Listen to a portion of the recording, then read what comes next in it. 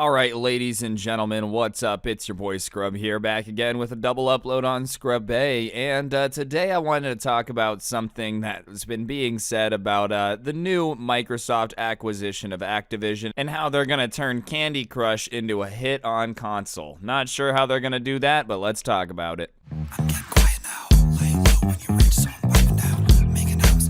Alright, I know Candy Crush is a huge mobile game and like a bunch of people play it, a lot of moms and dads on Facebook. That being said, it doesn't exactly strike me as the next big multiplayer hit, which is why the headline of this article was so confusing to me. Activision CEO wants Xbox to make a Candy Crush game with more social features. What, man? Like, call me crazy, but I don't really feel like Candy Crush is out here lacking because of, its a lack of a multiplayer experience. Call me nuts, but I feel like most of the people that play Candy Crush care so little about the multiplayer experience they wouldn't notice if you add it, I feel like most of them are just on there to do their puzzle games while they're waiting on their commute at a red light or something. I don't know, maybe I have a giant misconception about what type of people are playing Candy Crush and when they're playing it. If somebody is out there on like a brand new gaming PC with the Candy Crush app downloaded and on 240 hertz monitor just to make sure they get each precise puzzle piece to slide the way they want, then maybe this makes sense, but I don't know. I just don't really see pro gamers hopping on the Candy Crush bandwagon. Microsoft's recently announced acquisition of Activision Blizzard has offered an opportunity for controversy-laden CEO Bobby Kotick to speak regarding a variety of subjects. An obvious focus has been his reasons for pursuing the acquisition in the first place, as well as what it means for Activision's Blizzard's individual companies and franchises.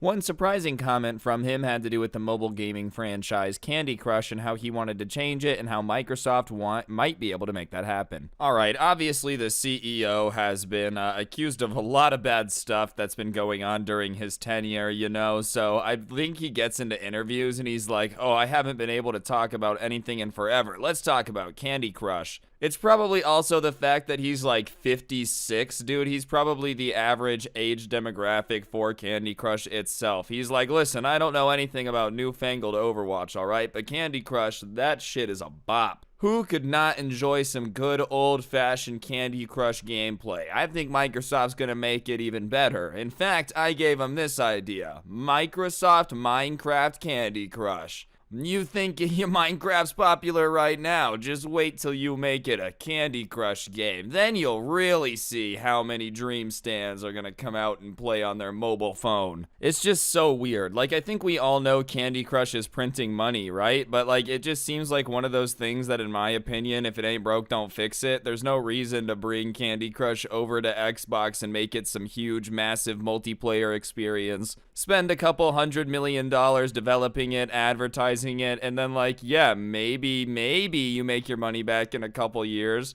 But I'll be honest, you could have just not done that and Candy Crush would continue to print money as a mobile game. Like, I just feel like Xbox and Candy Crush have no demographic overlap. I don't think many people that have an Xbox are also Candy Crush gamers. Speaking with VentureBeat, he said when asked whether there was anything that combined Microsoft and Activision Blizzard might be able to accomplish that they wouldn't have been able to separately. He delved into several of his ideas that Activision Blizzard was unable to realize, and that includes them lacking enough social capability in Candy Crush. He wanted to be able to create a Candy Crush experience with multiplayer functionality, which he thinks might be able to happen through Microsoft. I love that this was purely his idea. I don't know why that makes me laugh so hard, but I'm just picturing him in the boardroom, right? They're like, Overwatch 2 is 2 years behind right now, okay? We really gotta get on it, man. You can't keep adding weird projects like this. And he's like, listen, okay, I know you guys keep saying no. Candy Crush multiplayer experience, Candy Crush Warfare, Candy Crush Modern Warfare 2, Candy Crush Black Ops. Think about it. We own Call of Duty. We do a Call of Duty X Candy Crush collab, multiplayer extravaganza, bigger than Fortnite. They're like, no, how many times do we have to tell this to you? There's not very many puzzle game players on Xbox. You don't buy a console to play Candy Crush or a game like that. You just don't do it. You do it on your phone. I'm just saying, I really think it could be the next big thing. Imagine the YouTube gameplay. Beating level 450 12, extra hard puzzle format, OMG, 4 moves. Think about it. It would be huge. The sales would be through the roof. The microtransactions. And the developers are looking around, like, is this someone's, grandpa? Like, what's he doing here? Obviously, he did turn Activision into the company it is today. I'm just saying it's hilarious to think that he's the guy in there pitching that, like, Candy Crush multiplayer experience. Meanwhile, everything that's come out about the company's going on in the background. He's just banging his fist on the table. Candy Crush, Candy Crush. Seriously, though, I would love to know how much Candy Crush prints money. It just seems like one of those things that you don't really have to bring to Xbox. Like, even if it adds an extra $10 million a month, that's a lot of money. But if, it costs a bunch to make, it's not really worth it, considering I'm sure Candy Crush literally prints money like there's no tomorrow, bro. Imagine how many retired people run out of lives and pay for more. Obviously, I don't think he was banging his fist on the desk demanding Candy Crush, but it is funny to know he brought it up multiple times. The idea is that he wanted a Candy Crush where players would be able to compete against each other. He wanted it to go even further than simple matchmaking. He wanted to have full voiceover chat, and video support as part of the game, allowing players to socialize while playing together. Yikes, random video chat is never a good idea. The stereotype of, your parent waking up in the night to, tell you you're being too loud playing Xbox, oh, okay, be quiet in there, it's too late to be this loud at the video game. Imagine it's flipped. You have to go tell your mom to quiet down because she keeps screaming at people on Candy Crush,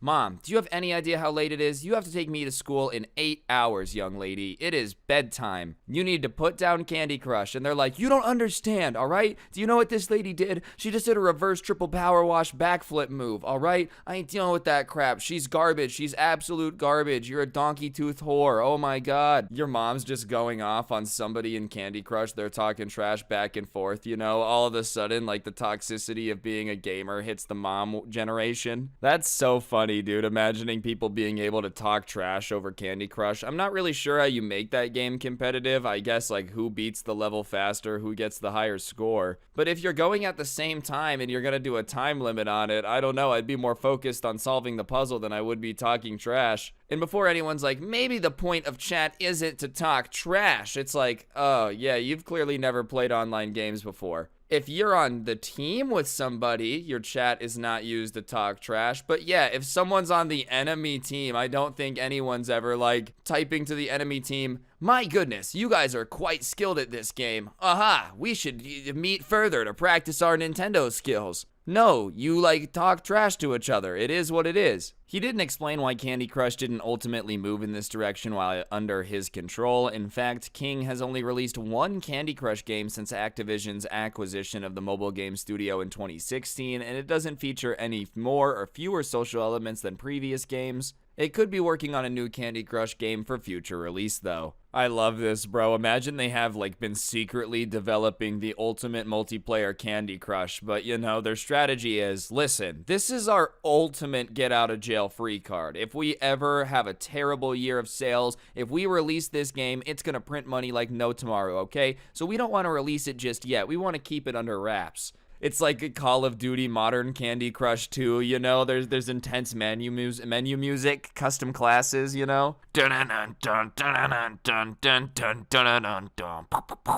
Crush. I'm telling you, man, that would be the ultimate gaming experience. I think I would have to buy it for pure meme alone, dude. First person Candy Crush, you're in charge of somebody playing it on their iPad, moving their hand around. Meanwhile, some 12-year-olds on the other side being like, you suck, dude, oh my God, I swear, dude, you're absolute garbage, dude, I swear I'm gonna punch your mom, bro, I swear I just knocked out your grandma. You're just like, oh man, this is the good old days of classic Xbox gaming. We know that you guys want to return to the golden age of gaming. Well, guess what? We've decided to bring it back. Candy Crush. Everybody in the audience just starts going crazy. You know what happened when they told everybody at that Blizzard convention, oh, you guys have phones, you can play the mobile game, right? And everyone started booing? Yeah, the exact opposite would happen if they announced Candy Crush Modern Warfare, dude. People would literally lose their minds with excitement. Anyways, guys, I just thought this was a little bit of a funny piece of news I'd share with y'all. If you enjoyed, please be sure to let me know in the comment section down below. Also, let me know in the comment section down below if you would buy Candy Crush Modern Warfare, Call of Duty, Theft Auto, Candy Crush 2. Beyond that, be sure to press the like button. Let me know in the comment section down below what you thought. And, of course, subscribe if you're new. Turn on notifications. If you really want to help me out, I'll put a link to the intro song in the description down below, along with a link to my podcast, The Scuffed Cast. Or, of course, you could use code Scrubby at the G Fuel checkout to get a discount on G Fuel. Help me out at the exact same time. And, yeah, last but not least, the bottom link in the description is going to be a link to the merch store, so feel free to go over there and check it out. Not to be biased, but it's the coolest merch to ever exist, so, you know, if you get it, you'll be the coolest person to ever exist. That's not a guarantee, alright? I can't promise anything, but, you know, hey, you should still get it anyways. But, yeah, on that note, don't get anyone pregnant. If you do, make sure they're hot, and hopefully I'll see you guys next time. I'm out. Peace.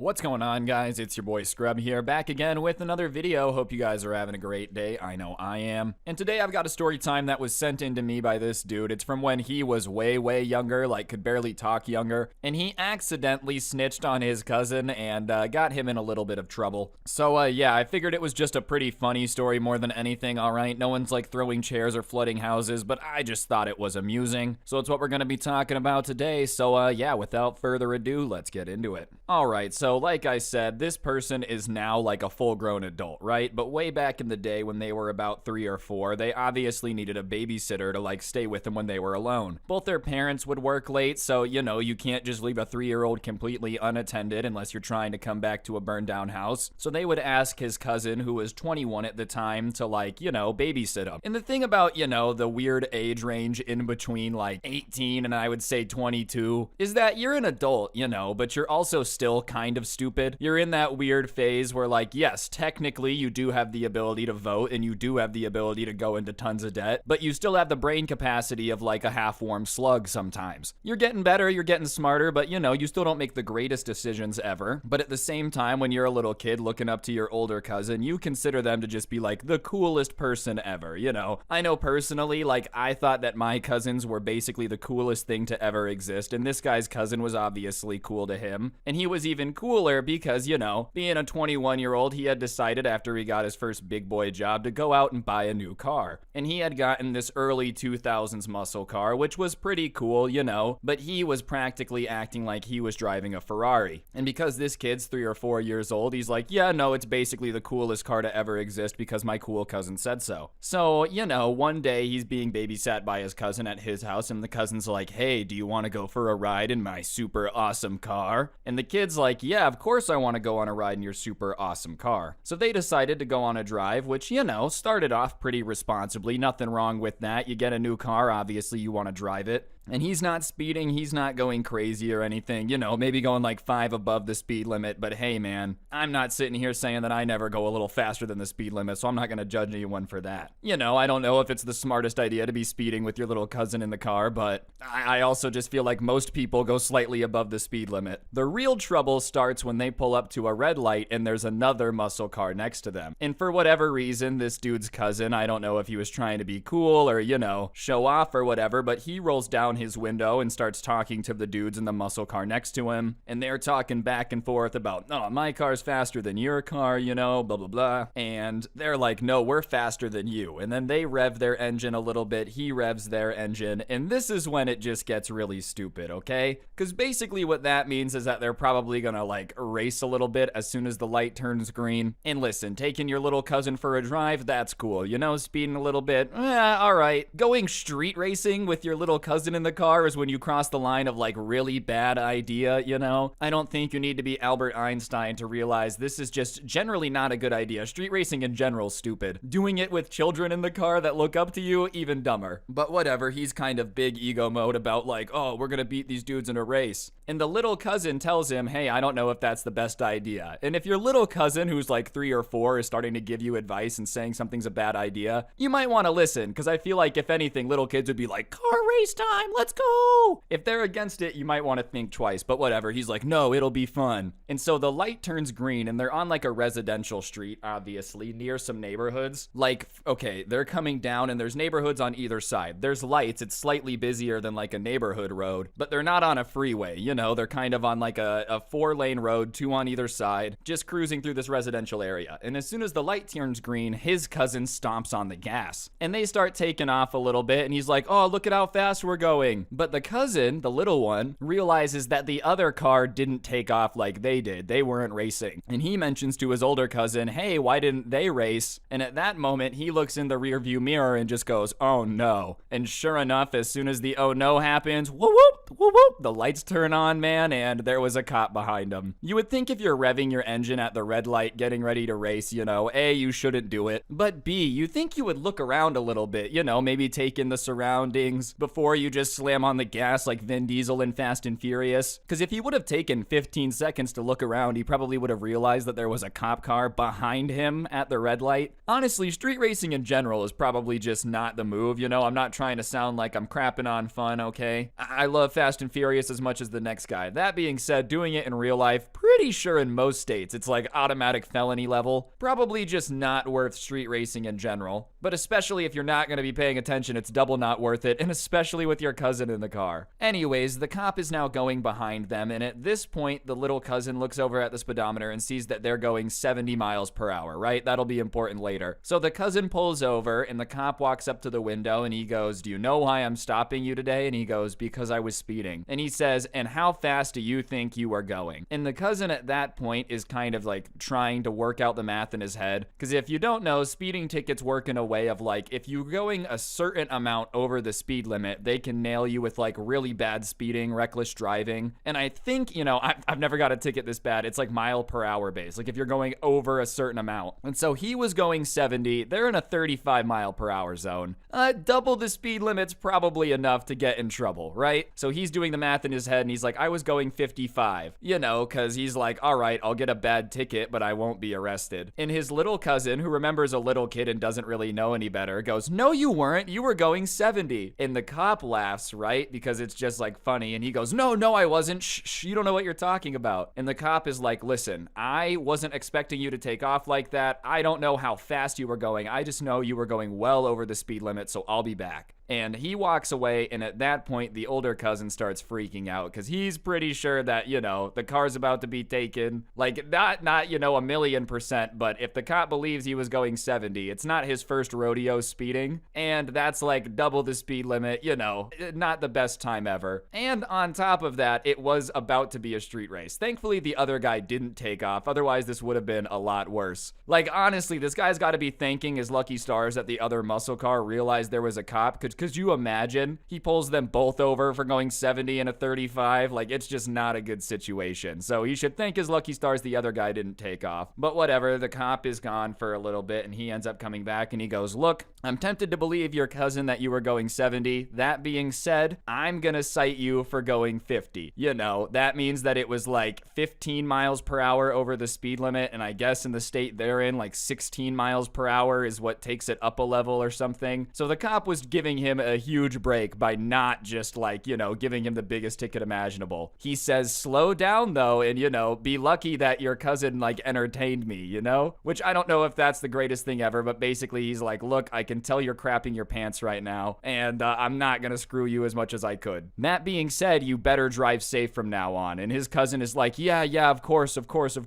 And you know, after the cop walked away, he was like, because he still got a ticket, but it wasn't as bad as it could have been, right? So he ends up going home and he's like, okay, well, I'm gonna get better about driving. And he actually did stop speeding as much after that, right? No more racing for him, but all in all, like the fact that his cousin just was gonna snitch on him and say he was going 70 is pretty funny. Obviously, the little kid doesn't know any better. He's just like, no, we were going 70 miles per hour. He doesn't understand what's happening. And on top of that, bro, if you don't want your little cousin to be snitching for how fast you were going when you were trying to race, just don't bring him. Obviously, your like 3-4-year-old cousin is gonna be like, no, we were going so fast. Oh man, I cannot do that high voice like I used to. Regardless, the cousin did end up getting in a lot of trouble with this kid's parents because he told them everything that had happened and they were like, you were being so reckless, which, yeah, I mean, you can't blame them for that, dude. If I found out that I was paying someone to babysit and they were like speeding around in their car challenging people to races, I'd probably be pretty pissed off too. It's just not something that's the smartest idea alone, but especially when you're babysitting, dude, like there's just a list of things you shouldn't do while babysitting, and car racing's near the top of the list, you know?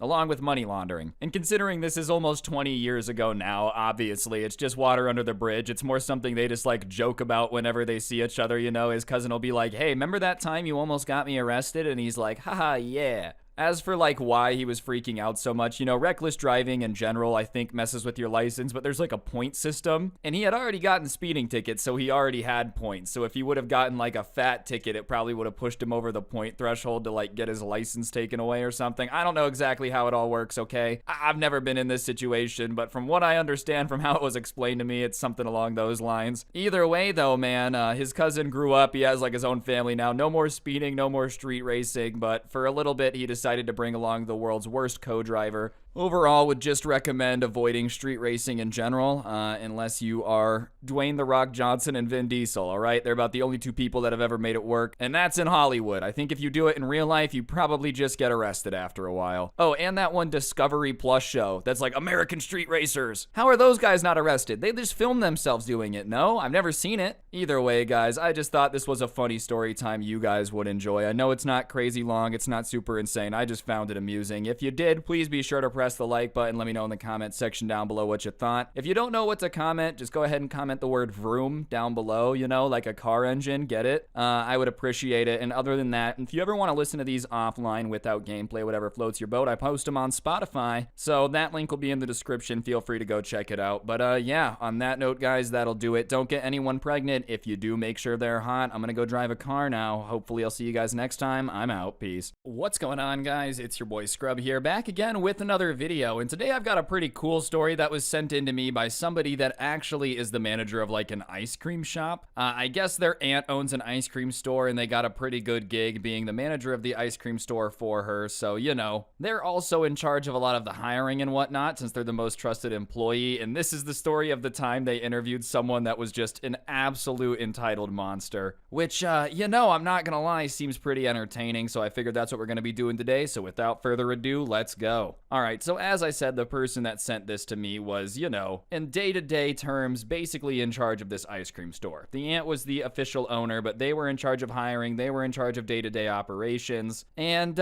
you know, it's not like hiring for this ice cream store was some, like, insane, super complicated thing. For the most part, as long as the people applying for the job had a pulse, wouldn't steal, and could scoop ice cream, they were pretty solid employees. And so, you know, it wasn't like it was really a super hard thing to be in charge of hiring. On top of it, they were in a good location. They had a lot of customers that would tip well, so it was a pretty popular job. And so, you know, for the most part, finding people to work there wasn't difficult. But as I said, this is the story time of the worst interview they've ever had to do, which was with a particularly spoiled person that I'm gonna call Hank for the rest of this video. I guess Hank had applied online, you know, and they were looking for new employees, so the manager had hit him up and scheduled an interview for like a Wednesday, right? Sure enough, the Wednesday comes, the manager's sitting there, and Hank just doesn't show up, which should have been a red flag, you know. You should have at that moment realized that hiring Hank was not gonna be the best idea, but Hank was super apologetic, called the manager and was like, look, I totally forgot, that one's on me. And the manager, being a nice guy who like believes in second chances, said, look, you know, if it's a genuine accident, I'll give you one more chance to interview, but if you miss this next one, then like you just can't work here, right? So he ends up rescheduling Hank's meeting, and you know, he assumes that he's gonna show up, but from the rip, right off rip, it was kind of shown that Hank wasn't gonna take this too seriously. And listen, I'm not saying that working at an ice cream shop is like, you know, needs to be taken as seriously as NASA, but I feel like showing up for the interview is a pretty important part of getting a job. Anyways, the day of the second interview comes and he's sitting there waiting in the front of the store for Hank to show up, and he pulls up 5 minutes late, which once again is not the greatest thing ever, but you know, he's like, oh, I'm so sorry I got lost, and the manager once again is like, well, you're here anyway. anyways, we might as well do the interview. So they go into the back office to do the interview, and Hank's first statement is just another giant red flag, and he goes, "Aren't you a little bit too old to be working here?" to the manager. Which, listen, man, I don't think there's anything wrong with like being in charge of a store, okay? I don't think you can really be too old for that. And on top of that, even if you do think that, if that's your personal opinion, which I don't agree with, it's probably not the best thing to say to the person that's in charge of hiring you, right? Like, let's say you go to a GameStop and a 75-year-old man is in charge. Sure, he's probably a little bit old to be in charge of the PlayStation 5, you know, but how do you, one, know that he's not an expert? And two, even if he's not, he is in charge of hiring, so you probably shouldn't insult him to his face when he's hiring you, you know? And obviously the manager's a little bit insulted by that question, but he doesn't really like stop and let Hank know it and let him know that it throws him off. So he just goes, "Well, I'm the manager, my aunt owns it, you know, and so I'm kind of in charge of running it day to day. I wouldn't necessarily consider that I'm too old to be managing it, but aren't you a little bit too old to be applying here?" Just kind of zings him back. And listen, of course that's a little bit petty, but at the same time, what, is he supposed to just sit here and be insulted by Hank? And Hank kind of starts going off about how, like, yeah, he probably is a little old to be working here, you know, but he doesn't really need this job. He just got told by his mom and dad that they weren't going to pay for his apartment in college anymore unless he got a job. And then he proceeds to tell the manager that he doesn't really do quote unquote work, so he just hopes that, you know, he can work one shift a week so his mom and dad will pay for anything, but they shouldn't expect him to really do that much. And once again, the manager is literally sitting there stupefied because, like, this guy had blown off one interview, begged for another one, and in the first 3 sentences, he had said the manager was too old to work here, then said he didn't really want or need this job, he just needed it because mommy and daddy were cutting him off unless he got a job. Which, like, why would you say that during a job interview, bro? Listen, I guess it's not really your fault if your mom and dad got a lot of money and offer to pay for your college. Like, you're not gonna say no, obviously. If your options are they'll pay for it or you take out loans, you're gonna let them pay for it. At least offer to help pay back. Like, I'm not gonna blame him for having parents, right? That being said, I feel like you should be self-aware enough to realize that you shouldn't be telling people to the job you're applying for that you don't really care about this job at all because mommy and daddy are gonna take care of everything. Because that's not necessarily something the hiring manager wants to hear, bro. "Oh, I don't need this." You probably should be a little bit more self-aware of the fact that people don't necessarily love people that have a trust fund waiting for them. You know, it is what it is your life, but it's not something you should go around screaming at the top of your lungs mid-job interview. "My mom and dad are loaded, and I don't do poor peasant work like you guys." It's just not the best look. Anyways, like I said, the manager is literally stupefied. They don't even know how to begin replying to that. You know, obviously, when they had started looking for somebody to hire, in their mind, they had wanted somebody that was willing to do quote-unquote work, which is just how Hank described it. You know, like, obviously, this manager isn't gonna hire somebody that doesn't really do work, because that's the entire point of hiring somebody in the first place. You know, I don't really know what Hank expected. The manager to just be like, "Oh, that's awesome, dude. I don't really do work either. We can just go play Super Smash Bros. In the back while everyone else does everything." And so he kind of tells Hank right away, just so they don't waste any more time on this interview. He says, "Listen, dude, I appreciate you applying. I appreciate you coming in for the second interview, but I just really don't think that this is gonna work. You know, you were late for this interview. You missed the first one. You're telling me now that you just don't really do work. So I'm just not seeing any world in which this really works out if I hire you." Which sure is brutal, but at the same time, it's honest. And at least this way, when Hank goes to apply to another job, he knows to, like, not necessarily mention that he's allergic to doing any labor. And all in all, considering how rude Hank was been, he didn't have to be that nice, but it was a pretty nice way to let him down, dude. And even if the manager had been a jerk and been like, "Hank, you're the most pathetic excuse for a person I'd ever seen. I don't really know what Hank was expected. Obviously, you're not gonna get hired if you're admitting that you don't want to work and you don't actually want the job." Like, I just, you know, am not understanding the negotiation tactic that Hank was going for here. This is useless to me. Well, man, you kind of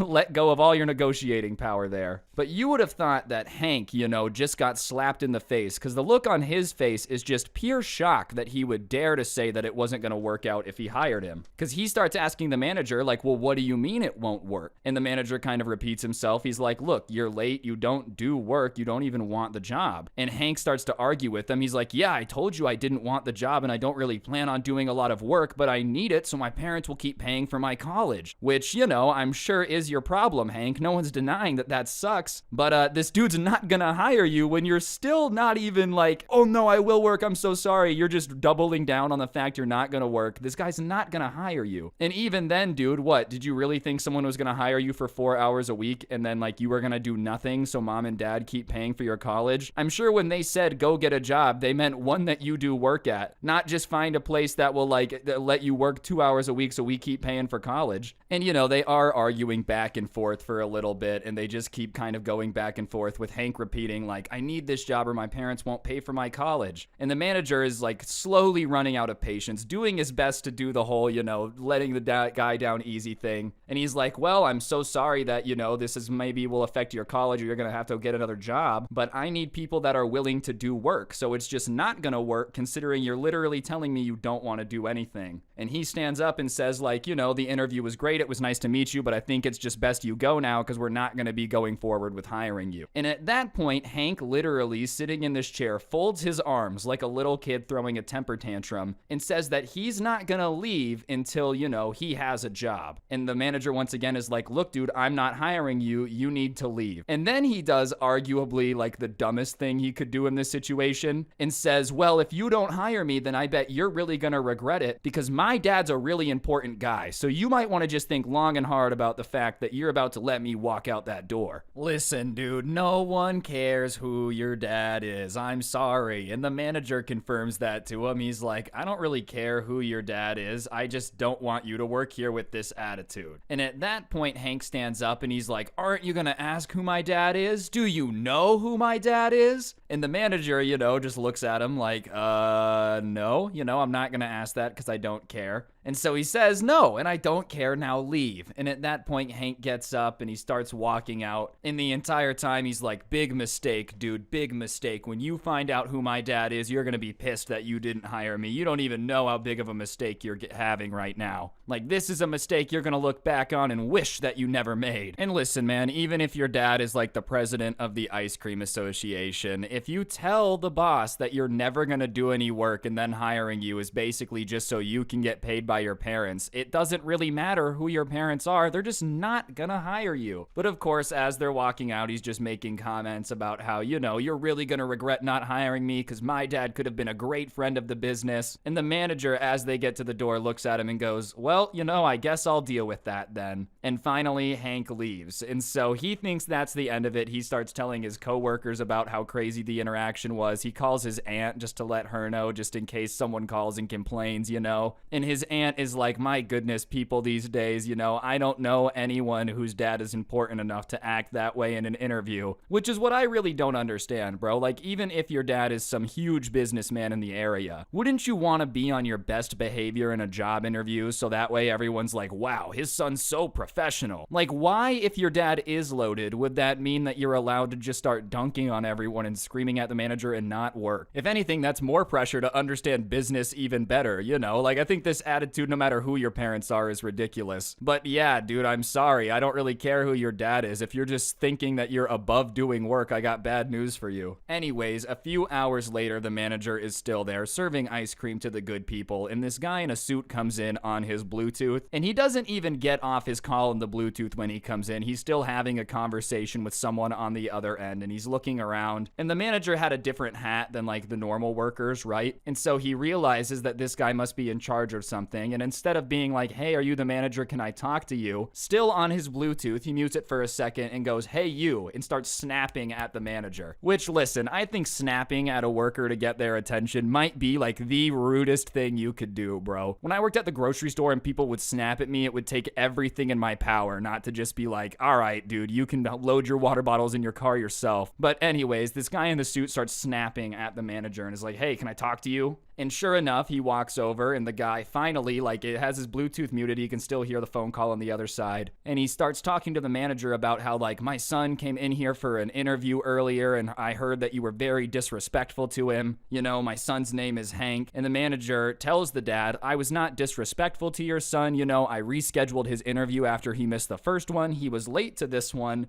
and he's not getting the job because his attitude during the interview was atrocious. You know, he's not trying to sugarcoat it, especially if you're actually gonna send your dad into the store to start complaining to the guy who interviewed you. You can't be surprised when the guy who interviewed you starts being like, nah bro, your son sucks. But the dad apparently didn't care whether or not Hank had behaved appropriately, okay? That didn't matter. No. He's Mr. Important, so his son just needed to get hired anyways. Because he starts yelling at the manager like, why not? Do you have any idea how educated my son is his business? You've made a big mistake by not hiring him, a huge mistake. I can't believe you didn't hire him. Give me one good reason why he's not hired. And at this point, this manager is pissed off, right? Hank and his dad have now been causing disruptions in the store all day. He's not gonna hire Hank. It doesn't matter, bro. You could basically tell him he would get paid more to have Hank there. At this point, it's personal. So he looks at the dad and he goes, do you really want to know why I can't hire your son? And the dad folds his arm and goes, yeah, I'd love to hear this explanation. And he looks at the dad and he goes, because he acts like you. And the dad is just,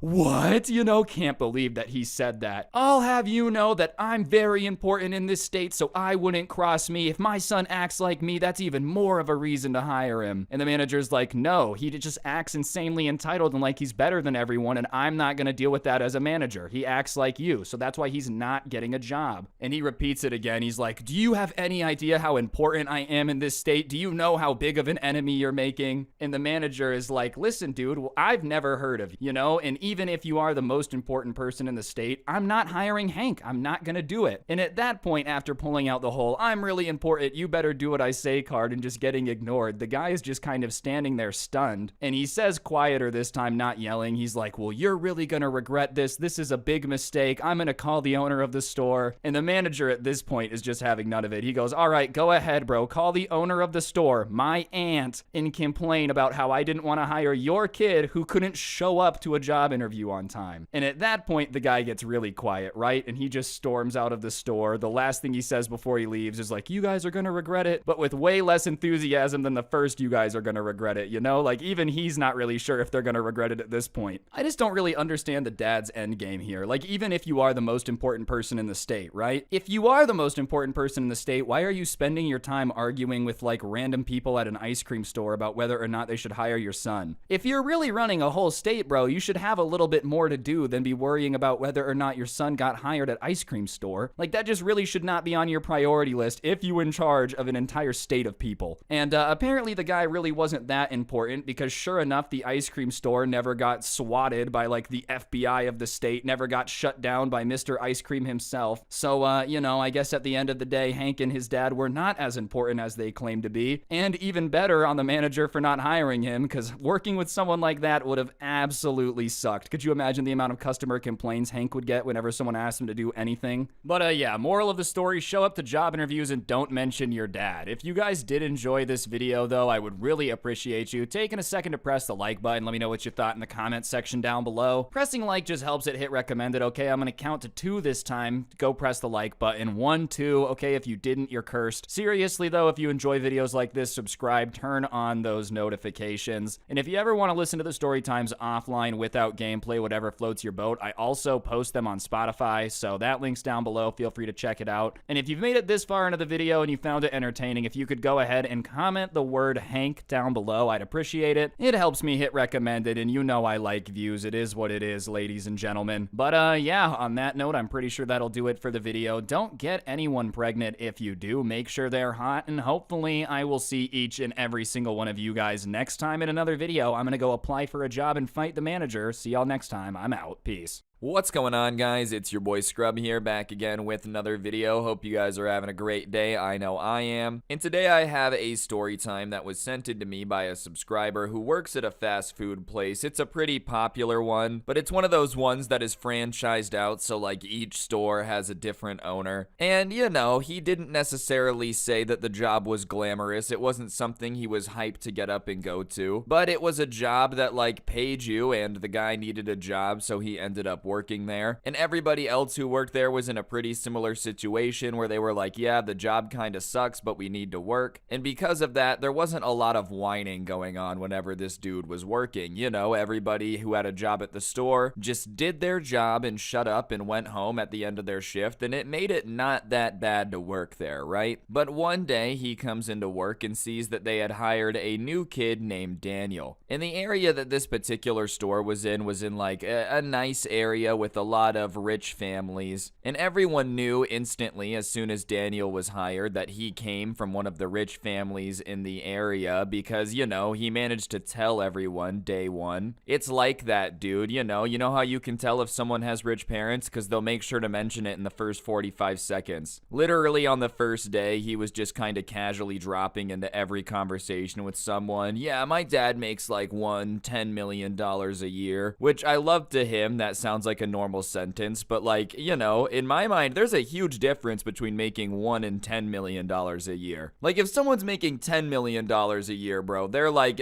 doing whatever they want, man. They're probably just like buying their neighbor's house if they get a noise complaint. $1 million a year is a crap ton of money, don't get it twisted, but you're not like taking private jets on vacation. That's a ginormous range. Oh, my dad makes $1 to $10 million. Oh yeah, you know, my dad makes $1 to $1 billion, in that range somewhere. Regardless, the entire day he's just kind of obnoxiously flexing the fact that like, oh, my dad has money, my dad has a lot of money. And when he's not flexing the fact that his dad had a lot of money, he was just complaining about literally everything. And not a normal amount, you know, like obviously I'm somebody that, I'm a complainer, I can't lie, but there's a line where you just like are over complaining and just annoying everyone around you. Like everything was the absolute end of the world. It wasn't just him being like, man, it's hot back here in this kitchen. No, it would be like, hey, Daniel, can you go take out the trash? And he would be gagging, saying, I'm gonna puke the entire time he was taking the trash out. Which, listen, maybe you don't like trash, but believe it or not, if you work at a fast food place, part of the job is taking out the trash every now and then. He would come back in from taking out the trash, like almost in tears, complaining about how that was one of the hardest things he's ever had to do. And listen, you know, like I said, trash is gross. It's not known for being super fun, but at the end of the day, you know, you need to just kind of do your job and get over it. And obviously, by the end of the day, all of his coworkers were getting annoyed. They'd been flexed on. He'd just been complaining, turning everything into some big dramatic issue. And at the end of the day, he was told to clean the grill. It had obviously gotten dirty through the day, and so the manager cleaned one side and showed him how to do it, and then was like, all right, you need to do the other. Which, listen, I'm sure cleaning the grill isn't fun, but the manager just showed you how to do it, and it's one of those things you probably just need to know how to do. But Daniel just kind of stands there staring at the manager, almost confused with what he was just told to do. Like you could just tell that all the numbers were in the calculator, but it just really wasn't computing. And so the manager is still standing there with him and asks him to clean the other grill. And still, yet again, he just kind of stares back at him. So at this point, the manager has asked him twice, and Daniel literally hasn't said a word back to him. He's just sitting there staring at him like he's trying to compute what language the manager just said it in. And so, you know, Daniel looks and finally decides to say something and goes, I don't really want to clean the grill. It's pretty gross and it feels a little bit beneath me. And the manager is kind of taken aback by what he just said, like can't believe he would say that. And he goes, well, you have to understand that it's a part of the job and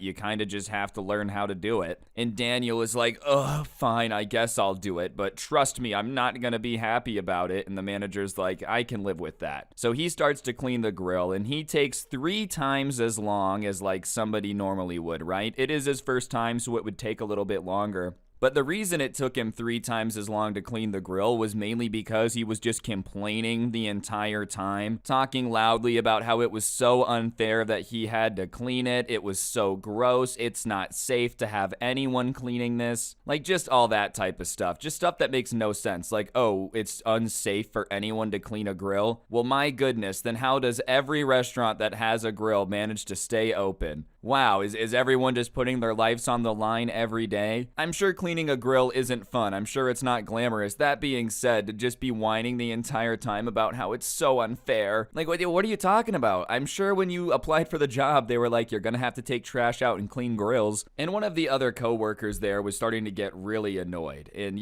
finally decided to say something to Daniel along the lines of like, look, dude, everybody here has to clean the grill. It is what it is. Just shut up and do it. And basically the way that it worked is there was a rotating schedule to clean the grill, so you didn't have to do it every day. And, literally everyone there was eventually on the schedule to clean the grill, and they didn't complain and make it take 3 times as long. So he was just pointing out like, look, this isn't exclusively your job. We know it kind of sucks, but everybody just has to know how to do it. But Daniel got mad at the coworker for pointing this out and started saying that it was different for him to do it versus the other coworkers because he didn't like the work. And the coworker that had been arguing with him a little bit is taken aback by what Daniel says and was like, bro, do you think we love this job? You think we like this work? Nobody likes it, but we're getting paid to do it, so just do it. And Daniel couldn't believe that coworker had said it to him. It was almost like in his mind, he thought everybody really loved their job here. And, even if you hate your job, I understand complaining, I understand making fun of it, but just like whining to whine and being like, oh, this is so beneath me when everybody else also does the work is also kind of talking crap about your coworkers. Obviously, though, the coworker is not going to back down on this, so Daniel tries again to be like, well, I don't really like it. You guys kind of like it. And the coworker doubles down and goes, no, man, trust me, no one loves doing it, but it's just something we gotta do. And thankfully, Daniel kind of realized at that point that he wasn't going to win the argument. There was nothing he could really say to make himself look fantastic in response to that. So he just finished cleaning the grill and then clocked out and went home. And basically everybody, the coworker who argued with him included, just kind of forgot about the situation because it wasn't really a situation, like it just truthfully wasn't that big of a deal. But I guess in Daniel's mind, it was the equivalent of World War III because he went home and decided to report the altercation to management, but of course took the liberty to like embellish it quite a bit, say that the coworker had threatened to beat him up for complaining. And, obviously that's just a crappy move because if you're going to report an altercation, there better be an altercation, and there just really wasn't one. All that the guy had done was said that you should stop whining because everybody has to do what you're whining about, and it's just a part of the job. I don't really consider that an altercation. It's just like, a small little, I guess, verbal confrontation, but even confrontation sounds like too big of a word for what it was. Anyways, Daniel kind of told the manager everyone had attacked him, and obviously Daniel hadn't been attacked at all. He was just being crazy dramatic for some reason, trying to get everyone in trouble. But the manager has to go through the corporate policy for if somebody reports feeling uncomfortable. So he ends up calling a meeting to address inner team bullying and says that everyone has to come in. And on any given day, not everyone who's employed at the store has to come in. So a lot of people who weren't scheduled to come in that day are annoyed. The people that were coming in later that day are annoyed. Everyone's annoyed because it's just a pain to call a huge inter-team meeting, and they're especially annoyed because nobody really had issues with each other, so they're like, what bullying is going on? Like, why didn't someone talk to us before reporting it to the management? Because nobody had any clue what it was at this point, right? And the meeting itself immediately starts not on the good foot because the manager just starts lecturing everyone about how, we can't threaten to push people around. You can't threaten to slam a coworker's hand onto the grill. It's not funny. And everyone's sitting around, and someone literally asked the manager if he's kidding because none of that had ever happened. Everyone's asking the manager what he's talking about. And the manager says that he had been informed about the situation of coworkers bullying Daniel, and everybody still is the new kid who's worked, 2 shifts? Who's bullying him? What are you talking about? There hasn't been any issues. And at that point, Daniel feels the need to pipe up and get involved for some reason. And he says that everyone kept threatening him on the first day, and he's not going to work under those conditions, and he won't have it at all. And everybody is just like, dude, what are you talking about? And at that point, the coworker who had kind of argued with him goes, is this really about the us and our argument we had? And Daniel was like, yeah, And the coworker is like, man, I wasn't bullying you. I just told you to stop complaining so much about something that everybody that works here has to do because we all just have to do it and it's annoying to listen to you complaining. And Daniel belches out, well, that's basically the same thing. Which, I mean, it's just really not, okay? Because what really happened was, hey man, please stop complaining. And you went to the manager and said that people were threatening to push you into the grill and fight you and everyone attacked you all day. It's just really not the same thing, bro. Like, someone saying they don't like you complaining is not them attacking you. And at that point, everybody at the meeting starts to defend the coworker because it's obvious that Daniel is just exaggerating this entire situation, turning it into something that it's not. And the manager is starting to look confused now because he thought that this was a bullying situation. He thought everyone was making fun and hazing the new kid. And so he starts asking everyone who was on the shift to tell him what happened. And the subscriber who witnessed the entire altercation gives him his summary and confirms the fact that, Daniel was not threatened by anyone. No one was going to throw him on the grill. They have no clue what he's talking about. And at this point, the manager is really looking pissed off, and he asks Daniel, why did you claim that you were threatened? Why would you do that if they never threatened you? And his explanation was that he apparently doesn't do the poor people work, like cleaning stuff, and he thought that if he complained and got someone fired, he wouldn't have to do it anymore because the manager would feel bad. That's obviously, one, pretty psycho, and two, just an insane amount of hoops to jump through.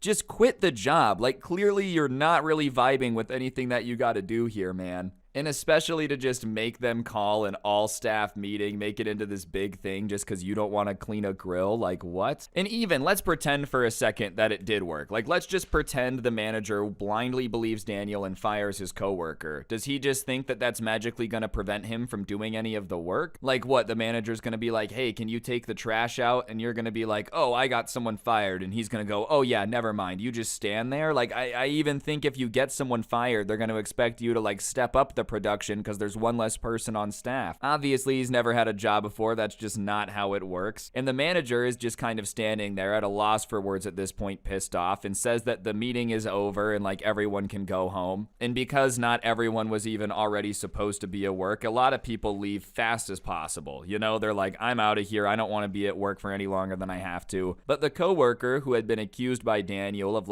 bullying him and threatening to push him into a grill walks over to Daniel and is like, dude, what is your problem? Why are you trying to get me fired? And Daniel is like, no, I wasn't trying to get you fired. I just don't want to accept being bullied at work. And the coworker is like, I just don't really understand how it's bullying to ask you to do your job without whining. And Daniel doubles down on the whole I don't do poor people work argument by being like, well, like I said, I don't do poor people work, so you can't pressure me to do it. And the coworker's just like, I don't understand why you're calling it poor people work when it's just the job description. I just don't understand Daniel's thought process either to call it poor people work when it's a job that you have. I don't really think poor people work is a thing, right? A job is a job at the end of the day. I think if you're shaming someone who's working and making money, it's kind of cringe in general because at least they're working, right? But if you really, let's just roll with Daniel's logic for a second. If you really think about it, if cleaning and cooking is a poor person job, right? Let's pretend that Daniel's right. If cooking and cleaning is a poor person job and you don't want to do it, why did you get a job at a restaurant, dude? I feel like cooking and cleaning is literally the only things that you're going to be doing at a restaurant 100%. If you really are I'm above all the work, you picked a terrible job to be above the work. And I don't agree with Daniel. I don't really think poor people work is a thing. I think a job is a job. But the guy's just an idiot if he really does think this way. I'm just saying, man, if someone told me how they really hate driving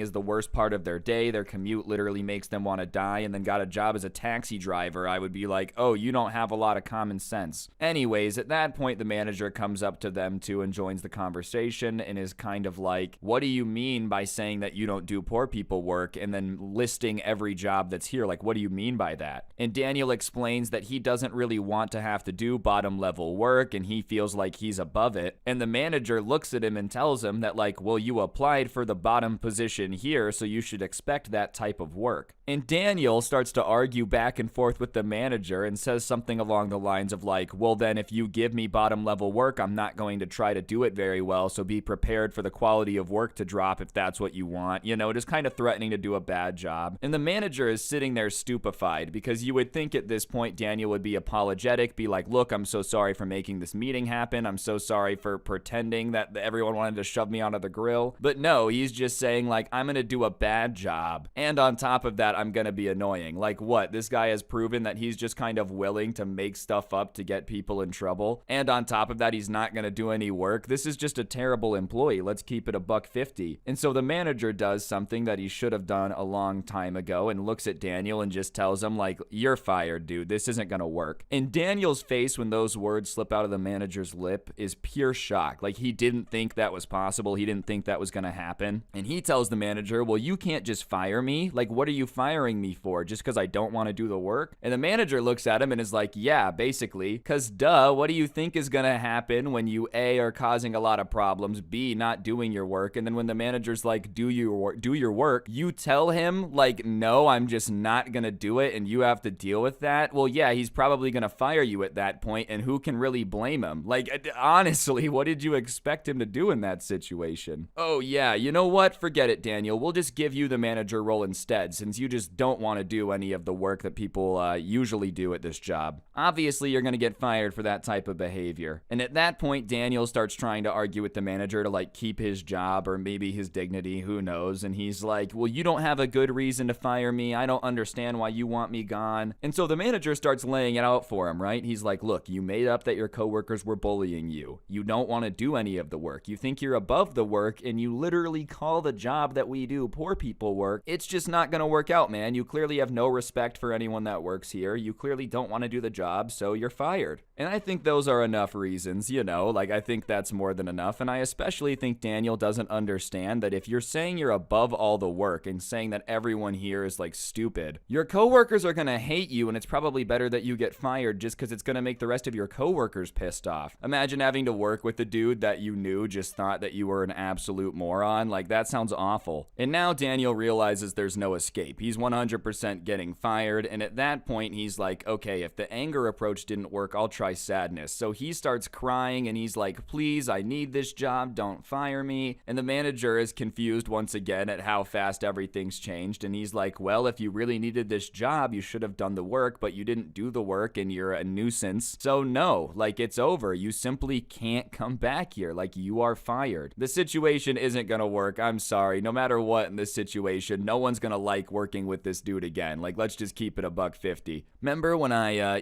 caused all those problems, said I was above all of you and you guys sucked? Well, we're working together for the next 9 hours, so let's get used to each other. Like, yeah, it's probably just easier for the company if they just let you go. And once Daniel realizes that sadness isn't going to work, right? It's replaced with anger once again. You know, he's just flipping between them, Jekyll and hiding it out there. And he's like, fine, forget this. I don't need this job anyways. I'm too good for it. You know, I was just lying about needing it to see if I could keep the job and how dumb you were. I'm above all of this. And the manager's not getting baited. Obviously, Daniel is just trying to get the manager pissed off just to make him mad. I don't know, like just trying to bait him into it, and he's not falling for it. And he's like, well, man, if you're really above this job and it's stupid and you don't need it, then good for you. Seriously, good for you, because you're fired anyways. And at that point, Daniel starts yelling something about how, like, they're gonna regret firing one day. It's gonna be the biggest mistake they've ever made. And as he's storming out of the restaurant, he like flips over a few more chairs just to add to the dramatics of it. Like, listen, dude, if you're really gonna be flipping chairs and being dramatic and screaming that they'll regret it one day after you get fired, you're definitely not getting rehired. I mean, listen, there was no way Daniel was keeping his job either way, but I think going full Karen mode on the way out is probably not a good way to leave a lasting impression. Well, it will leave a lasting impression, just not one you want, you know? You don't want people to see you on the street and be like, oh, that's the unhinged dude that was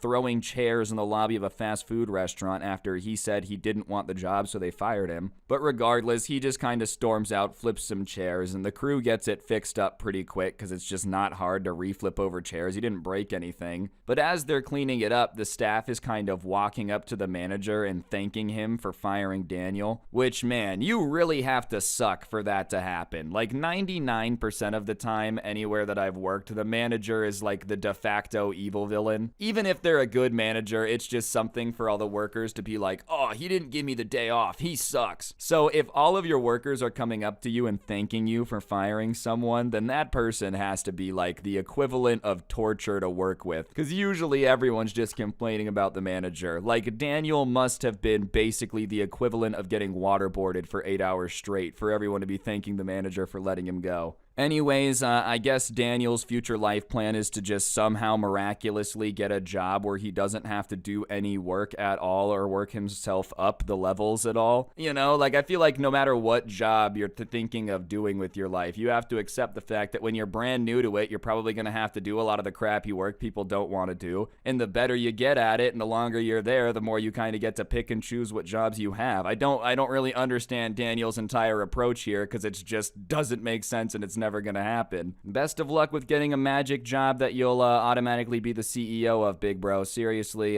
good luck, Daniel. I'm wishing him luck because, you know, it's impossible in the first place. It's not that he deserves the good luck. It's just like wishing somebody good luck to catch a leprechaun. You can wish him luck all day. Let's be honest. It's just not going to happen. Anyways, I would recommend if you are going to get a job, make sure, one, that you can just like do what the job entails. And two, you know, maybe don't argue with the manager and make stuff up to try to get people fired because that's pretty weird. Regardless, guys, I think that's going to do it for the video. If you did enjoy it, I would really appreciate you taking a second to press the like button. It helps the video do quite a bit better. So, you know, go ahead and press the like button. And while you're down there, go ahead and comment the word water bottle. If you've made it this far into the video, it just helps it hit recommended and I would appreciate it. You could also subscribe and turn on those notifications if you haven't already so you never miss another video. And if you want to listen to these stories offline without gameplay, whatever floats your boat, I do post the audio versions of these on Spotify. The link is down below in the description. Feel free to go check that out. And yeah, on that note, guys, that'll do it for the video. Don't get anyone pregnant. If you do, make sure they're hot. And hopefully I will see each and every single one of you guys next time with another video. I'm out. Peace. Alright, what's going on, guys? It's your boy Scrub here, back again with another video. Hope you guys are having a great day. I know I am. And today I've got a story time that was sent in to me by a subscriber about a neighborhood kid that he knew that was a little bit too addicted to Minecraft and ended up destroying his house because his parents didn't want him to play it anymore. I figured it would be perfect for the channel, so without further ado, let's get into it. The one thing that really sucks about having crappy neighbors is that, you know, you don't really get to do much about it. You don't get to pick the people that live next to you. I know how that is. Sometimes neighbors can be weird, a little bit crazy, and you're just kind of stuck with it because they bought the house next door. And especially when you're younger, it sucks to have like a weird kid in the neighborhood because you really can't do much to escape them. If you and your friends are riding bikes outside and the weird kid comes outside and starts telling you guys how his scabs taste, you really can't do much other than ride your bikes away. But even then, he could still follow you, you know? Nothing sucked more than back in the day when the weird neighborhood kid would show up and be like, "You guys want to know what the demons in my head have been saying?" No, not really, Jack. I really don't want to know. We're just trying to play 3 flags up here. I don't care about what the demons in your heads are saying. But that's another story. Anyways, the subscriber had a kid in the neighborhood like that. Not necessarily with the demons, just someone that sucked to hang out with. And I'm gonna name him Eric with a K, alright? It doesn't really matter if it's a C or a K, but I'm specifying. I don't want anyone to say the Scrubs universe lore isn't detailed. I'm specifying how the Eric was spelt, alright? I'm committed to detail. And Eric was the type of kid to get really hyper-aggressive for no reason. Like, if the neighborhood kids were playing with Nerf guns, he would just start chasing people around with the Nerf gun, using it as a bat, like the plastic Nerf gun, just swinging it at people as hard as he could. He would be chasing kids around with Nerf guns, swinging it like Babe Ruth. And listen, it doesn't matter how many times you smack everybody on the other team with the Nerf gun, your batting average isn't gonna go up because you're not playing baseball. Obviously, that type of attitude made him pretty unpopular with the rest of the neighbors. Believe it or not, people don't like being beaten with hard plastic during games where that's not the objective, or even in games where that is the objective. What type of games people are playing where they want to be smacked with plastic bats doesn't make sense to me, but hey, maybe people out there are, I don't know, into that type of thing. Seriously though, most of the neighborhood kids didn't really like hanging out with them after that. If you have a notebook where you write down how to make friends, go ahead and jot that down in the notes section. Don't smack people with Nerf guns, okay? Either way, Eric didn't really care if people wanted to hang out or not because he had gotten a new obsession and had stopped spending as much time outside as he used to. Minecraft was relatively new at the time this story takes place. It's a little bit older now. I think Minecraft came out in like 2009, so this is 2010, 2011.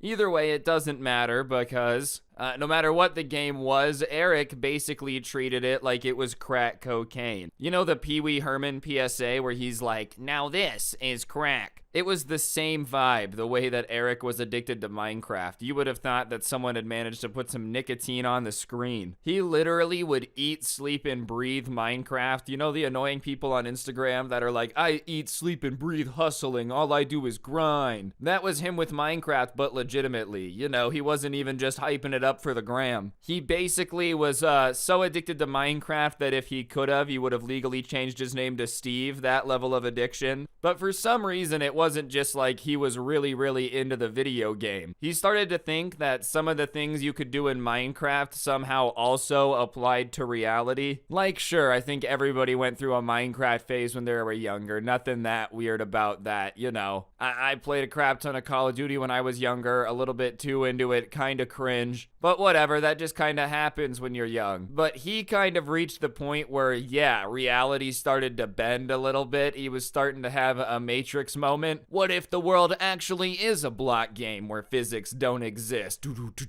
Dreaming that Notch was coming to him and being like, you will find Herobrine, my son. He is real. You are him. Minecraft is reality. You know, a level of delusion that you just hope nobody ever hits when they get into a video game. I think any video game, it would be especially cringe. Imagine some dude's insanely into Call of Duty. He starts like running around the hallways. Frag out! Some guy gets really into Sims, stops speaking English and only speaks in Sim talk.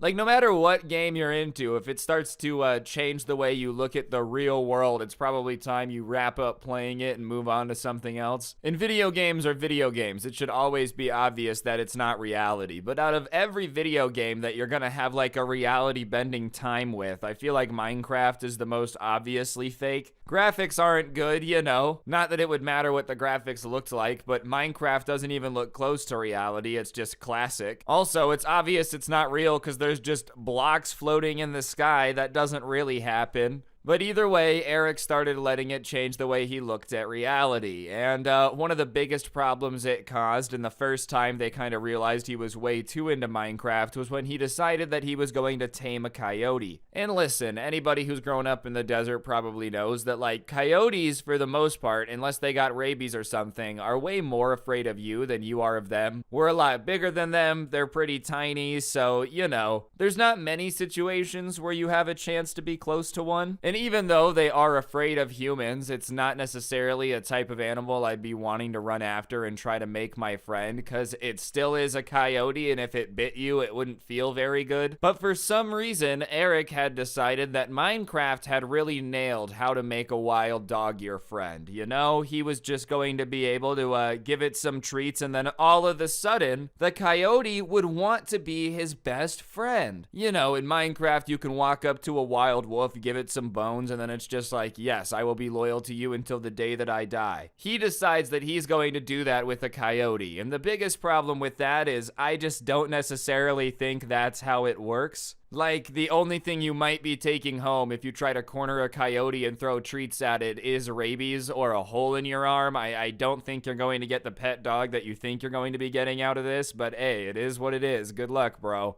And Eric starts telling everyone in the neighborhood that he's gonna have a pet coyote soon, and they're all gonna be jealous because he's gonna have a pet coyote that will protect him, and if anyone messes with him, the coyote will attack them, blah, blah, blah, blah, blah. And obviously, people are asking him how he plans to go about getting a pet coyote, and he just explains that he's going to give it treats until it trusts him, and then it'll be easy to take him home. And when his parents see that the coyote trusts him, then they'll just let him keep it, because obviously, if you're a parent, you'd be totally cool with your kid bringing home a wild animal into the house and being like, no, mom, you don't understand. I gave him enough milk bones. He's really chill now. Like, listen, this isn't a Disney movie, bro. Snow White might have been able to make all the forest animals animals, help her with chores, but I don't think there's any chance that that's how it's going to work out for you. I would have loved to have been like a fly on the wall when that went down, you know? Come here, Coyote. I have treats. Why is your mouth foaming, little guy? What's wrong? Anyways, Eric is bragging to anyone in the neighborhood about how he's gonna get this pet coyote, and even though he wasn't very popular in the neighborhood, he had a lot of issues with people, everyone's telling him not to do it. Hey, that's a really bad idea. I wouldn't go try to make friends with a coyote. It's gonna end up biting you, da-da-da-da-da. They don't even really like the dude, but no one wants to see this guy go be an idiot and get eaten by a coyote. And listen, as much as I appreciate them trying to help Eric, sometimes you just gotta let survival of the fittest happen. If someone's dumb enough to think they can go give treats to a coyote and then they're gonna argue with you and you tell them not to do it, good luck, man. Hey, I told you not to at the end of the day, right? Eric is just arguing with everyone, saying that it's going to work because he had seen it work in Minecraft, once again, not really understanding that the video game isn't real, but then he takes it a step further and starts asking if any of the neighborhood kids want to help him do it.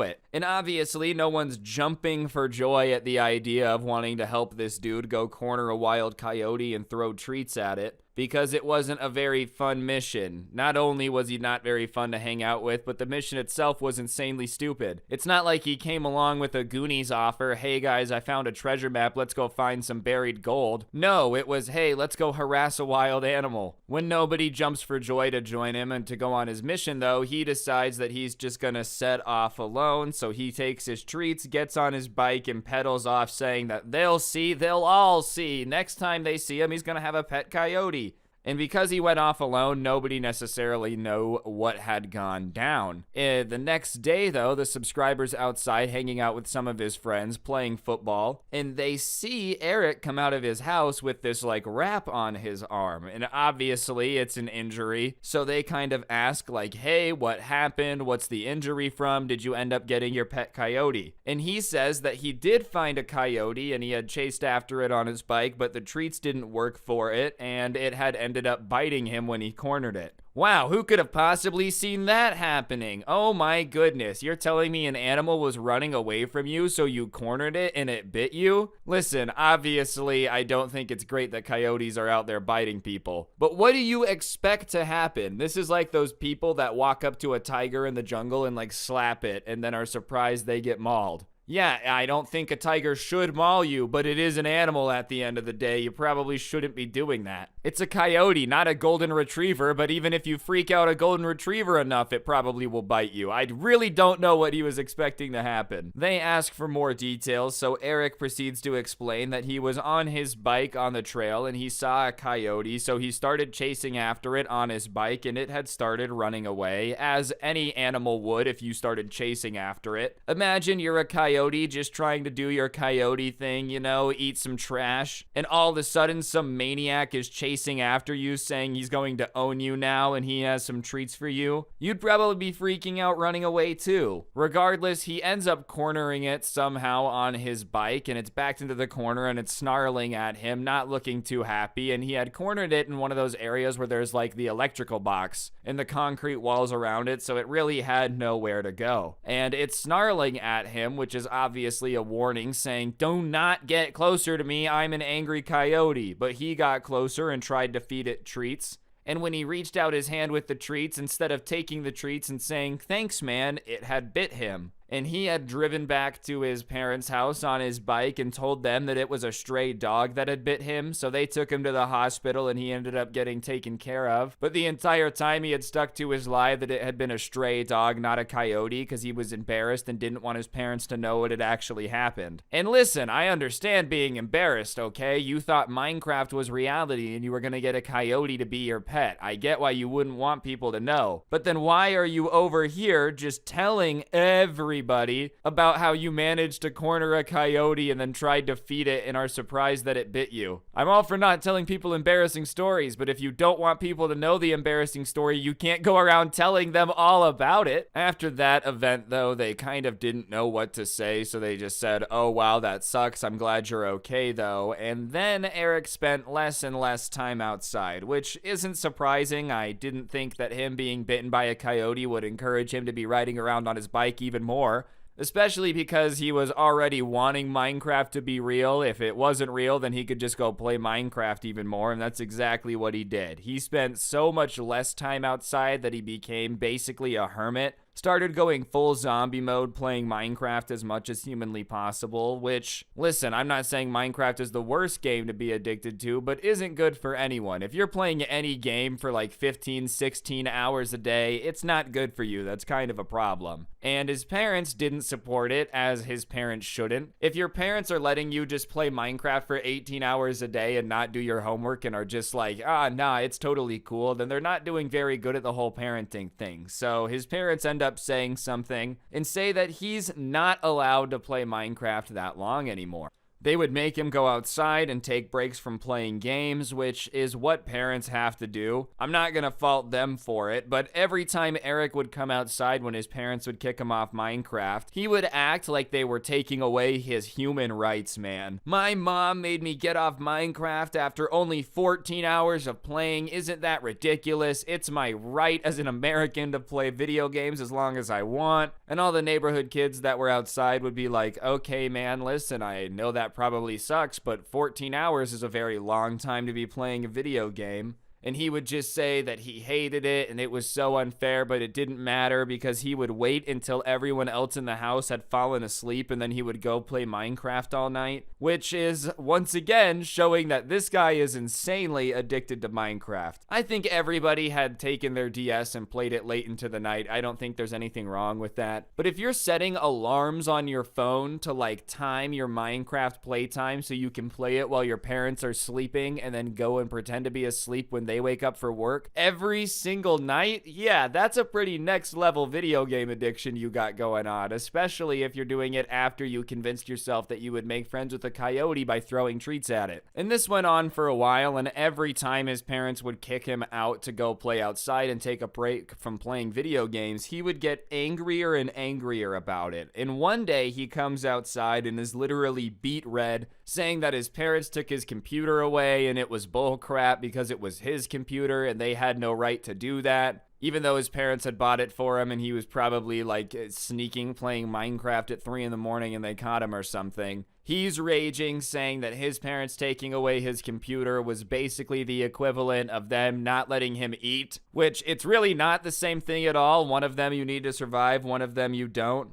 And everybody that's listening to him rant really doesn't know what to say. But he is insanely pissed, just ranting about how they shouldn't have let him not play Minecraft. It's ridiculous, and he's going to teach them a lesson. And if they're not going to let him play, then he might as well just destroy their entire house because they don't deserve it anyways. When he says he's going to destroy their house, though, everyone he's talking to cringes and tells him that it's not that deep and it's not worth destroying his house, which should be obvious. I mean, I guess it would be annoying, but it's not worth destroying a house over, especially when you live there. Kind of like punching yourself in the face. Like, does he realize if you destroy the house, you still have to live in it, right? If you flood the basement, you still have to live in it. You light the kitchen on fire, you still gotta cook in it. There's literally no benefit to destroying anyone's house if you don't live there, because destroying someone's home is next level, but destroying your own home is especially stupid. Next level stupid. It'd be like buying a car to crash it. No one would learn a lesson but you. Yep, cars still crash even if you're an idiot. Anyways, Eric isn't having it though, and says that when his parents go to work, he was gonna destroy the house. Then it was spring break, so there was going to be a couple days this week where all the kids would be home while the parents were gone at work, and everyone in the neighborhood tells Eric not to do it. They say, look, dude, it's really gonna mess up not only your house, but your parents are gonna be even angrier if you destroy everything, so just don't do it if you actually want to be able to play Minecraft more. But they're not close enough to say a whole lot more than that. They don't actually have any pull over him because no one really knows him or is close to him. So they can't really tell him what to do. So he goes back inside pretty confident that, nope, this is the right idea. I'm going to destroy my house. And the next day, everyone is hanging out because it's spring break and everyone's home for the week, and they're outside playing football. And Eric comes outside of his house beaming from ear to ear, but not like a good smile, a creepy smile. That 500-yard stare, just looking like he definitely just robbed a bank or something. And he's giggling a little bit, but it's a creepy giggle, the type of giggle where whatever he thinks is funny isn't that funny. He's gonna be the only person that finds it entertaining. And as he gets closer, it's pretty obvious that he had gone insane on something in the house because he's covered in this white dust. So either he has the worst dandruff of all time and is just shedding skin from the top of his head at a rate that has never been seen, or he's covered in drywall from destroying the house. And as he gets closer, he says that, "Oh, my living room is destroyed," and he's still smiling as he says it. And that creeps out everybody, because why would you be so happy that your living room is destroyed? And one of the other guys in the group says that he doesn't believe that he destroyed his living room and he hopes that he was kidding. And Eric pulls out his phone and decides that he's going to show them proof. So he goes to photos and turns the phone, and what everybody sees on the screen leaves them shocked. On the screen is photos of his living room, or I guess it would be better to say what's left of his living room, because there are huge holes in the drywall. It's never good to have holes in drywall. I would say it's one of those things that you don't want to have. Holes in the wall, I would say, ranks up there as something you don't want to have in your house. But it's not like there was just little holes where he had punched a hole in the wall. It looked like he had punched into the wall, spread out his hand to grab it, and then yank it off the wall. There's literally chunks of drywall missing in the living room. The floor is just covered in pieces of it. But it's not like he just stopped at destroying the drywall either. No, apparently he was so mad about not being able to play Minecraft that he had to take it to a level even further than just destroying the drywall, because he had started to rip up giant chunks of the carpet in the living room and ruined it. I mean, just grabbed huge pieces and just ripped it up. Not the entire carpet, but just had pulled out a foot of carpet here, 2 feet of carpet there, just absolutely ruined it. And then he slides to a different photo, which is of a different angle, and it shows that the carpet and the wall aren't the only things he's messed with either. Apparently, he had decided to take paint to the couch, because it looked like it had been an insanely nice leather couch at one point. Looked pretty comfortable, and now it's just covered in paint from Eric's little rampage. On this leather couch in paint, he had written that it was so unfair or something like that. Which, yeah, okay, man, it was really unfair that they didn't want you on Minecraft 14 hours a day, so you decided to destroy their entire living room as payback. I'm not saying that I'm in charge of the scales of justice, but even if you think being banned from Minecraft was insanely unfair, destroying the living room is more unfair. I don't think it's very even. One of them is for your own good, because you just don't need to be doing anything for 15 hours a day, and one of them is expensive and destructive and makes everyone not feel safe in the home. And the rest of everyone that he's showing the pictures to tell Eric that it wasn't cool, and he's surprised that they don't think it was the coolest thing ever.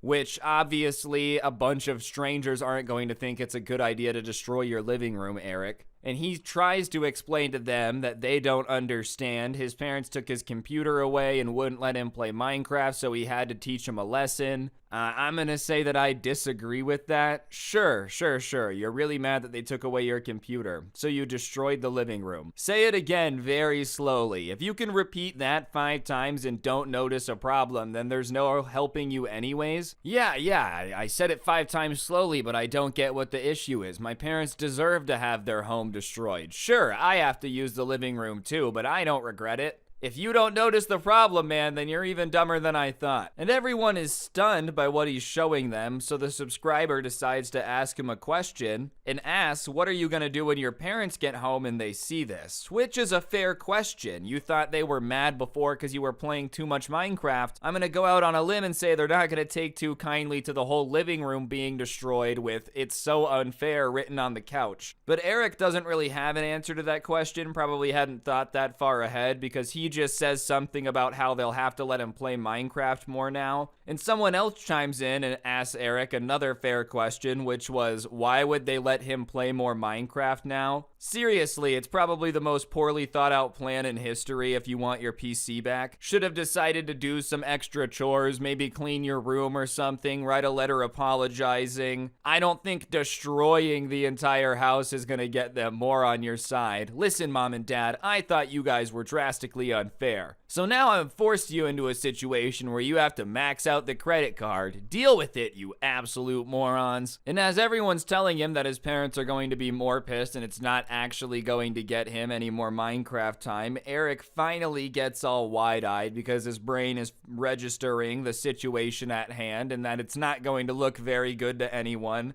So he starts asking everybody if they would help him. It was like once they pointed out that he was going to get in trouble, it clicked. And he's desperate. Guys, please help me fix the house. I really need help. Come on, you guys gotta help me get out of trouble. And none of these guys know how to fix a house. It's not like they're drywall repairmen. Even if they did know how to fix it, I'm sure fixing a small hole in the drywall is easy. Once you start ripping off entire panels of drywall and ripping up carpet, I think it's a little bit above the standard person's pay grade in terms of what they can repair. And they don't really want to get involved. The last thing you want to do is have a situation where Eric throws you under the bus. And to make matters even worse, it's not like it's the middle of the morning anymore. It's late afternoon, so everyone's parents are going to be home in about 2 hours. So no, they don't want to be involved, and it's up to him to fix it. So he starts freaking out, saying that he's going to find a way to avoid getting in trouble, and runs back into his house, and everyone is left standing there like, wow, that guy's probably screwed. And they probably wouldn't have helped under any circumstance, but they're especially not going to help when the parents are only an hour or two away from coming home, because you don't want to be involved in that. Imagine Eric's parents come into the living room all destroyed and all of them just trying to fix it. They're trying to like glue the carpet back together. We're out of Elmer's glue. We used 9 bottles. Oh, hey,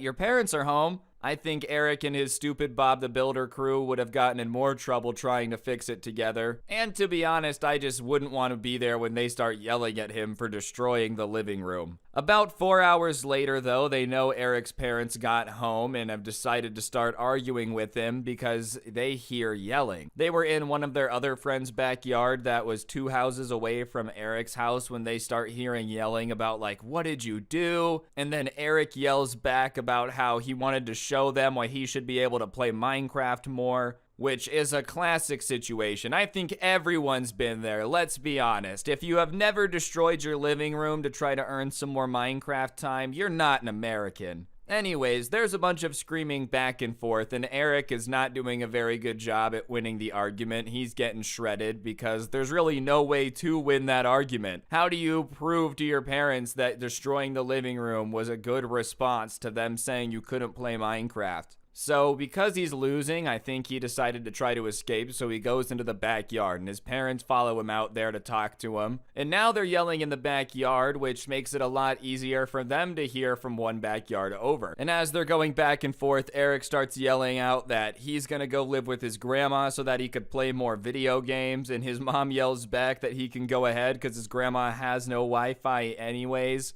And so if he went there, he'd be playing even less video games. And then Eric started yelling at his mom that it was unfair, and if he moved into his grandma's house, they had to pay for the Wi-Fi. Like, what, dude? Okay, you're gonna demand to basically run away, not live with your parents. And then you're also gonna demand that they start picking up the bills so you can continue to play Minecraft at the new house you live at. Yeah, seems fair to me. They're probably gonna be really on board with that one, especially because they're about to have to shell out a bunch of money to fix everything you broke in the living room. What's even more money on top of that, you know? If they really loved you, they would definitely pay for your internet. After that, they ended up going back inside, so the yelling wasn't as clear anymore, and it stopped about an hour later, and Eric didn't end up moving out. He still lived there. But he obviously got in a metric crap ton of trouble, definitely didn't make a good case to end up playing more Minecraft, and he didn't really come outside to play anymore after that. He got a lot weirder at school and just kind of avoided everyone in the neighborhood as if they had the bubonic plague. I don't know if that was more from embarrassment or just thinking that they were haters or what. They don't understand how serious Minecraft can be. The sheer fact that they don't support me and needing to destroy my parents' house to earn more gaming time is why I don't hang hang out with them. I don't need unsupportive losers in my life. Overall, I would just recommend not destroying your house over Minecraft. It's never gonna help you win an argument with your parents to destroy a bunch of stuff and then be like, hey, if you guys would have just let me do what I wanted, I wouldn't have destroyed anything.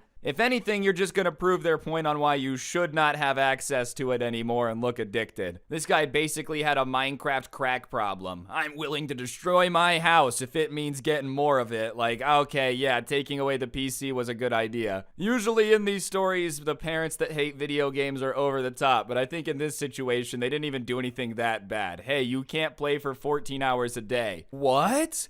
Are you serious right now, Mom?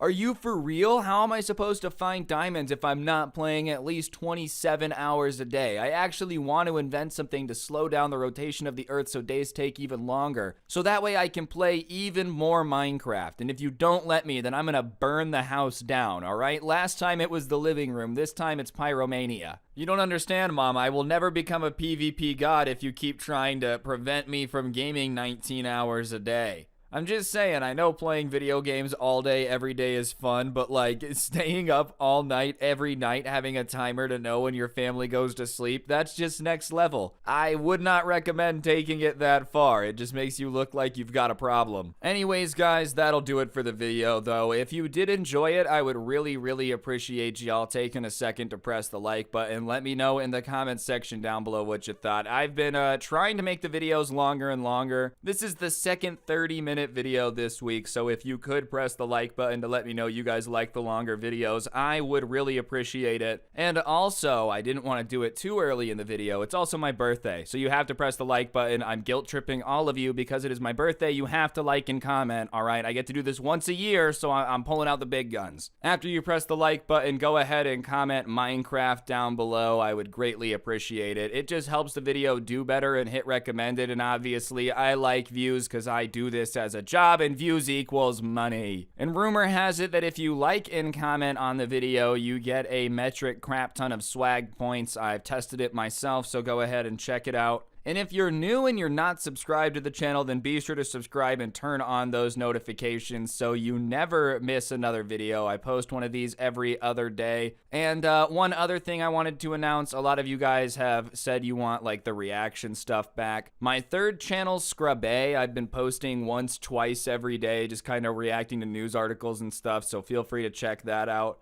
And other than that, I also do post the audio versions of my story times on Spotify, so if you want to check that out, a link can be found in the description. And there's also a playlist that I made with some of my favorite story times of the year so far, so if you're doing homework, you know, playing video games, want something to listen to, feel free to check that out, link also down below. And on that note, thank you all so much for watching. As I said, like, comment, subscribe, all that good stuff. And on that note, don't get anyone pregnant. If you do, make sure they're hot, and hopefully I will see each and every single one of you guys next time with another video. I'm out. Peace. Alright guys, as you know, we've been talking about how all these gaming companies keep making acquisitions and consolidating the industry, and Nintendo officially made a statement about it, calling out Microsoft and Sony. Nintendo says it won't compete with Microsoft and Sony in an acquisitions arms race. Our brand was built upon products crafted with dedication by our employees. That's a good way of saying our games are actually made by people that care about them. We didn't have to go out and buy a bunch of studios because nobody at ours like to make them anymore. Regardless, I just figured it was funny, so yeah, let's talk about it. I'm getting quiet now.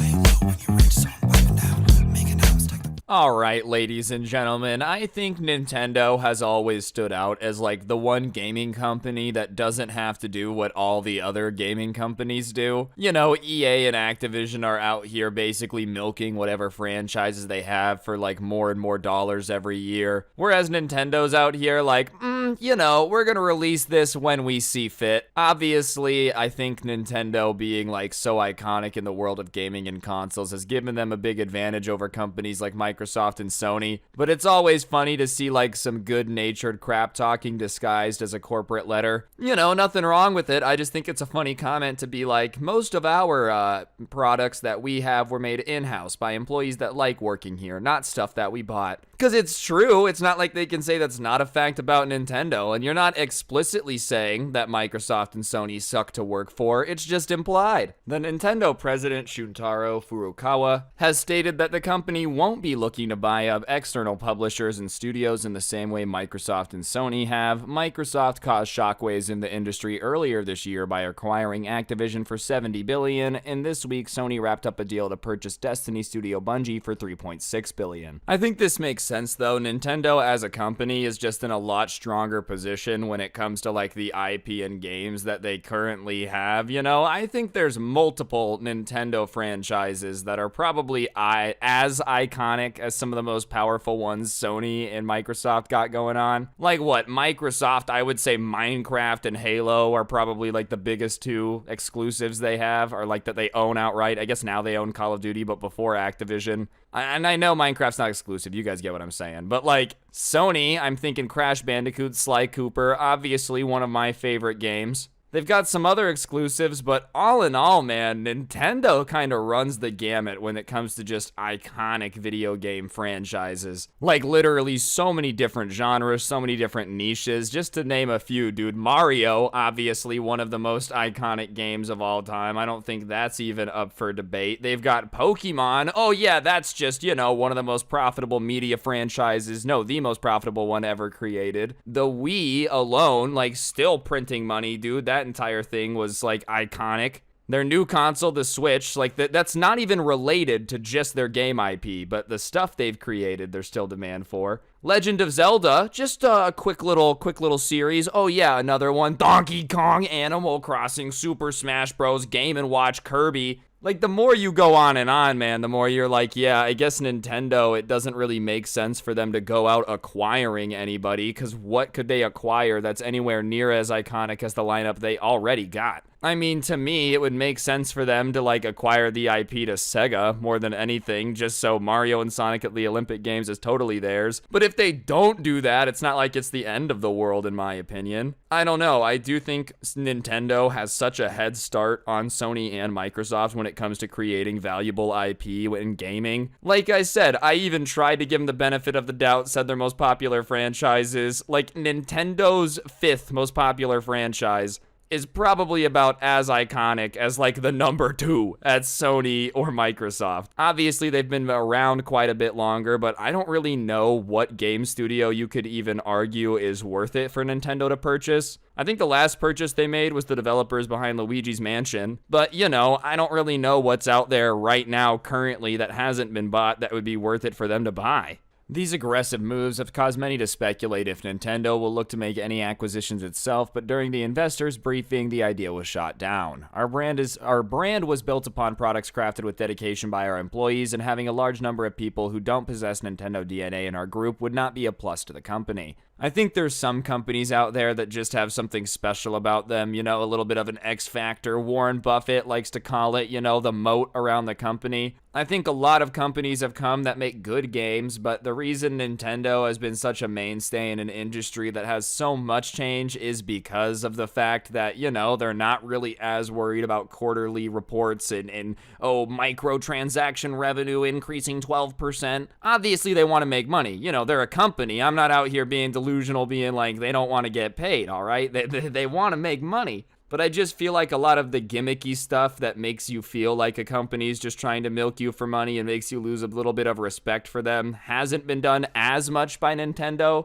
Obviously, you know, they do go with trends a little bit, but it's not like to the point, you know, at this point when I play like a first-person shooter, it just feels like the game is trying to milk me for all my money, because it's like, do you want a weapon skin? Otherwise you're gonna get bullied? Give us money now, you know, I just don't really get that feeling as much with Nintendo games. And on top of it, the IP is just classic, dude. Like, you put Legend of Zelda on anything, that thing's gonna sell copies, dude, because they have such a good track record with it. I mean, look at it now, you know, Halo's one of the most iconic series Microsoft has ever had. And like, if they put Halo on something, it's not like the entire world stops and goes and plays it. A lot of people do. But when a new Pokemon comes out, you know, like, I feel like people are aware of that. I also think a huge thing to consider, obviously the young generation is very video game aware, you know, but like, I think most people in America could probably identify like Mario and Link Kirby, you know. I don't really know if the same could be said for a lot of characters from other franchises. I think Sony is way more in a better position than Microsoft, all right? But even then, Nintendo is leagues above them in my opinion, and I love Sly Cooper, all right? I'm a fanboy of Sly Cooper, and even I can't argue that it's as good branding as Nintendo's got altogether. Back in November, Furukawa revealed plans to spend up to 100 billion yen to bolster Nintendo's internal development. It's clear that the company feels the best way to maintain its position is to invest in itself rather than purchase external entities to bring them into the fold. However, during the briefing, he did add that Nintendo isn't against acquisitions in principle, but only if they're necessary. A good example would be the purchase of Luigi's Mansion 3 developer Next Level Games,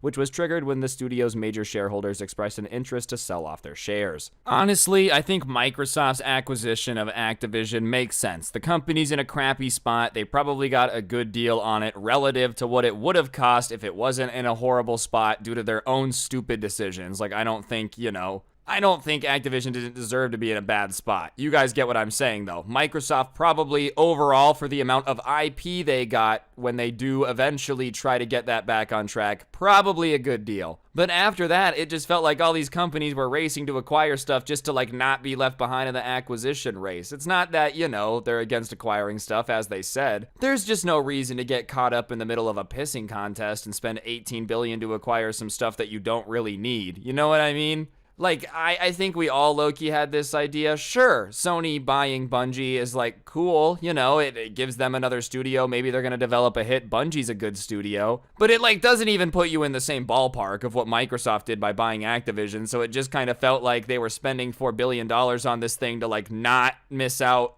on how much Microsoft just bought. Not because it was really something that made a whole bunch of sense. And obviously, I think Bungie makes good games. I'm not going to say the deal was wrong. It just wasn't, you know, the same caliber and insanity of how much stuff they got as the Microsoft purchase or when Take-Two bought, oh my gosh, the mobile game Zynga. Speaking to Bloomberg, Tokyo-based consultant Serkan Toto added that he doesn't think Nintendo will look to purchase any studios or publishers. I have a really hard time imagining which of the big ones they'd be interested in buying. Nintendo will stay Nintendo. The company has always relied on first-party games, and I don't see any reason why they should change. I don't know, man. I think in a lot of senses, it makes sense for Sony and Microsoft to be looking towards like a Game Pass model, but Nintendo's just, like I said, got that something about them where they just kind of do what Nintendo wants and it ends up working out because the games are good enough. Obviously, they make very smart business decisions too. I don't think that, like, you know, they're not making smart business decisions. I just think it's a matter of they're playing like 8-dimensional checkers and the rest of us are out here playing chess, you know? Like, they're like, no, trust us. If we do 3 different Switch releases this year with a chromium finish and then release 1 Legend of Zelda game, we will print more money than Microsoft ever will. And then it just works and you're like, all right, clearly they know what they're doing, bro. You know, they don't need to be playing by the similar rules as everybody else. I just don't think many acquisitions would make sense in the context of, like, adding them to Nintendo unless, you know, it's somebody that works on games with them. But like they said, last time that was a possibility, they made it happen. Overall, I just thought this was pretty funny. It is always interesting to see how Nintendo does things just because it's so different than the other gaming companies. But yeah, if you enjoyed, that's going to do it for the video. Let me know in the comments section down below what you thought. And of course, press the like button and subscribe if you're new. Turn on those notifications. If you really want to help me out, I'm going to go ahead and put a link to the intro song down below, along with a link to my podcast, The Scuffed Cast. Or, of course, you could use code Scrubby at the G Fuel checkout. Great way to get a discount on G Fuel. Help me out at the same time. And last but certainly not least, the last link down in the description is going to be a link to the merch store. Feel free to go check it out. But yeah, on that note, guys, that'll do it. Don't get anyone pregnant. If you do, make sure they're hot, and hopefully I'll see you guys next time. I'm out. Peace. What's going on, guys? Welcome back to the Scrubby channel. I didn't really know what to make today, so I figured I would just react to this Reddit thread I found about spoiled rich kids that are insanely out of touch. What's the worst case of rich kid syndrome you've seen? Let's get into it. Don't know what I'm doing here. You know, I just figured making fun of spoiled rich kids kind of fits the new financial side of the channel, but also is really entertaining, so let's go. I've posted this before, but I need to say first off the bat that this is about my best friend and she's the best person I know, not a normal rich kid or anything. I was complaining about how I was short on money one month and couldn't go out to eat because I had to pay rent and pay for a tag renewal all in the same paycheck. She looked at me super seriously and was like, "Don't worry, they send you those in the mail for free." After a long discussion, she learned, in fact, her mom had been paying for her new tags every year. See, this is like accidentally having rich kid syndrome, you know. No, don't worry, your license automatically renews every year. No, dude, your parents have been paying hundreds of dollars for it. Oh,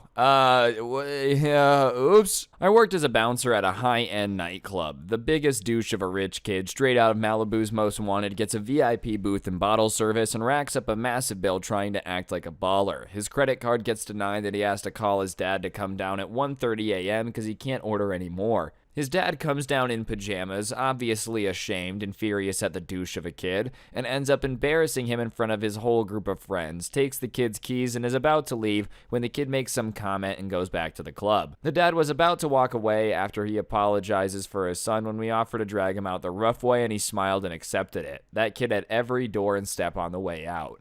Not the best story, but was the most satisfying experiences working at the club. Yeah, I feel like that's just a huge lack of self-awareness. Screw you, Dad, I'm gonna go back in and spend more of your money, douchebag. And he's like, excuse me? Would you like us to beat up your son, sir? I never thought I'd be saying this, but absolutely, please make it rough. Don't know if it qualifies as rich kid syndrome, but when I got out of the Navy, I used my GI Bill at a Penn State satellite. I was sitting in the cafeteria drinking coffee and typing a paper when a girl sat down across from me and opened her backpack. She pulled out a sandwich bag and looks at it in disgust and looks me dead in the eye and says, "I don't even know why I bother. My mother never cuts off the crust." I let out one of those high-pitched short laughs like, is this girl for real? Obviously to the tone of it, she says, "I know, right?" and asked me if I want it. I looked around thinking I was pranked or something because it's too stereotypical to be real and I assumed I was being filmed. She shook it at me and gave me a well look. So I said F it and took the sandwich, and she pulled out her student ID and bought a crap ton of french fries. That sandwich was awesome, and I think the bread was homemade and stacked like a dagwood. It had all kinds of expensive looking meats and Dijon mustard, serious gourmet crap. I know this girl's mother will never see this, but I just want you to know I appreciated the sandwich.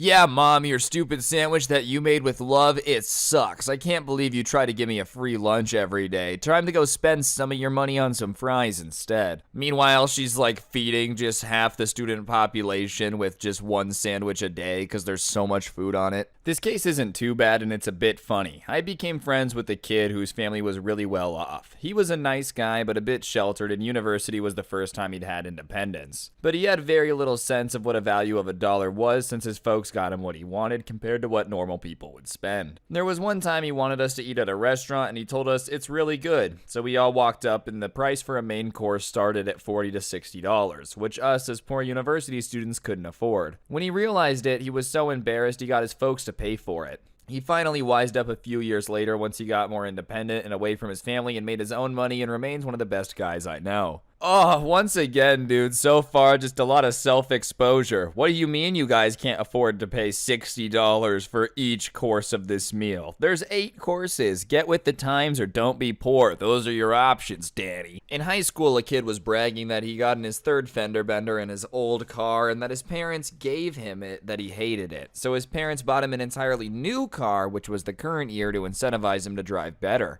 That's just some really flawed logic to me. Our moron of a son has somehow managed to get a 3rd car accident, right? So obviously we should buy him a brand new car because he'll care about it more. Or you should take away the keys, dude. 3 fender benders within like a year of driving is seriously impressive work. You either have horrible luck or you're trying to crash that car. My mom's friend used to buy new clothes each season and throw out the old ones. She had to be taught by her husband to save them for next year. This happened way back in the 50s. Her family was rich and he was a normal guy. Could you imagine that? Honey, the weather is nice now, so I threw away my winter coat. We don't want something that stupid cluttering up the closet.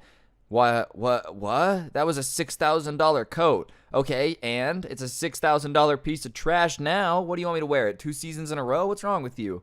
Worked with a kid who was a good kid, but completely disconnected from financial reality for most people. He'd just moved out west from another state and was trying to get on like a normal adult. He went to buy a new car and was shocked they couldn't just bill his dad for it since they didn't know him. He ordered a bottle of wine at the restaurant, and when the sommelier said, "Certainly, sir," and then whispered about how it's $700, he looked at him and said, "Is that a lot?" The sommelier honestly didn't know how to answer. Good kid, and he got better, just didn't know how to do it. Once he casually told his mom he needed some help with bills, and she put 20 grand into his account. What type of bills does his mom think she has, bro? Like, oh, he must have at least 4 houses with a full maid staff. 20 grand ought to cover the little bit of help he needs. Bro, I wish my parents were giving me $20,000 a month to help out with bills. My goodness, I get a whole grand total of 0. I worked at a Starbucks and we hired a new guy who I was training, and at one point I had to show him how to clean the restroom. So I grab the bleach, hand him a pair of gloves, and he looks at me in disgust and says, "We don't have a maid to clean the bathrooms?" He quit the next day. Well, believe it or not, young man,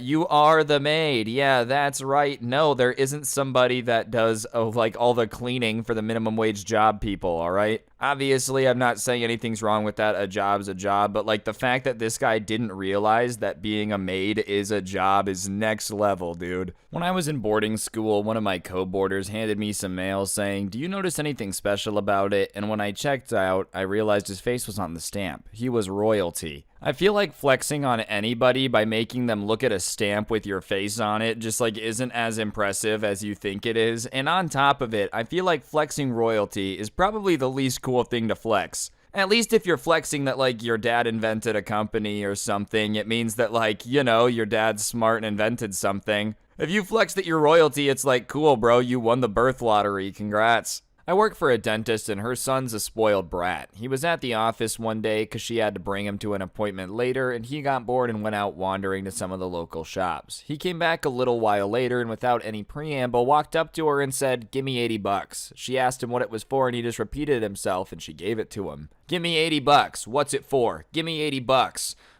I wonder what he could be buying. Clearly he doesn't want to tell me. It could be something dangerous, like drugs. Here's $80, son. Good luck." Maybe she low-key thinks he's annoying too, so she's like, well, maybe if I give him money and he buys something stupid enough, it's not my problem anymore. This is pretty tame, but it's what I got. I used to work as an after-school babysitter for a loaded doctor couple with 2 kids, and my job was to pick up the younger kid from school and hang out till his parents got home. He was a good kid, but coddled and immature. He was in 5th or 6th grade at this point, and oftentimes he would not be at his classroom when I came to get him, and the school campus was huge. Different buildings, classrooms, courtyards, playgrounds, the works. If he wasn't there, I had to comb the campus, and it was rarely that he was in the same place twice. He had a cell phone, but would ignore its existence except for playing games on it in the car. The school was in the city, and I had to park on the street, and a couple times I wound up with parking tickets, despite having stuffed the meter with enough quarters to presumably result in ample time, because the search would take much longer than anticipated. After a point, I mentioned this to him and calmly asked that he respect my time and stay in the section so that way I don't end up with a $25 ticket again. "Well, it's not that much. You can afford that. Sonny, your parents paid me $140 a week and I was in college. I know you live in a $1.4 million house and your dad buys an expensive toy every Sunday, but with the money they're forking over for your education, someone ought to have taught you by the value of a dollar by now. But honestly, he was a nice kid. They moved away and I hope he's doing well." I know he said he's nice, I just don't know how nice it is to have somebody say, "Hey, I really didn't appreciate that you got me a ticket," and then look at you and be like, well, that's not my problem, you can afford it, bozo. Dude, what in the world? Imagine being a kid and making it feel like someone getting a ticket's not your problem because whatever, money just fixes everything. A friend of mine inherited a lot of money, enough to buy a house and spend it on 2 cars, a Subaru completely modeled to the Ken Block's version, and some BMW, both expensive. We asked a few months later why he didn't buy a house because he still lived with his parents. So he told us that he already owned a penthouse, he just didn't want to move in yet. Yeah, this one, the only thing I'm iffy about is if this is legit, The only thing this makes me think about is a guy's imaginary girlfriend up in Canada. He's like, "Oh crap, I did spend my money on a bunch of dumb stuff. No, I did buy a penthouse too. I just don't really like it." I could absolutely survive on my own. My parents just pay for my food and house, but I pay for everything else. If I got a job, I could pay for my food and house too. Said at 18 in the middle of a discussion between 2 middle-class peers who were talking about saving money because they had to pay for their own college and living expenses. About 5 minutes prior to that conversation, both peers ordered cheap dinner options and declined a shopping trip later while the rich girl was talking nonstop about buying the best, most expensive souvenirs for her friends. They once tried working a regular person job and quit within a couple weeks because it just wasn't right and I didn't like it. Moved across the country for an 8-month education course where her parents paid for food, rent, and school, and they also gave her a debit card which replenishes up to $500 when it hits 50. She still posts on Snapchat with captions of "that broke person life" over pictures of her getting Starbucks every day and insists she could survive on her own. Constantly suggests the most expensive options for meals and activities and tracks on things like, "can we just split the bill? I know you're saving, but it's just $50. You'll be alright, right?" And then gets upset when people can't afford to spend time with her or when someone dares to suggest she helps cover the cost. This just sounds like a recipe for somebody never understanding the meaning of hard work ever. Like it literally is just going to be a foreign concept for the remainder of all space and time until the inevitable heat death of everything in the universe, which is inevitable, inevitably. Friend got a theater with an arcade built over their family's 12-car garage. The parents didn't want the sister to be jealous, so they hired an architect to design and build her a fully functioning playhouse with bathroom, AC, and bedroom. Just the tip of the iceberg with this family, though.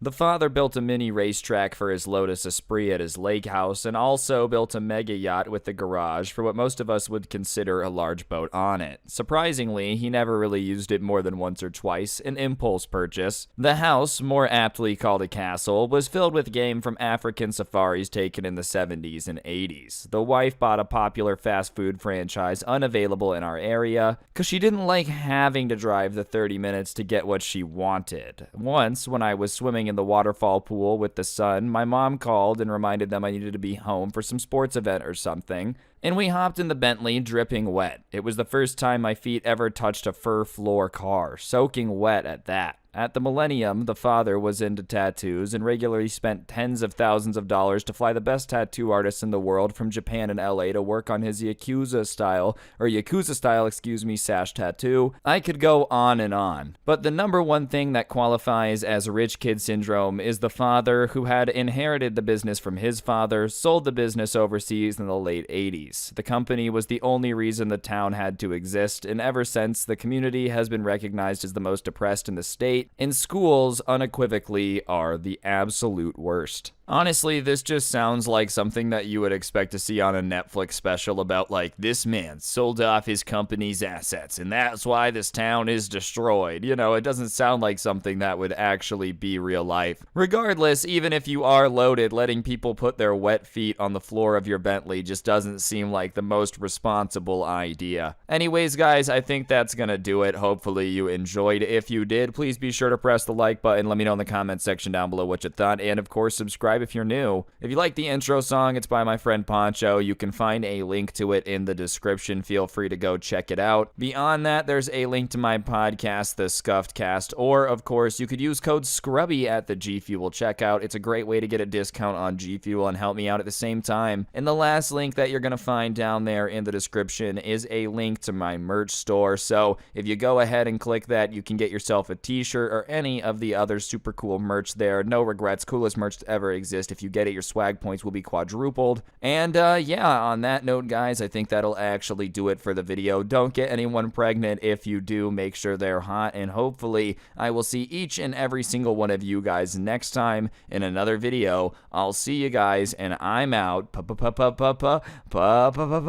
Peace. What's going on, guys? It's your boy Scrub here, back again with another video. Hope you guys are having a great day. I know I am, and today I've got a story time I know you guys are gonna love. It was sent in to me by a subscriber. It's a childhood story of his from when he was a little bit younger. But basically, this rich kid in his neighborhood ended up blowing up his gaming laptop, which, you know, is obviously a bit of a weird situation, but I knew I had to share it with you guys because you love story times about spoiled kids and gaming, baby. So a 2-for-1 special, you know, we're throwing it together like a Black Friday discount. So yeah, without further ado, let's get into it. Okay, so the person who sent this in to me grew up on a 50-acre farm in a country town. So there wasn't like a metric butt ton of people around his age to hang out with, especially in the immediate area. So he would like explore the woods around his farm and everyone else's land with like the 3 or 4 neighborhood kids. And for the most part, everyone was really normal, but there was one kid in their group who has like a lot more land than them. 50 acres is a lot, but he had thousands, or his dad did, not him. And they had found some oil on the land, so this dude was kind of rolling in the dough a little bit. And this takes place in like the mid-2000s, 2005, 2006. And their rich friend, who we're going to call Lucas, had gotten them all like into WoW, World of Warcraft, which was really popular at the time, and they would play from time to time, and everyone else was playing on, the family PC. But Lucas had gone out and convinced his parents to buy him a $3,000 gaming laptop. Anyways, when they weren't playing World of Warcraft, they were out exploring the woods, goofing off, all that stuff. I'm only covering what laptop he had and what games they were playing because it'll be important later. And at the time, like I said, it's a childhood story of his. They were about 13, 14 years old, so they would just walk around the woods, goof off, Every now and then would like throw a rock into a frozen pond or throw a rock into a normal pond and watch the splash, that type of stuff. But one day, the subscriber who sent this in to me got a huge pack of fireworks from his older brother. They had some bottle rockets, firecrackers, some mortars, all that stuff. But the one caveat his older brother had told him when he gave him it was that he couldn't tell his parents about it, because obviously they would be a little iffy about this kid running around playing with a bunch of fireworks in the middle of the woods with everyone else. And the older brother was being cool for giving it to him, so his one rule when he was giving it to him is just like, don't tell mom and dad. But one thing that they would do is they would basically go to the stash of fireworks, because he had made a little stash for it in a log where they would keep them all, and they would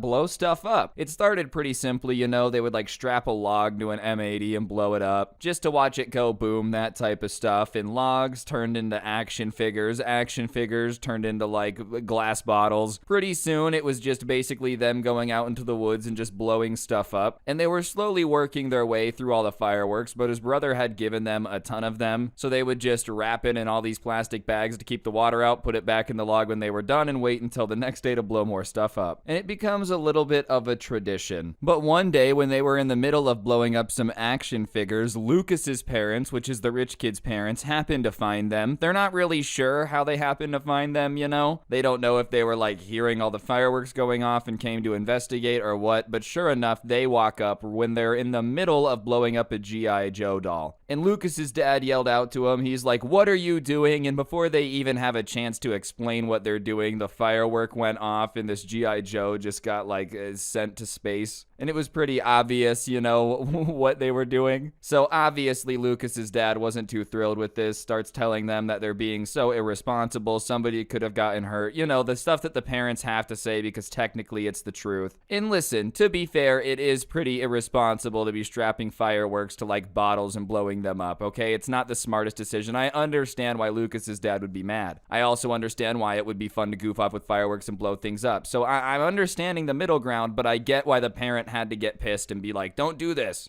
Anyways, the entire group kind of gets yelled at by Lucas's parents, and he says that he's going to tell all their parents about what happened, and they're really going to get into trouble. And the way that they happened to work it out with like the stash of fireworks was they had taken out like, a handful of them and then put the rest back in the log. So Lucas's dad is like, "Is this all the fireworks you guys have left?" And obviously everyone was like, "Yeah, that's all we have." So he confiscated it, and he was going to tell everyone's parents. And he does, and obviously all the parents are not too thrilled about them running around the woods blowing stuff up, especially because, they're like, "Listen, not only are we paying for the fireworks," well, I guess his brother did, but you get what I'm saying, "you're just blowing up stuff that we bought you, and you're way too young to just be blowing stuff up, man. Like, are you guys idiots?" I understand why they got in trouble, and they all end up getting grounded for like 2 weeks, which is not that bad, but anyways, obviously time does what time does and passes, and after 2 weeks, they're all ungrounded. Anyways, after they get ungrounded,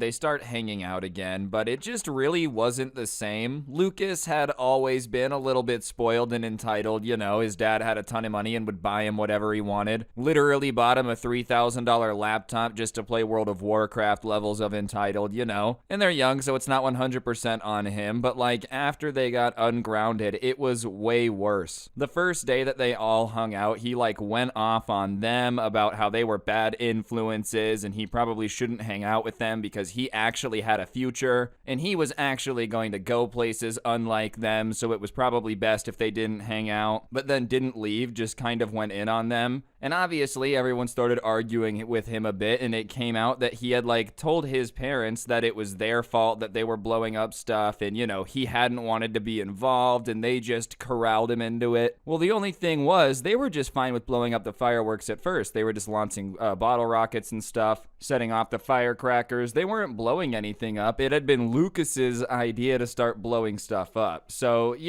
obviously they're a little bit annoyed that he's saying they're bad influences and it's their fault when it was his idea. Obviously, no one wants to get lectured for something that they had nothing to do with. Well, I guess they had something to do with it, but like to be like, you guys are bad influences when he was the person influencing the ideas. So eventually they were arguing for a bit, but it got settled out, it wasn't too dramatic. They just kind of went back and forth. And after that, they went back to just walking around the woods goofing off. And like I said, for a bit they were really into World of Warcraft, but after a few months, they all kind of just stopped playing it, except for Lucas. They're young guys, they don't have the like monthly subscription money. Plus, on top of it, they had just kind of gotten bored of the game. The only one that could really play it all the time was Lucas. Everyone else could only play it for like an hour a day, so they just kind of stopped paying for it because they didn't use it a lot. Nothing wrong with the game, it is a good game, it's just like they just didn't want to pay for it. That's it. Well, the next time they hung out in the woods, Lucas started arguing with them about it, demanding that they get their accounts back. And when they told him they didn't want to pay for it because they didn't play it, he started calling them broke and saying that they just should get money from their parents and it's not a big deal. And like, yeah, man, obviously they're broke. You guys were like 13, 14 years old. They literally couldn't have a job. I think everyone is broke. And on top of it, dude, like, just ask your parents for it. Clearly, Lucas hadn't really figured out that not everyone has a bunch of oil on their land. I mean, listen, I'm not saying your parents, like, are never going to get you anything, but going to your parents and demand they pay a monthly subscription for a video game they don't play, yeah, I think that's something that, like, most parents would probably say no to. It's okay. But when they explained to him that they didn't have jobs and didn't want to pay for it, Lucas just got angrier with them and then was like, fine, if you guys want to just be losers, then that's how it can be.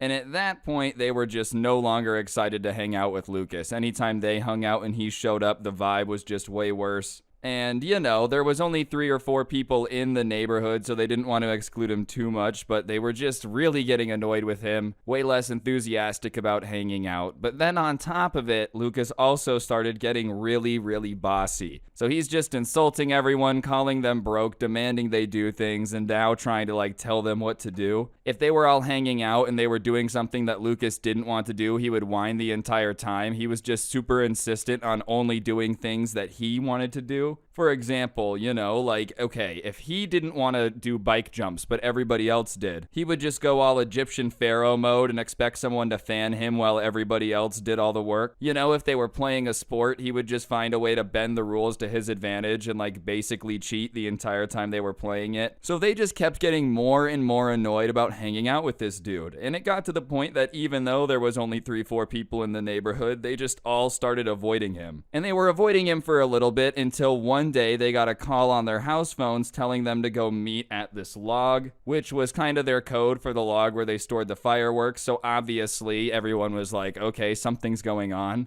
But it had been Lucas who called the meeting, so they thought maybe he was going to apologize, he'd seen the error in his ways. They didn't know what he was up to, but they weren't going to not go. So they all started going to the log, and they lived in, like, different houses, obviously, in different directions. So everybody kind of, like, was walking in from different places, and there's a big clearing where the log is, which is where they'd set the fireworks off, so they can see Lucas before he can see them. Anyways, when everyone gets to the point where they can see into the clearing, they see one of the weirdest things they've possibly ever seen and still have ever seen. It's Lucas, right? And he has his laptop in the clearing with like a bunch of M80s on it and firecrackers on the keyboard and on the screen that he's taped there. And he's next to it with a lighter, looking like an evil villain from a James Bond movie, like imagine the laptop has all the codes on it to prevent the nuclear war. and he sees one of them, so he yells out, he's like, everyone come into the clearing. He's really embracing the whole evil villain thing, dude. Like, get out here, I want to see you when I talk to you. And they all come out wondering what's going on, and he begins his evil villain speech, dude. One that would basically rival all James Bond evil villain speeches. Truthfully, to this day, he's still in contact with the production teams over there because they might use a version of it in the James Bond origin stories about his days of spying in 8th grade. I know that you've been avoiding me, and I don't like it. Plus, since none of you play World of Warcraft anymore, I don't use my laptop. So either you stop avoiding me and get World of Warcraft, or I will blow up my laptop. Which, listen, man, you know, it's a fine speech. I get it. You're threatening to blow up the laptop unless they stop avoiding you, blah, blah, blah, blah, blah. Like, I get it in principle, right? The only problem is, it's not their laptop. Like, as far as threats go, you know, saying, hang out with me or I'll blow up my laptop, it's just not a very good one. Like, oh no, you're gonna damage your belongings? That would really suck. Like, they don't care, bro. They have nothing to do with it. Anyways, one of the people from the group yelled out that they didn't care what he did to his laptop, which, you know, fair enough. It's not their laptop. They haven't really been hanging out with you. And on top of it, they don't play the game. So, like, okay, man. Imagine if someone you played Xbox with 8 years ago, like, called you up into the fold and told you that if you didn't start playing with them again, they'd break their Xbox. All right, man, you have fun with that. Anyways, he snaps back at that guy that he's serious and he really will do it. You know, he's been thinking a lot about it and he thinks this'll show them that he's serious about it. And listen, man, I don't think they're doubting that you'll do it. I just think they really don't care. If you've really put a lot of thought into this, then clearly you're just not very good at the whole thinking thing, because I don't understand why they would want to be magically friends with you, because now you're blackmailing them or you'll blow up your laptop. You're basically saying, I will threaten you to keep this friendship going. Threaten ship, I guess, also would have worked there. But still, I'm gonna threaten you to keep this friendship going or I'll break my stuff. It's like, all right, man, I don't like being threatened, so go ahead and break your things. I don't care. You've been bossing them around to the point where they're literally avoiding you, you know? You had to call them to come meet you out here to even get them to show up. I don't think they care if you blow up your things. Especially because you've been bossing them around and, like, breaking all the rules and stuff. How do they know you're not gonna break the rules and just not light it, huh? How about that one, Sir Lucas? Anyways, all of them not wanting to be bad friends and not wanting to, like, encourage him to blow up his laptop, kind of tell him to knock it off. They're like, hey man, seriously, just please stop. This isn't funny, come on, you're gonna regret blowing up your laptop. Like, don't threaten us to have to hang out with you. We don't want to pay for the game. Like, seriously, please just stop. You know, which is fair enough. Like, they could have been pissed, but obviously they don't want to encourage him to break his laptop. They're still being good friends. But Lucas is having none of it, you know. He doubles down and goes full on mini Karen mode and tells them that he's going to count down from 10. And if he gets to 1 and none of them agree to the terms of what he said, then he's gonna light it. And so he starts literally counting down, you know, like an angry parent does to a toddler. 10, 9, and like no one steps forward because, like I said, nobody should care or would care about something that's not theirs when you're threatening them. And so he continues to count down, but he starts getting slower and slower in between numbers to try to stall. And he gets to 3 and launches into another little speech to try to, like, stall a little bit to see if anyone would do anything. And he's like, guys, I really will light it. I'm not kidding. I'm serious. And then he goes 2, and still nobody steps forward because everyone at this point is just like, all right, this is so dramatic, man. I'm just not going to step forward for you. And then he gets to 0, and he tries to stall a little bit, you know, he tries to launch into another speech and be like, okay guys, see, what this shows you is that I really am serious about it, so if no one's gonna step forward. But right in the middle of explaining that, like, someone should really interrupt him, one of them just yelled out, just light it, bro. And obviously, at that point, Lucas just kind of felt like he had to do it, so he lit it. And now the fuse is spiraling down, and as the fuse is spiraling down, he starts running towards them because they've now congregated at, like, the upper part of the clearing. So now everyone is just watching this fuse go down, and at this point, I'm going to describe the laptop a little more. So it's open, and it's got firecrackers on the screen and on the keyboard, and he's like twisted all these fuses together, and then there's two M80s on either side of it, and obviously once it's lit, so everyone's watching, and it gets closer and closer to the laptop, and it finally goes up, and the laptop lights up, dude. There's two booms, boom, boom. The screen just starts popping, the firecrackers are going off, and Lucas starts yelling at them saying that this is all their fault, and obviously no one really cares because obviously it's not their fault. Oh, why'd you guys do this? It's like, man, I don't know. I didn't twist all the fuses together, set it up, and then light it. That was kind of a you thing.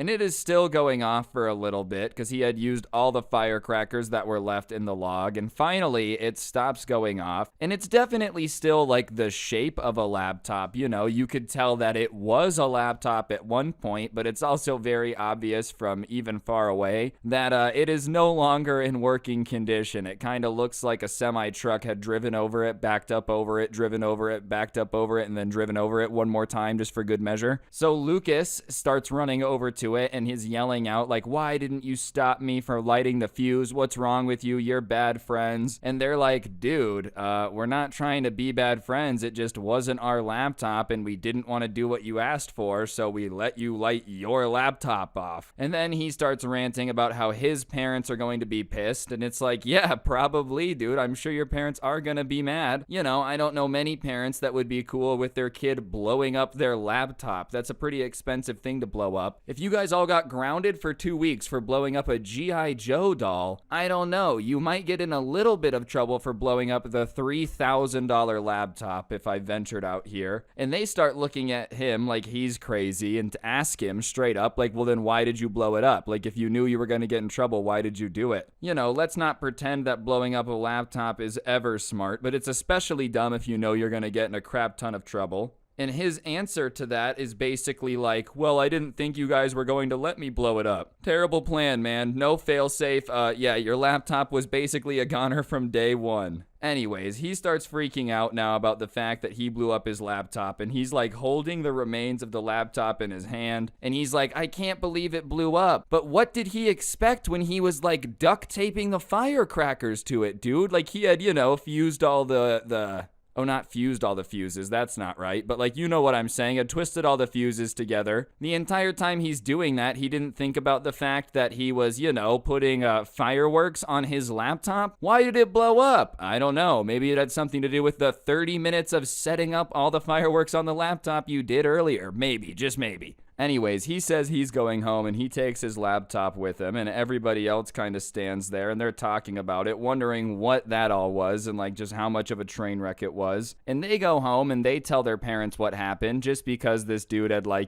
blamed a bunch of stuff on them before, so just to be safe, they wanted to tell their parents exactly what had happened. And they got some weird questions about it from their parents, because obviously it's a bizarre thing to hear that somebody just blew up their laptop for no reason, but whatever, they kind of go about their night. But later that night, the subscriber gets a knock on his door, and he goes and answers it, and it's Lucas's parents. And they're like, hey, can we please talk to you? And his parents are like, yeah, that's fine, but don't yell at him, like, just talk to him. And they're like, yeah, no, we just want to talk. So they go outside, and they ask him about, like, can you tell us what happened in the woods today? We won't be mad, just tell us the truth. And just something about the way that they said it made him be like, okay, I actually can, this isn't one of those trick things where they're like, you won't get in trouble if you're honest, and then you're honest, and they're like, you're in trouble. So he decided to tell them exactly what had gone down. So he kind of tells them that Lucas blew up his laptop to prove to them that, he was serious about why they shouldn't avoid him and also should play the computer game with him, which obviously he couldn't play anymore because he doesn't have a computer. And his parents asked, like, well, did you guys tell him to do that? And he said no. He actually called us, told him to meet him there, and when we got there, he had, like, all the fireworks strapped to his laptop. And, of course, they kind of explain what had gone on, and they say that Lucas had tried to blame his laptop being blown up on them, like it was all his fault. And at first they believed him, so they went to the first kid's house all pissed off, and then he kind of told him what happened, and his parents were like, yeah, he told us that the second he got home. And obviously, after stopping at everyone else's Lucas's house along the way kind of realized that that was actually what happened, and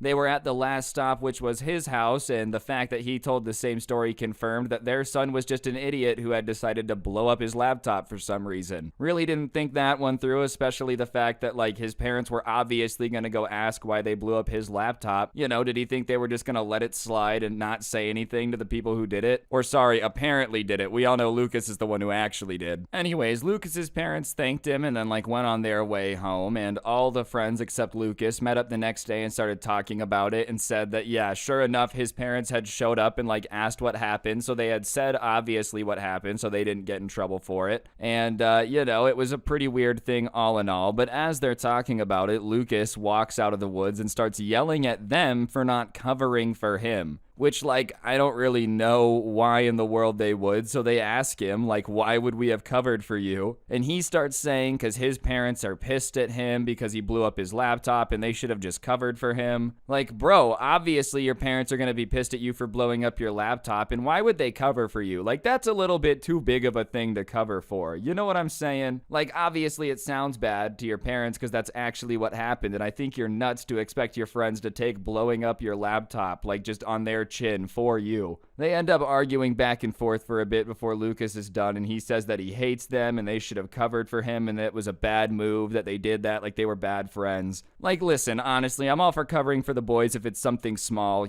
Something tiny that's like pretty easy to just whatever. Oh no, he wasn't cheating off my homework. We did it together and he just didn't finish writing it down. Something like that, fair. I don't know if you should take a whole laptop on the chin for somebody else. I feel like that's not a good decision. Especially if his parents just ask what happened and you tell them what happened. Like, I don't feel like that's that bad. You didn't make up a story where Lucas was worse. Especially on this one. Anyways, after like yelling at them saying they were bad friends, he left. And they all kind of were like, all right, well, we're not ever going to hang out with him again. And sure enough, they never did, because you don't want to hang out with a dude like that. Anyways, guys, I think that's going to do it for the video. Hopefully you enjoyed. If you did, I'd appreciate you taking a second to press the like button. And seriously, be sure to press the like button. Otherwise, no joke, no scam whatsoever, your computer will also explode. And while you're down there, comment the word computer in the comment section. It just helps the video do better, lets me know you made it all the way to the end. I'd really appreciate it. And if you really want to help me out, I do post the audio versions of these on my Spotify, link in the description, so check that out if you want to listen without gameplay, offline, whatever floats your boat. And one last thing, I did make a playlist of some of my favorite story times from this year so far, so I'll throw that in the description too, but if you need something to listen to while you do your homework or game or whatever, feel free to use that. And yeah, on that note, that'll actually do it, guys. Don't get anyone pregnant. If you do, make sure they're hot, and hopefully I'll see you guys next time with another video. I'm out. Peace.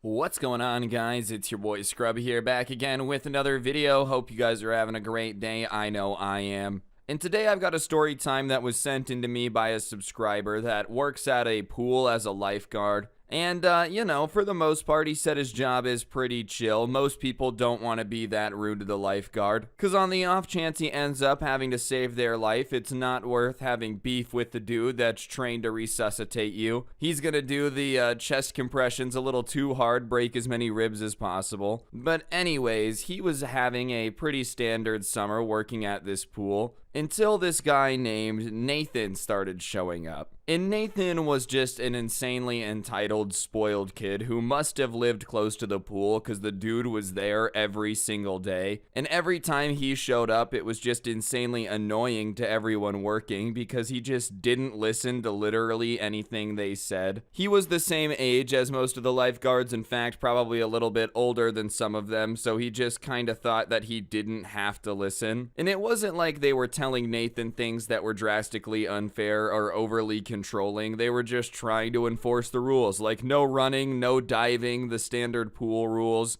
And Nathan, man, the rules that are pretty standard at every pool, you would have thought that somebody came down and told George Washington he wasn't allowed to have freedom, the way he would react. What do you mean I can't run and dive into the pool? This is insane. This is America. I should be able to do whatever I want. And it's like, listen, bro, basically the reason you can't do that is because we're trying to prevent brain damage from being put onto your brain. But I guess if you really want a USA freedom and run and dive into the shallow end, you're more than welcome to.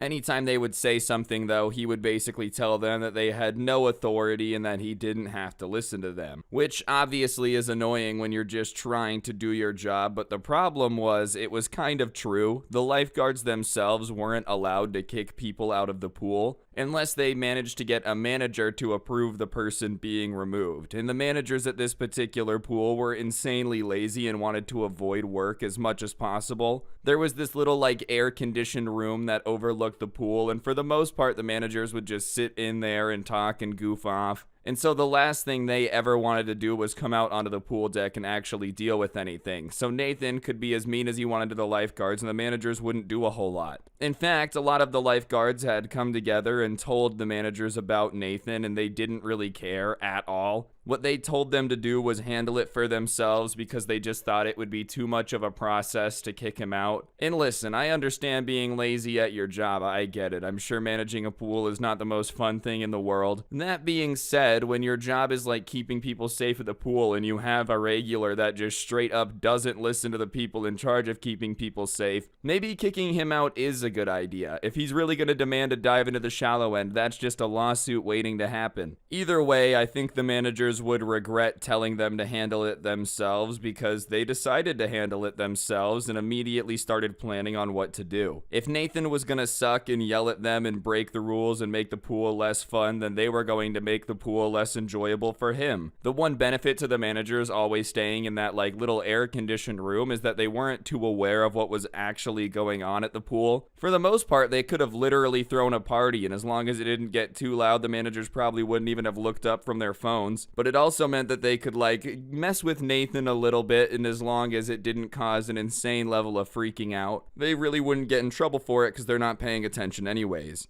So all the guards decided that the next time Nathan came to the pool, they would let him get in, and then in like 30 seconds later, they were gonna blow all their whistles and announce that it was time to clean the pool for the day, and they had to shock it, and everyone had to get out for like 25 minutes. And yeah, it was pretty petty, but their thought was he would probably just get bored if he had just gotten there and couldn't swim for 25 minutes, and he would leave, and then they just wouldn't have to deal with arguing with him all day. And listen, obviously it's a pretty petty maneuver, but if someone's just not listening to you and your boss said handle it yourself, and you find a way to handle it yourself, I can't really fault you for that. If anything, you should get a promotion, because all you're really doing is following the manager's orders. My goodness, what a great employee. I love it when my employees come together and come up with the master plan to piss off a mini Karen as much as humanly possible. But the idea was to just make him bored so he would leave. And if the entire time he's waiting, he's arguing with people, they would just blow the whistle at him every time he broke the rules. So if he tried to argue and was screaming, just blow the whistle at him. If he tried to run over to another guard and yell at them, you just blow the whistle at him. And the goal was to just annoy him as much as humanly possible and let him know that he wasn't going to be able to walk all over the guards anymore. They were taking back control of the pool. And like I said, sure, it's pretty petty, but that being said, it is also just funny. If you had someone that was always showing up at your workplace and arguing with you, and you had the ability to just blow the whistle at them really loudly every time they said something dumb, you might want to eventually do it too.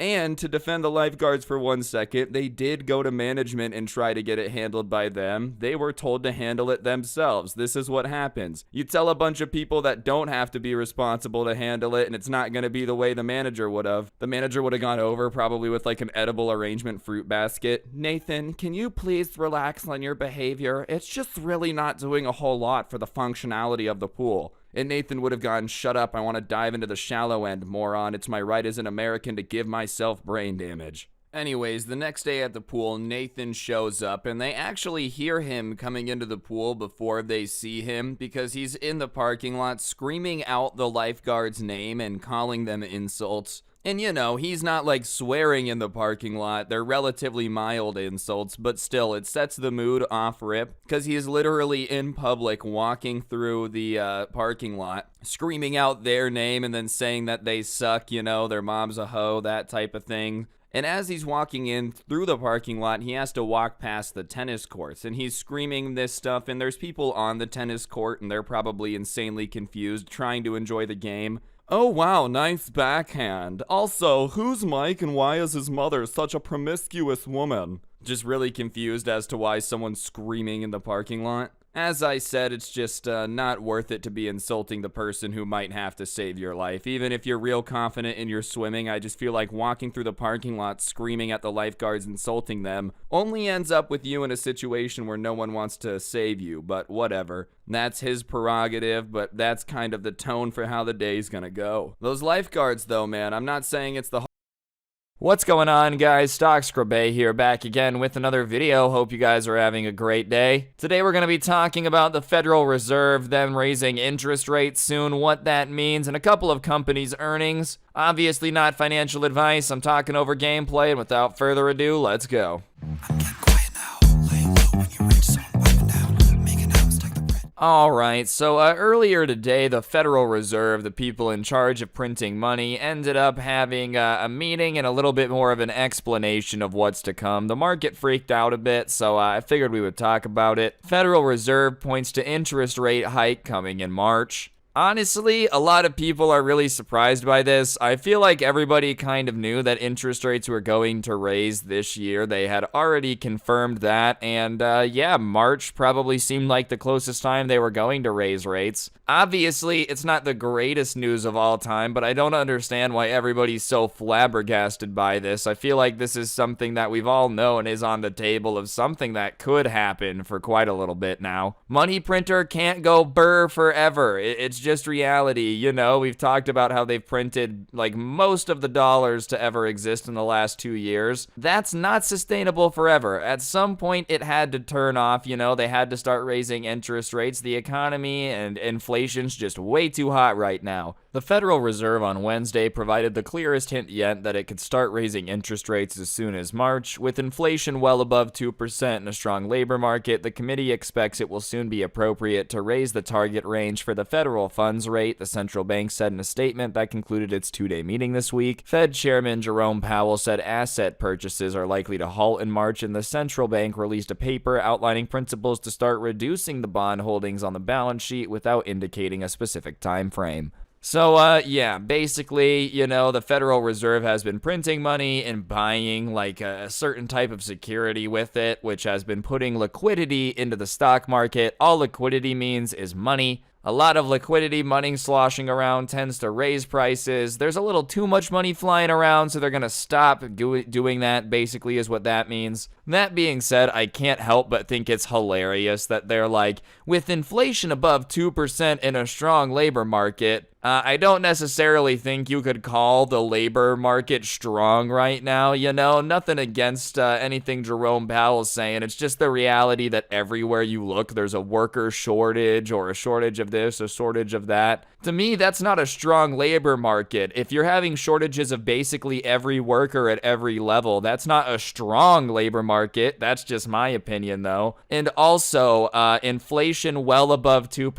2% is kind of the goal of the Fed. They try to aim for about 2% inflation a year. No inflation isn't healthy. The reverse of inflation, deflation, is definitely not healthy, but a little bit of inflation is okay. That's normal. 2% tends to be the goal. That being said, well above 2%, which is what they said, it's been about 7%, well above 2%. Yeah, just a 5% gap there. Obviously, they don't want to come out and admit that inflation is tracking at like 5, 6, 7%, because that just means that they've done a horrible like job at what they're supposed to do. And you know, no one's dumb enough to come out and say that in the meeting. Yeah, I don't care like what your job is. You're never gonna come out and be like, we really messed up and made a major mistake, and this is our problem. Inflation well above 2% and 7% are technically the same thing. One of them just prevents you from getting in as much trouble. As for what all this means, you know, what does this mean for like you on a day-to-day basis? I found an article that outlines it, you know, and there's no reason to be freaking out. I promise everything's gonna be okay in the long term. I can't promise the next like year's gonna be fun, but long term it'll be okay. The Fed got the memo. Here's what you can do to prepare for the coming rate hike. The cost of borrowing will rise as the Fed unwinds its bond purchases. Long-term fixed mortgage rates are edging higher since they're influenced by the economy and inflation. The average 30-year 30-year fixed home rate has risen to 3.75% and is likely to climb to 4% by the end of 22. So if any of you are in the market for a new house, yes, your interest rate is going to go up, but you know, in the grand scheme of things, this just was going to happen. Interest rates on a 30-year loan being like, what was it for a bit? 2.5% on average, I think I saw. You know, don't quote me on that. I'm not a financial expert. This is entertainment, but I think it was around there. It definitely was 3% for sure. That being said, that is insanely low. Like, oftentimes the average interest rate has been well above 10% in American history, so 4%, while it's obviously a bit higher, I think it was artificially low before. Like, there's no reasonable reason it should have been as low as it was for as long as it was, so I'm not surprised that we're starting to see a little bit of a raise there. And I don't even necessarily think it's the worst thing in the world. Housing prices have been climbing like crazy, and usually higher interest rates tend to slow down how fast housing prices can grow, because it means that less people can borrow as much money to keep the housing prices going up as much. Shorter term borrowing rates, especially on credit cards, will head higher faster. Since most credit cards have a variable rate, there's a direct connection to the Fed benchmark, so expect it to rise when the Fed makes a move. Currently, credit card rates are around 16%, down from a high of 17.85%. A small increase or two spread out over several months isn't going to rock most people's financial world. However, several small rate hikes begin to add up, and for folks with a lot of debt, any increase in interest is unwelcome. That's why people need to take action today. Borrowers could call their credit card issuer and ask for a lower rate, switch to a zero interest balance transfer credit card, or consolidate and pay off high interest credit cards with a home equity loan or personal loan. Cards offering 15, 18, and 21 months with no interest on transferred balances are one of the best weapons in the battle against credit card debt. Alright, I understand a lot of people get into credit card debt, so if you're in that situation, obviously pay it down as fast as possible because it's going to start costing you more money. That being said, oh, that's the best weapon to fight credit card debt. You know what the real best way to fight credit card debt is? Don't get into it, dude. No financial advice, alright? This is just my personal stupid opinion, no financial degree. If, a credit card is 16% interest and it can raise or lower, let's say that you put $1,000 on a credit card. Every year you're paying $160 that you don't pay that back. All right, or okay, you just look at it and go, if I don't have $1,000, I shouldn't buy it. Why are you going to pay more money to buy something now? To me, it just doesn't make sense. Obviously, if you have to put something on a credit card every now and then, it's reality. I've had to put stuff on a credit card before. I'm not saying I don't have any of them. That being said, bro, a lot of people, even people I know, treat their credit card it's just a bank account that eventually they'll pay down, but they're not worried about it right now. And listen, that's pretty irresponsible in the first place, but it's really irresponsible when that debt's got a crazy high interest rate and then it's gonna grow crazy fast. Let's say that interest rates go up to 20%, right? You take out a bunch of credit card debt, whatever, I'll deal with that in 5 years. In that amount of time, at 20%, that's gonna double. A little bit more than that, because I don't know if it compounds. I'm not exactly sure how a bunch of credit card debt works. Like I've said, I've never had a bunch of it. That being said, it's at least going to double, probably more. So, yeah, you're really gonna end up paying quite a bit more for it than you ever intended. Just avoid credit cards, or if you are gonna use a credit card, make sure to use it like a debit card. In my opinion, this isn't advice. If you have $100 in your checking account, then that's how much you should put on your credit card, and make sure it's paid off so you don't gotta pay interest. Like I said, that's just my personal experience with credit cards, and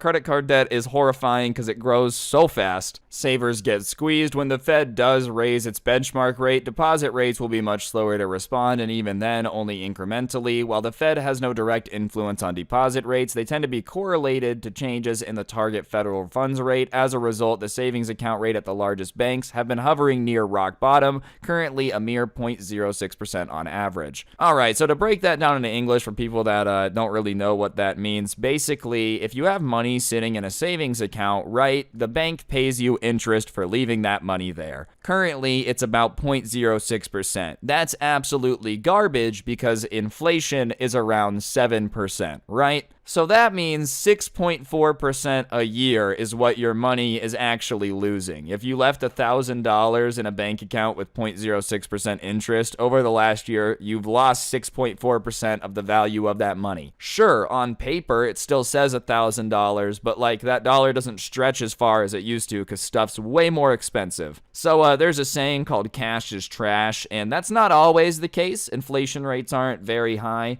And once again, not advice, I'm just an idiot here, but the rule usually goes that if inflation's high, cash tends to be less of a priority to have a lot of, because it's hard to get an interest rate that's going to beat inflation.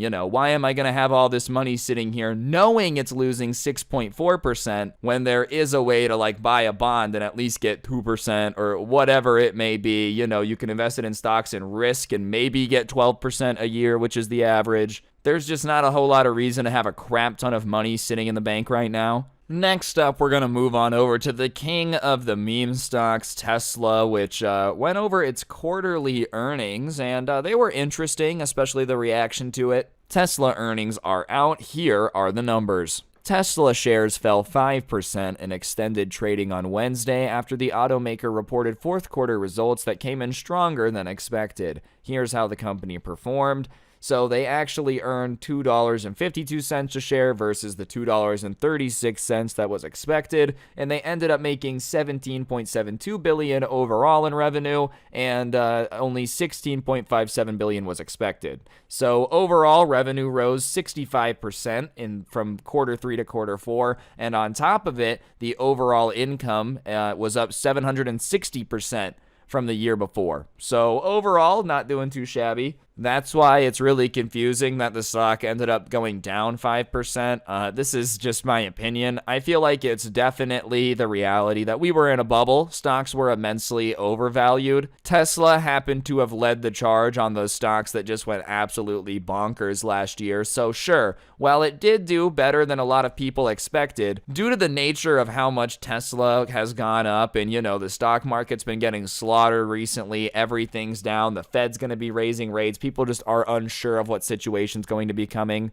It doesn't surprise me that even though Tesla did better than expected, that the shares might be losing value a little bit today. You just got to look at the rest of the market. The one thing that investors tend to hate more than anything is uncertainty, and as it currently stands, the Fed might and probably is going to raise rates in March, but they might not. We don't know when they're going to stop purchasing assets. We don't know how fast they're going to get rid of the assets that they do have, how much that's going to unravel everything. It makes it hard to know what the future of a company is going to be if everything around it is uncertain. So overall, Tesla's obviously a beast of a company. Anything that can raise revenue 760% is absurd. But you do have to sit back and consider what the overall state of the rest of the market is, which is why I personally think that it went down, even though this news should have been a good thing.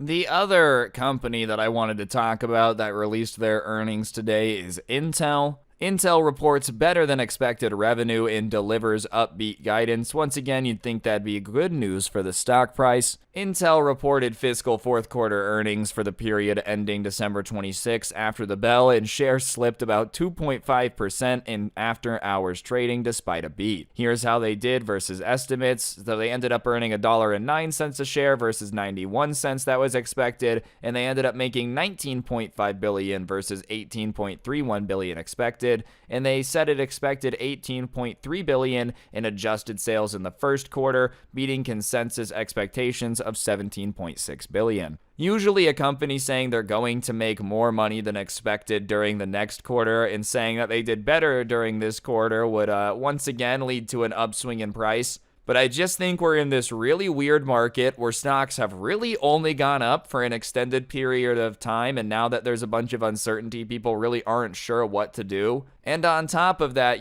because the last years have been so good, if that uncertainty's here and you're looking at your portfolio, you're like, all right, everything's down 10% in the last week, but I'm still up 400% in the last 2, 3, 4 years, however long you've been holding stuff. Chances are you're going to be taking some chips off the table just because, there is an uncertainty. Why keep money on the table if I'm not sure what's going to happen? And it just so happens that tech is the place where a lot of this bubble has been concentrated. it just is what it is. So I'm not surprised to see both Intel and Tesla kind of having this happen to them. Obviously, it's not great. I don't think either of these companies is going to disappear tomorrow, you know? I would be flabbergasted if in 5 years they both still don't exist and are huge. That being said, I just think the reality of the situation is there's a lot of uncertainty in the market right now because of the Fed and everything going on, so stocks might not be doing too hot for a bit. Obviously, I could be wrong. I hope I'm wrong. Maybe stocks quadruple in price. I look stupid. We all get more money. Everyone's happy. But overall, I just wouldn't be surprised if you see more beats coming out and companies having a harder and harder time pumping their price higher until we get more concrete plans on what's gonna happen.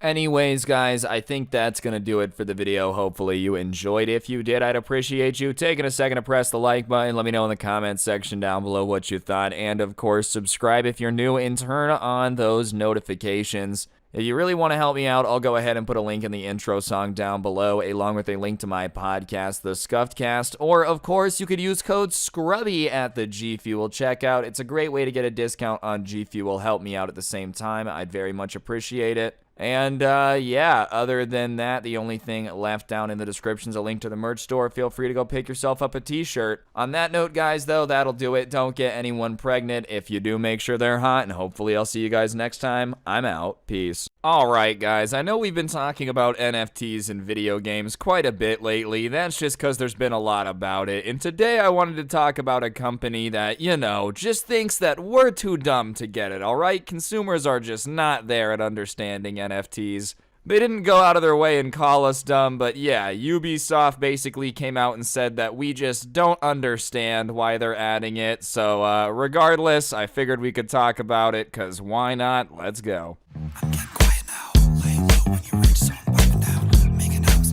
Alright, so before we get crazy into this, I just want to make it clear that, like, I am by no means an NFT expert, okay? I don't think I'm Mr. Crypto out here. That being said, it is always hilarious to see a company come out and be like, you guys hate this, but you just don't understand. It's never gonna work well, bro. It's like that one game conference when all the Diablo players found out there was gonna be a mobile game, and when they booed, they're like, don't you have phones? Yeah, man, but being in touch with what the customers want is also an important part of the business. Ubisoft says that players don't get what makes NFTs so beneficial. This is part of a paradigm shift in gaming. Listen, man, this is what I don't think you get, Ubisoft, okay? I don't want to have to understand an entire secondary financial market in order to be able to enjoy your video game, bro. Like, let's be honest here, NFTs are essentially like another financial instrument slash collectible. Like, it's a collectible that goes up in value. That's what most people look at them like.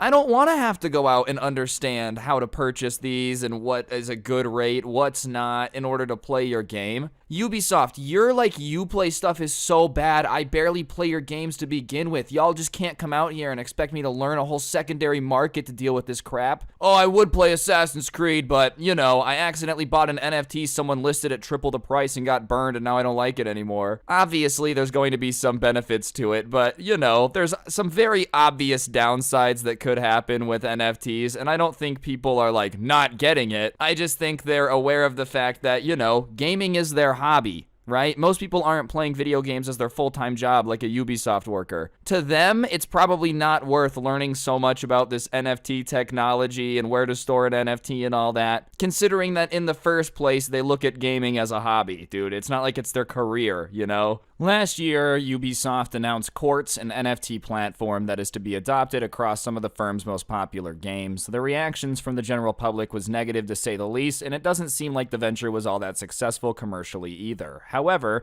Nicholas Poyard, hopefully I said that right, VP at Ubisoft Strategic Innovation Labs, has been speaking about the future of Quartz and feels that gamers are hating the idea because they don't understand currently the benefits of NFTs. Listen, man, I do understand that there are some benefits to NFTs. If I buy a collectible on the blockchain, then, you know, it's registered to me. I can always trade it on the blockchain. It makes a lot of things easier to have transactions back and forth with. It allows things to rise in value, you know, if you set it up that way. I understand someone was explaining to me that, like, they don't have to let it have a floating value. That being said, it's just the cost-benefit analysis, right? You gotta look at the costs, you gotta look at the benefits, and you gotta say which one's better. On one hand, I can just play video games the way I play video games. I log into Steam, I buy the game, I play it. If I want to buy some skins, I buy the whatever coin is on that game and I buy the skins. Sometimes there's like a Steam marketplace, sometimes there's not, right? It's fine. I like it. It's not complicated. There's a lot of benefits, not a whole lot of downsides. Now we're talking about everything's on a blockchain with the ledger, and which NFT version of Rainbow Six Siege do you have? If you don't have this version, I don't know if they're compatible. Like, it's just like, why are you overcomplicating this so much? I'm sure there are some people out there that would love this. If you're a big investor guy, then by all means, this probably is awesome to you. That being said, you gotta look at this from the perspective of the average gamer. You know, I love investing, I love that stuff. Maybe I would get into it, hypothetically. But the average person who's trying to just play video games like 4 hours a week after work, you know, or before they have to take the kids to soccer practice, whatever it is, they don't want to have to be dealing with all this crap, dude. Like, it just doesn't need to be this complicated. And, you know, Ubisoft is currently trying to spin it as like, we're trying to help consumers. They're talking about how if things are used in NFT form, you can resell it. You know what's nuts? There was also this thing called a disc that I could take and resell pretty easily. That was also pretty convenient, dude. It's crazy. These things called NFTs, they used to be this thing called stuff, and you held it in your hand. You know, I'm not against all NFTs, but that being said, oh, we need to make an NFT version of a digital game so that way you own the game. Well, then why did we switch off discs? Like, wasn't that we're just going back to owning a disc with extra steps?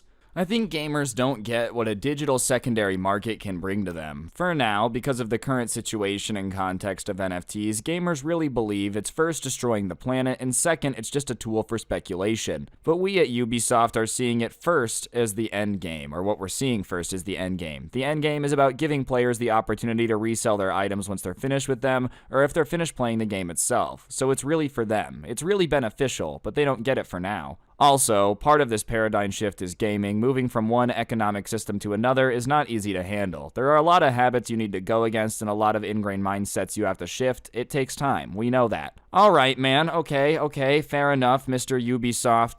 Gamers need a secondary market. They have to have NFTs so they can resell their stuff when they're done playing the game. Fair. All right. You know what? One problem. It doesn't have to be NFTs, bro. I get it's like fun technology, you know, the future quantum NFT tech, but if you wanted to buy and resell games, there was discs. And you know what's crazy? If you wanted to make a marketplace for people to be able to buy and sell weapon skins and all that stuff, you can do it. Yeah, I know you don't need blockchain to make a marketplace, but Steam has been letting people buy and sell CSGO skins on that marketplace for quite a long time. You know what I mean? Oh, you guys don't understand. If we add NFTs to all of our games, then you guys can buy and sell items. Well, you could have done it without NFTs, actually.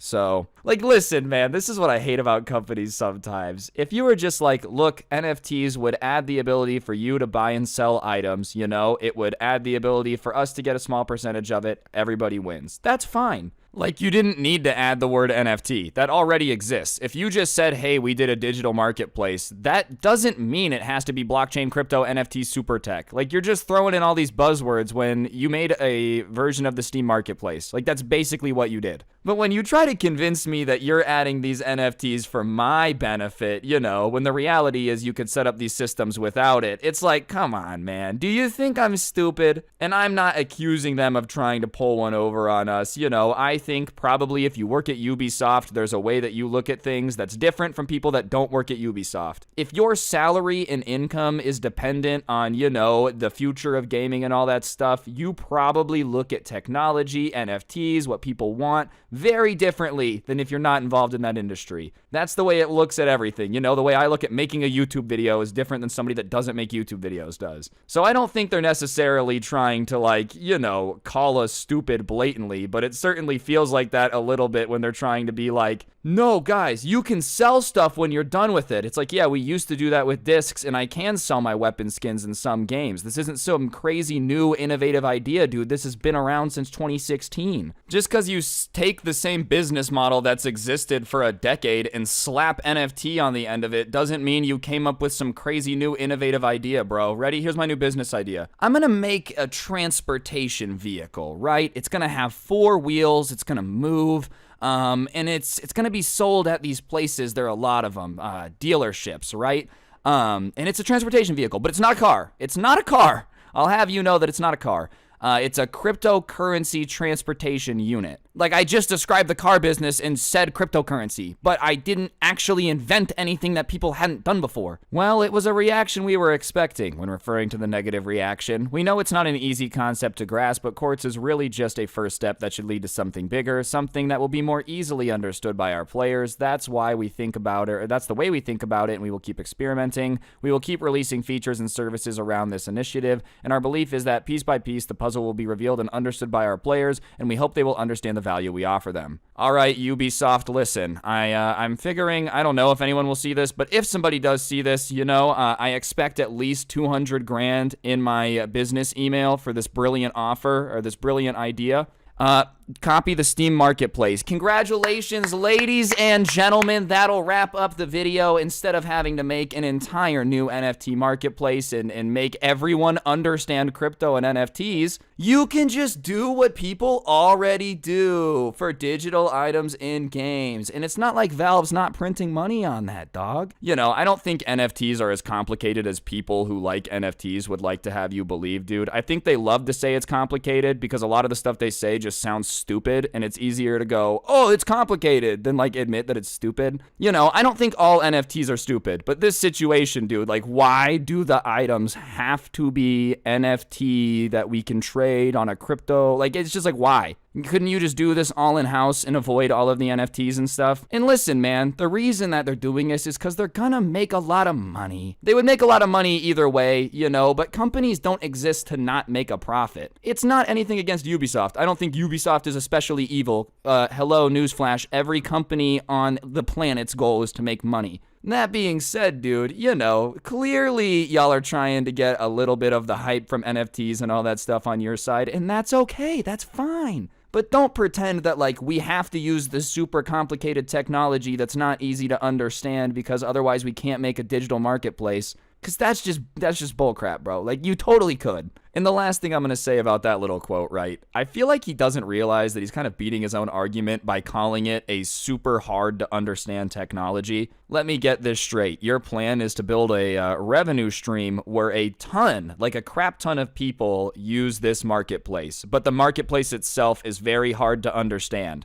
I don't know if those two things really go hand in hand, bro. I just can't really see a world where a very hard to understand concept is adopted by the masses. And that's with anything. That's not specific to video games. That's not specific to NFTs. If you sat here and said, I'm going to get a majority of people to understand, relative physics. Sure, it's hard to understand, but we can do it. I would be like, yeah, maybe you can, but the odds of getting the general public to voluntarily learn about something complicated is slim to none, especially when the current system isn't that broken. The way that we currently buy games and stuff isn't bad enough for me to want to go understand this super scary, hard to understand concept. Because it's just why? Why? You have to give consumers a reason why they want to go learn about all this bullcrap technology you're putting into the world. And if you just call it super complicated and hard to understand, that's not encouraging to the consumers to go out and actually learn it. And even beyond that, dude, I just went and looked at Ubisoft Quartz, right? It's basically it's just a marketplace where you can buy and sell unique digital items. That's not an insanely hard concept to understand, bro. I've bought CSGO knives before. He adds to their listening to what our fans are telling us, and the next move is to make sure that what we're doing will make even more sense to gamers. NFTs have been a hot topic over the past few months with the likes of Konami, Sega, EA, Square Enix, and either experimenting with them or discussing them openly in the public. At the end of the day, I understand companies are gonna do what they're gonna do to make money, right? It just is what it is, that's why they exist. But pretending that you have to be adding, blockchain, super crypto, NFT technology to make a digital marketplace, you're kind of just insulting our intelligence, bro. You can make and buy and sell digital items without it having to be blockchain certified NFT technology, and now you have to understand more complicated stuff. You could basically do it the way that every other company with a digital marketplace for their games have done it, Under this logic, by what they're explaining and making, dude, could you consider a gold in World of Warcraft to be an NFT? Just because something is a digital item that you can trade to somebody else doesn't mean we have to tokenify it, make it a speculative item, and over financialize the ever-loving crap out of it. Anyways, that was a little bit more of an uncohesive rant than it was like a cohesive video, but you guys get what I'm saying. I just, come on, man, just like, come on. I'll respect your company a lot more if you're not trying to bullcrap me into thinking this is somehow better than me when all the technology you're talking about's existed. But if you enjoyed the video, let me know in the comments section down below. Let me know if you dislike it, if you disagree, if you think I'm a moron. I don't care. Say whatever you want. On that note, though, like, comment, subscribe. If you really want to help me out, I'll put a link to the intro song down below, along with a link to my podcast, The Scuffed Cast, or of course, you could use code Scrubby at the G Fuel checkout. From now until the 31st of the month, it's actually going to be 30% off, so be sure to go get yourself some G Fuel. And the last link in the description is going to be a link to the merch store, so be sure to go pick yourself up a t-shirt. Otherwise, no joke, no scam, you might get clotheslined. And yeah, on that note, don't get anyone pregnant. If you do, make sure they're hot. I'm going to go read up on my NFTs just because the guy said it was a hard to understand concept, you know? And so I gotta go do some studying. I'm out. Peace. What's going on, guys? It's your boy Scrub here, back again with another video. Hope you guys are having a great day. I know I am, and today I've got another compilation of story times for y'all. I think you guys are going to really enjoy it, and yeah, without further ado, sit back, relax, and enjoy. Alright, so like I said, this is a subscriber story that was sent in to me, and I want to open it off by saying I would not recommend doing any of this, alright? I would call all of this a very bad idea. That being said, anytime someone freaks out because of their bad idea, it can be a little bit entertaining, especially when it's something that ends up reversing a ginormous W right after it occurs, alright? So yeah, the person who sent this in to me still has homeroom. I actually didn't have it, but basically from what they explained, it's like this hour at the start of the school day where you can kind of work on homework projects, like an hour to just work on stuff. That's the best way I can say it from what you explained. So obviously it tends to be that it's the class that people goof off in the most, you know, because there really isn't assignments to do. It's just whatever you feel like doing, and if you're in a class with anyone that you're friends with, usually what you feel like doing is just not paying attention and goofing off. And for whatever reason, the person who sent this in to me sits next to was someone that was always trying some weird way to get rich, get the bag very quickly, and you know, very often these get rich quick schemes didn't work because they were always centered around him being insanely lucky, not about him like starting a business or hard work. You know, it was always just kind of hoping for an absolute miracle to turn like $2 into $1 million. He was aiming way more for luck over effort, but regardless, the person who sent this to me was entertained by like the weird get rich quick schemes they would hear. Regardless, you know, one day the subscriber came into homeroom and sat down, and immediately this dude obsessed with getting the bag starts throwing this speech at him about how he came up with an idea to grow his money really fast, and how, you know, he had just cracked the code for being able to turn small amounts of money into large amounts of money, which, listen, if you've cracked the code for it, good for you. You're gonna have yourself a very fun existence. Chances are you're gonna be sipping on caviar quite often. I don't even know if you sip on it, but regardless, if you really figured out a way to like make a bunch of money, good for you. He said he had found this online gaming place where you could take money and bet money on a game, and then if the like money that you put down on the game was right, it paid you more money. And he's explaining this like there's not a name for this, right? And the person who sent this to me is listening to it, and they're like, wait, so basically you're betting money on what happens? And he's like, yeah. And they're like, so it's a casino? And you know, he has a laptop in front of him, and he's like, I don't know, take a look. A lot of kids in the school had laptops on them to like keep track of assignments and work on stuff because they're in hybrid school. So when they're working at home, they need their laptop, and obviously if you're like halfway done with the project on your laptop, you're just gonna bring it to school. But sure enough, he flips around his laptop, and he's literally showing an online casino to the person who sent this to me. And listen, that's not a way to get rich, dude. I'm not gonna say I hate gambling because to each their own. I personally think it's dumb. I don't really like to gamble. Obviously, I've just been around it a lot. I'm from Las Vegas. If you want to gamble, that's on you. If you feel like it, hey, I'm not gonna tell you anything. You guys can make your own choices. All I'm gonna say about it is, you know, like I said, I live in Las Vegas. If gambling was good for customers and a great way to make money, I don't know why all these companies keep building billion-dollar buildings and having record profits. You know, you think they'd start losing money at some point. Plus, not to mention, I'm really sure that it's illegal to gamble if you're not an adult. Like, even if you're 18, you're still not allowed to gamble. You gotta be 21. So I don't know how this dude has, like, managed to find some sketchy online online casino to sign up for, but I can certainly tell you that gambling is not the magic way to quadruple your money. I mean, sure, if you own a casino, maybe it's a magic way to quadruple your money, but I don't think gambling is a consistent way to make money. I think it's literally called gambling for a reason. Anyways, the person who sent this to me has a question about like, hey man, I'm not really sure that this is legal. Like, he kind of says that off rip, and the kid turns red and he's like, well, I signed up with my dad's name and then told him I needed a picture of his ID for school and sent it in, which is a horrible idea because now, like, not only are you gambling, which is a bad idea, but you made an account with your parents' name that they don't know about. That's a very horrible idea. You should never do that. It doesn't make it magically okay now that you just like fraudulently made an account with your dad's name, you know? But he goes on about how like he has this plan to get rich and he's gonna do it through this casino. And the person who sent this to me starts trying to tell him that like, okay, this is probably a really bad idea. You do realize that with gambling, you can lose all your money. You know, you're not taking out debt to gamble or anything, right? And he's like, no.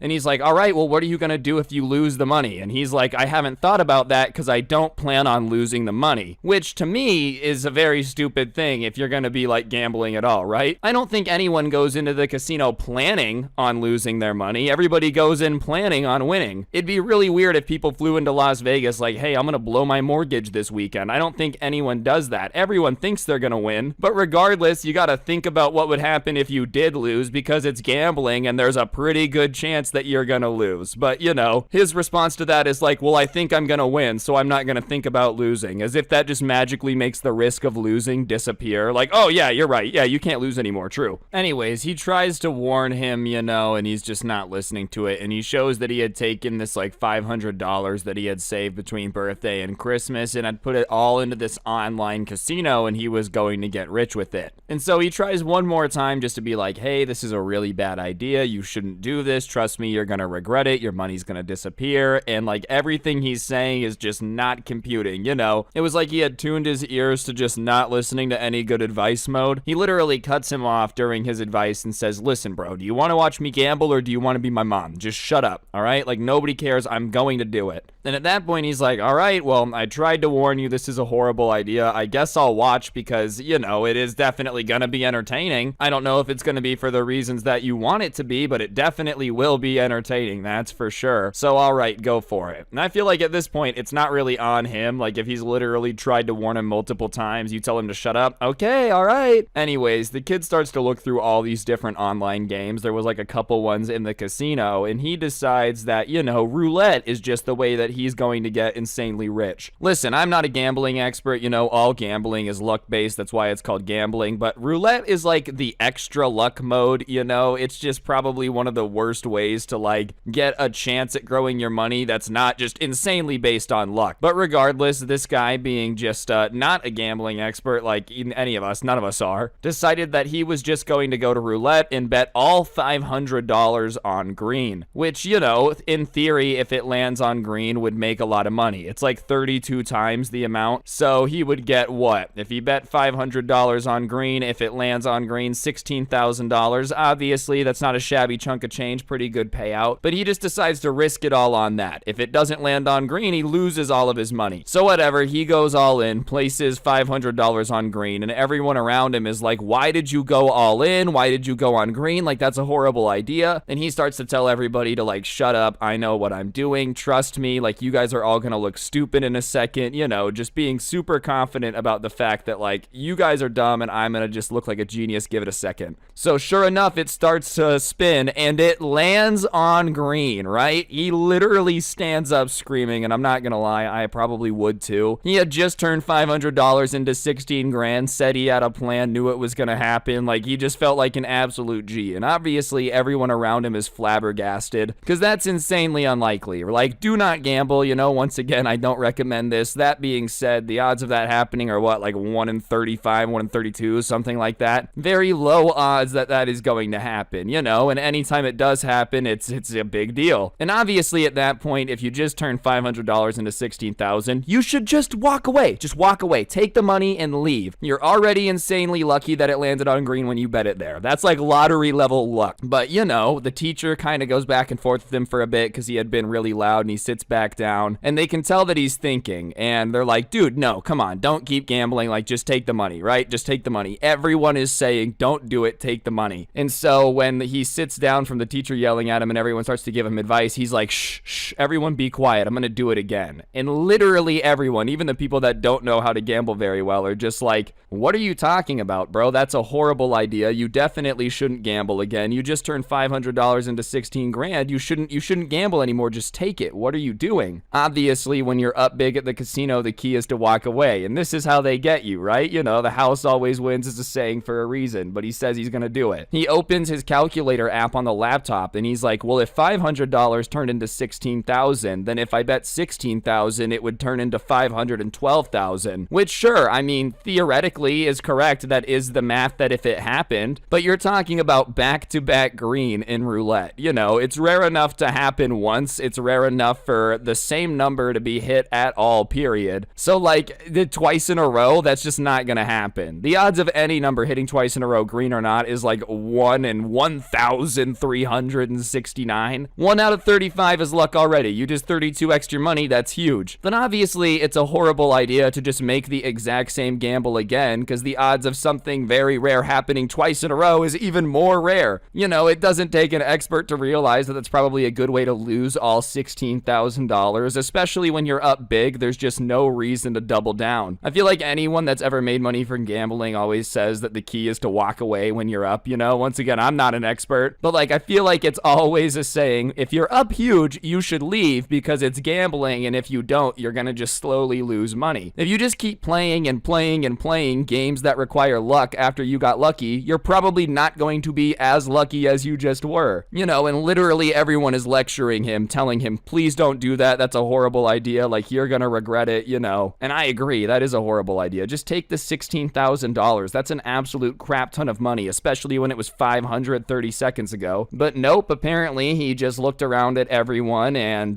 just decided that they were being stupid. And he said, listen, 16,000's a lot of money, but I'm not here for $16,000. I'm here to get rich, baby. And sure enough, just ignored everybody and went ahead and did it. So yeah, he goes ahead and places the bet, all $16,000 down on green again. Keep in mind the way roulette works, if it doesn't land on green again, like he loses literally all the money. You know, you think he'd at least be like, oh, $500 on green again, a 32 grand. No, you didn't, you just bet all of it. Sure enough, it starts to spin and it doesn't land on green, and literally everybody just goes like, because they realize that he had just lost 16 grand, but the kid gambling himself just hasn't reacted yet. He's just kind of staring at his laptop for a second, and then he very calmly goes up and like refreshes the page to look at the balance, and sure enough, you know, the balance is at zero. Like, it's gone. Trust me, I don't think the casino's gonna miscalculate and accidentally give you back all that money, pal. I feel like people lose enough money at the MGM. I would not trust some like online casino. You know, I know nothing about what it is. I'm just saying in general, like people lose money at very reputable businesses. Some shady online casino letting you gamble with just, you know, a random name probably is not doing the most like ethical things behind. Anyways, once he realizes that his balance is actually at zero and he's lost all of his money, he starts to like breathe really heavily and turn red, and somebody just decides to ask if he's okay, and that's when he snaps. Because no, you know, he was not okay. It was obviously not a very fun situation to be in, and he starts screaming, do you think I'm okay? I just lost $16,000, you moron. And then he picks up his laptop and like lifts it above his head, you know, just all the way up there like a basketball player going for the block, and then just slams it down onto the ground like an absolute slam dunk. And obviously it makes a huge crash. You can hear stuff breaking on it because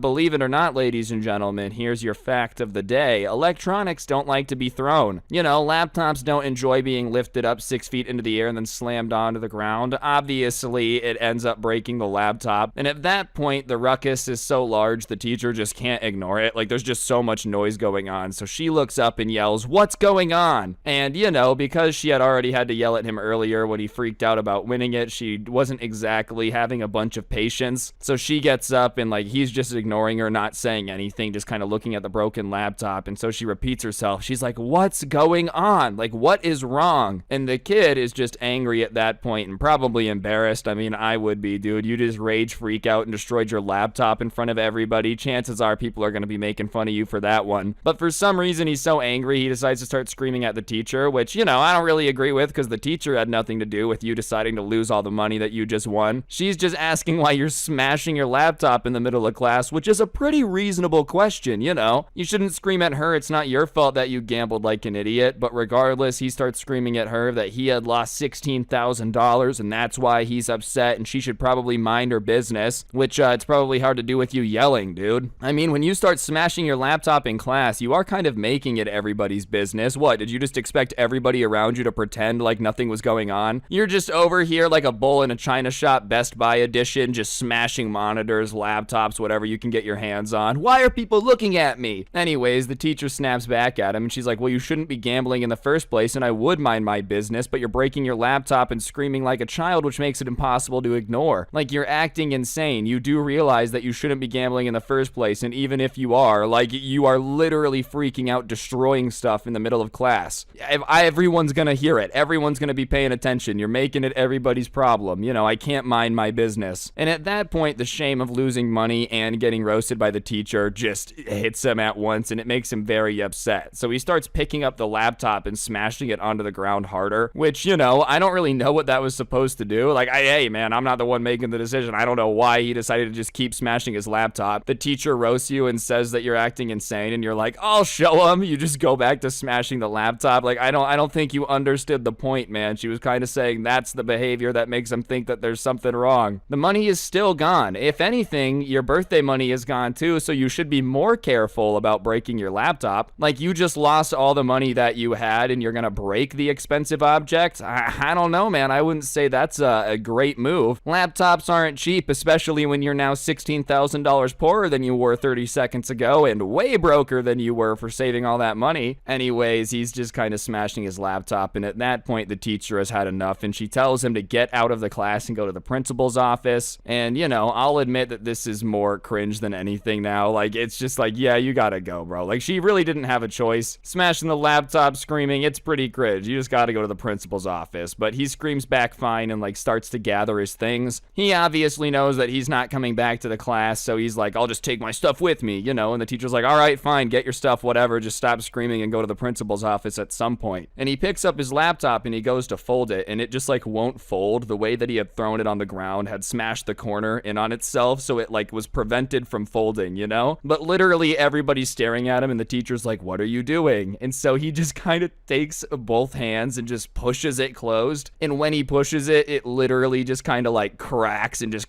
as he closes it even more, you know? Which, obviously, it was already broken. Like, if you start throwing something on the ground over and over again, chances are it's not going to be doing very well. But either way, just seeing somebody just force a laptop closed and, like, hearing the electronics cracking and crunching would just make about anyone cringe, you know? But he folds it up and, like, calmly puts it in his backpack, and he's acting like he didn't hear it, which makes it even funnier, you know? Like, if he would have been like, ah, great, that sucks, people probably would have laughed a bit, but he really just slammed it closed, forced it closed, heard all that cracking, and then put it in the backpack and just stormed out. And this is where I got really confused, all right? He actually went to the principal's office and told them everything because he thought they were going to be able to get his money back. Like, dude, at that point, you could have gone there, said something pissed you off, you smashed the laptop, you shouldn't have done it, right? No, you just admitted to the fact that you were, like, gambling in class. Of course you're going to get in a crap ton of trouble for that. That's not allowed. And on top of it, he admits that, like, he took his dad's ID, made the account, like, the entire thing. So obviously they call his parents. He ends up getting suspended because, duh, like, of course. And he ends up getting in so much trouble that, like, his parents take away all of his electronics, which, you know, is not a bad punishment. If anything, I feel like he got off light. I mean, let's be honest. This is basically, like, a fraud, identity theft, and gambling all in one. He really hit a trifecta with this baby. I feel like taking away his iPhone is the most, like, slap on the wrist punishment possible. They're like, we know you stole your father's identity to make an account at a casino, but okay, you can't text your friends for a week, all right? Like, it's okay. Anyways, pretty quickly, word got around the school, though, and everybody would just kind of give this guy crap for managing to blow $16,000 for trying to gamble it right after he won it. And, you know, they would be like, oh, how's your day? And if he was like, meh, it's not that great, would they be like, oh, do you have 16,000 reasons to be upset? Which, listen, in the grand scheme of things, isn't that bad. For, like, what you did, people are obviously gonna give you a little bit of crap. You know, someone making a joke about 16,000 reasons to be upset. Yeah, it's annoying, sure. But like I said, obviously people are going to give you crap when you do something stupid in front of them. You really can't be surprised when they're like, they're stupid. I feel like in this situation, the best reaction is no reaction. But this dude, every time somebody would bring it up, would like literally freak out, man. Like give everybody the reaction that they were obviously going for. Didn't do himself any favors by any time somebody mentions the fact that he had gambled all this money in homeroom, like basically trying to fight them, you know? Literally every time somebody would mention it at all, he would take off his backpack and start screaming at them, being like, do you want to go? Do you want to go? Which, you know, I'm not saying people should have been saying it. Like, they should have just let it go. Okay, the mature thing would have been like, wow, he's learned his lesson, we'll drop it. But obviously, people are going to make fun of you for it. Like, you can't be surprised when people do mention it, you know? And when you're gonna fight everybody that mentions it, if anything, that just makes it worse, dude. Like, people are just going to do it more just to mess with you at that point. You can't freak out and try to fight everyone for mentioning the gambling you did in front of everyone at school to try to flex, and then expect them not to give you more crap for it. If anything, the fact that you're always like, I will use Eye of the Tiger Karate on you every time somebody says anything is gonna make people say things quite more often. Like, people are gonna give you crap for that all the time just to see you freak out. Either way, though, you know, I guess if you didn't get in trouble, your mom and dad took away the iPhone for a week, people making fun of you is kind of punishment. I don't know, I guess. Like, people should leave them alone, I'm not gonna lie. I just think trying to fight people isn't doing yourself any favors. You shouldn't mess with them, though. Either way, I can confirm that overall gambling is a bad idea. The house always wins, you know? I know a lot of people swear they're experts at beating the casino and they got the secret sauce and all that, but I can confirm if you actually are able to beat the casinos and make them lose a bunch of money, they'll just ban you, you know? Casinos are out to make money for themselves. They're not out here to make everybody rich. I'm not saying people haven't gotten insanely lucky. Like, obviously, some people have won the lottery, too. I'm just saying, like, if this guy turned $500 into 16K, clearly people can make some money, but the idea that someone can just always win at gambling, I don't think so, dude. The house always eventually wins, and there's no shame in, like, walking away and keeping your money. If you ever manage to turn $500 into 16,000, that's nuts. You just walk out of the casino, okay? They're gonna be like, do you want it? Nope. Okay, do you want a free room? Nope.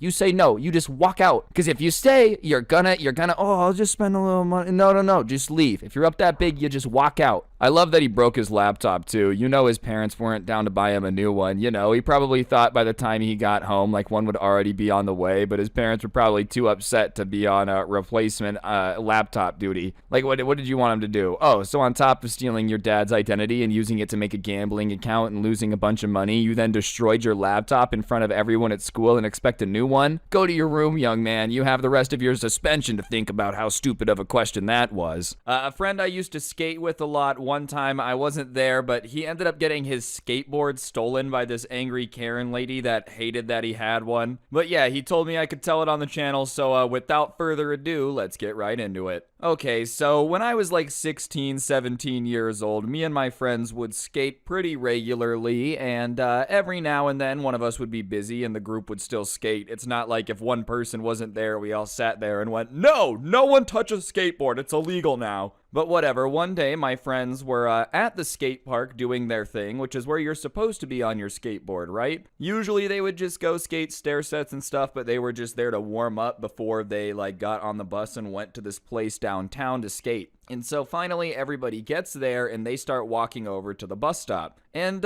you know, for the most part, it was pretty chill. You would just pick up your skateboard, get on the bus, and then get off the bus with your skateboard. You didn't do tricks on the bus, obviously. There wasn't a verse about that in the wheels of the bus. The wheels on the bus say, do a kickflip now or I crash the vehicle. Like, I don't think that's how it goes, but whatever. They're sitting there waiting for the bus to pull up, and there's this, like, middle-aged woman kind of sitting with her back to them with her arms crossed. And they didn't even notice her at first. They were just kind of talking amongst themselves, and they were talking about where they were going to go once they got off the bus. And the friend, who was actually the main guy who got his skateboard stolen in this story, was filming a, like, little skate part at the time. He was the best in our friend group. He wanted to film a little part so that way he could, like, send it out and maybe get sponsored.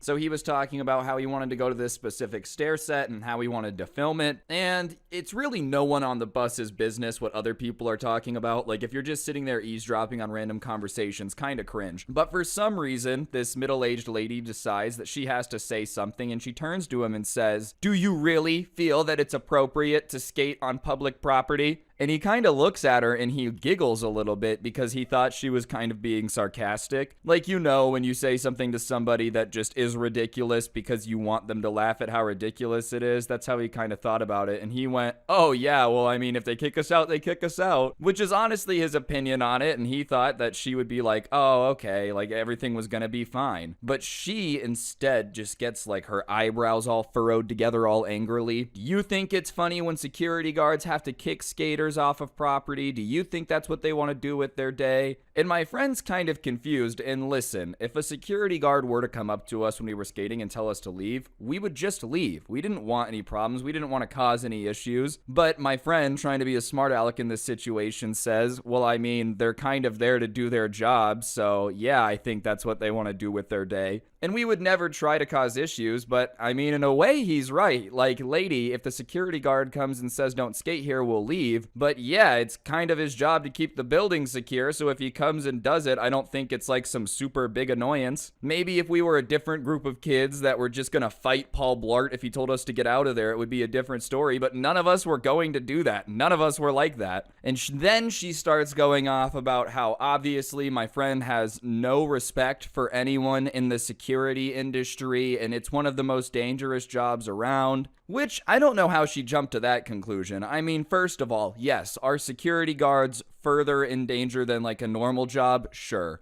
Let's not pretend that the average security guard walking around the mall, though, is like tackling suspects on a daily basis. And on top of it, I don't know what my friend's saying, yeah, I mean, it's just their job to be a smart aleck, makes you think that he just doesn't respect anyone who does it or doesn't think the job has any danger to it. He didn't say that. It's not like he walked up to this lady and said, oh, is your husband a security guard? Yeah, bet you he's a big poo-poo stinky head. Security guards suck. I don't respect them at all. If I see a security guard, I'm gonna try to punch them. No one said that. But she's just talking about how kids on skateboards have no respect for anyone. Yeah, you know how it is. When I got my first skateboard, it came with a little instruction booklet in the box. I opened it up. I was like, my first complete skateboard. This is awesome. And it said, okay, now that you have a skateboard, there's a few ground rules that you have to know. First of all, if anyone says that skateboarding sucks, hit them with the skateboard. Do it as fast as possible. And if anyone says that they deserve respect, then you need to spit in their eye. That's what I was told when I got my skateboard. I'm pretty sure that's what everyone does, right? I mean, let me know in the comments section. I'm pretty sure every skateboard comes with instructions that you are not allowed to respect anyone.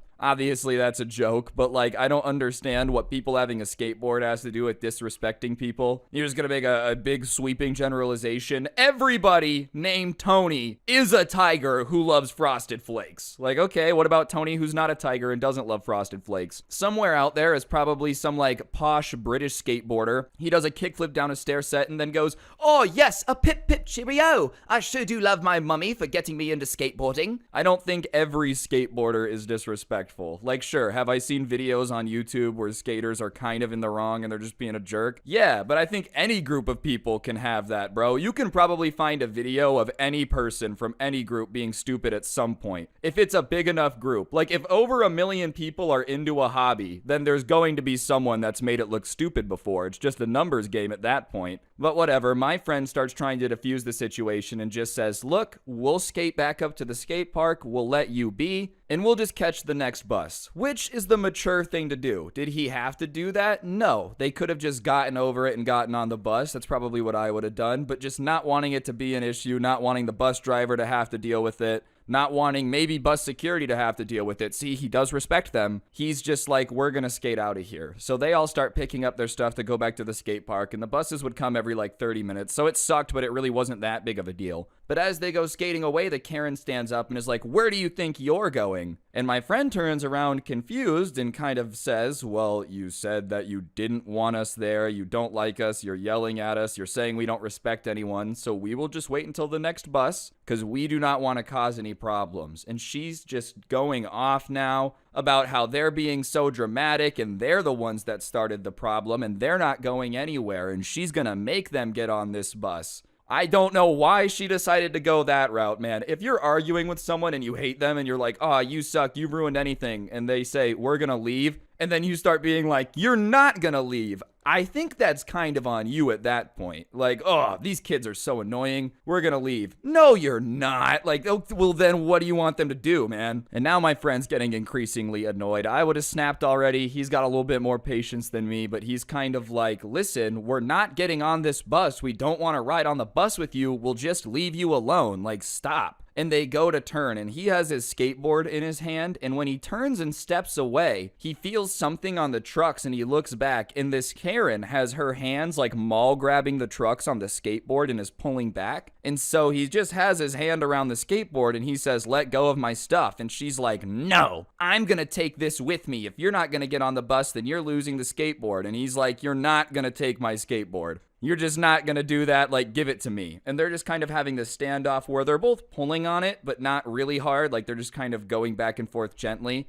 And she says, let go of the board. And he just says, I'm not going to let go of my skateboard because it was his. I don't think you have the right to just take stuff. And she tries to be all like, tough lady, I'm stronger than you kids, and pulls really hard on the skateboard. Well, the only issue with that is my friend kind of saw it coming because she did the thing where you kind of dig your heels in a little bit and you like squat down to get ready to get a rip on it, like you're in a rowing machine or something. I don't know. Your parents might have made that up for you to get into college, but maybe you're actually on the rowing team. But since it's so telegraphed, my friend realizes that she's about to pull on the skateboard very hard, so he does something that, listen, was it the nicest thing in the world? No. Was it hilarious and deserved because she's trying to steal his things? Yes. And he just lets go of his end. Well, I don't know if you've ever seen what happens when someone pulls something really hard and the other person lets go, but she yanks hard and there's just no resistance, so she just goes flying backwards, and the skateboard kind of goes up above her head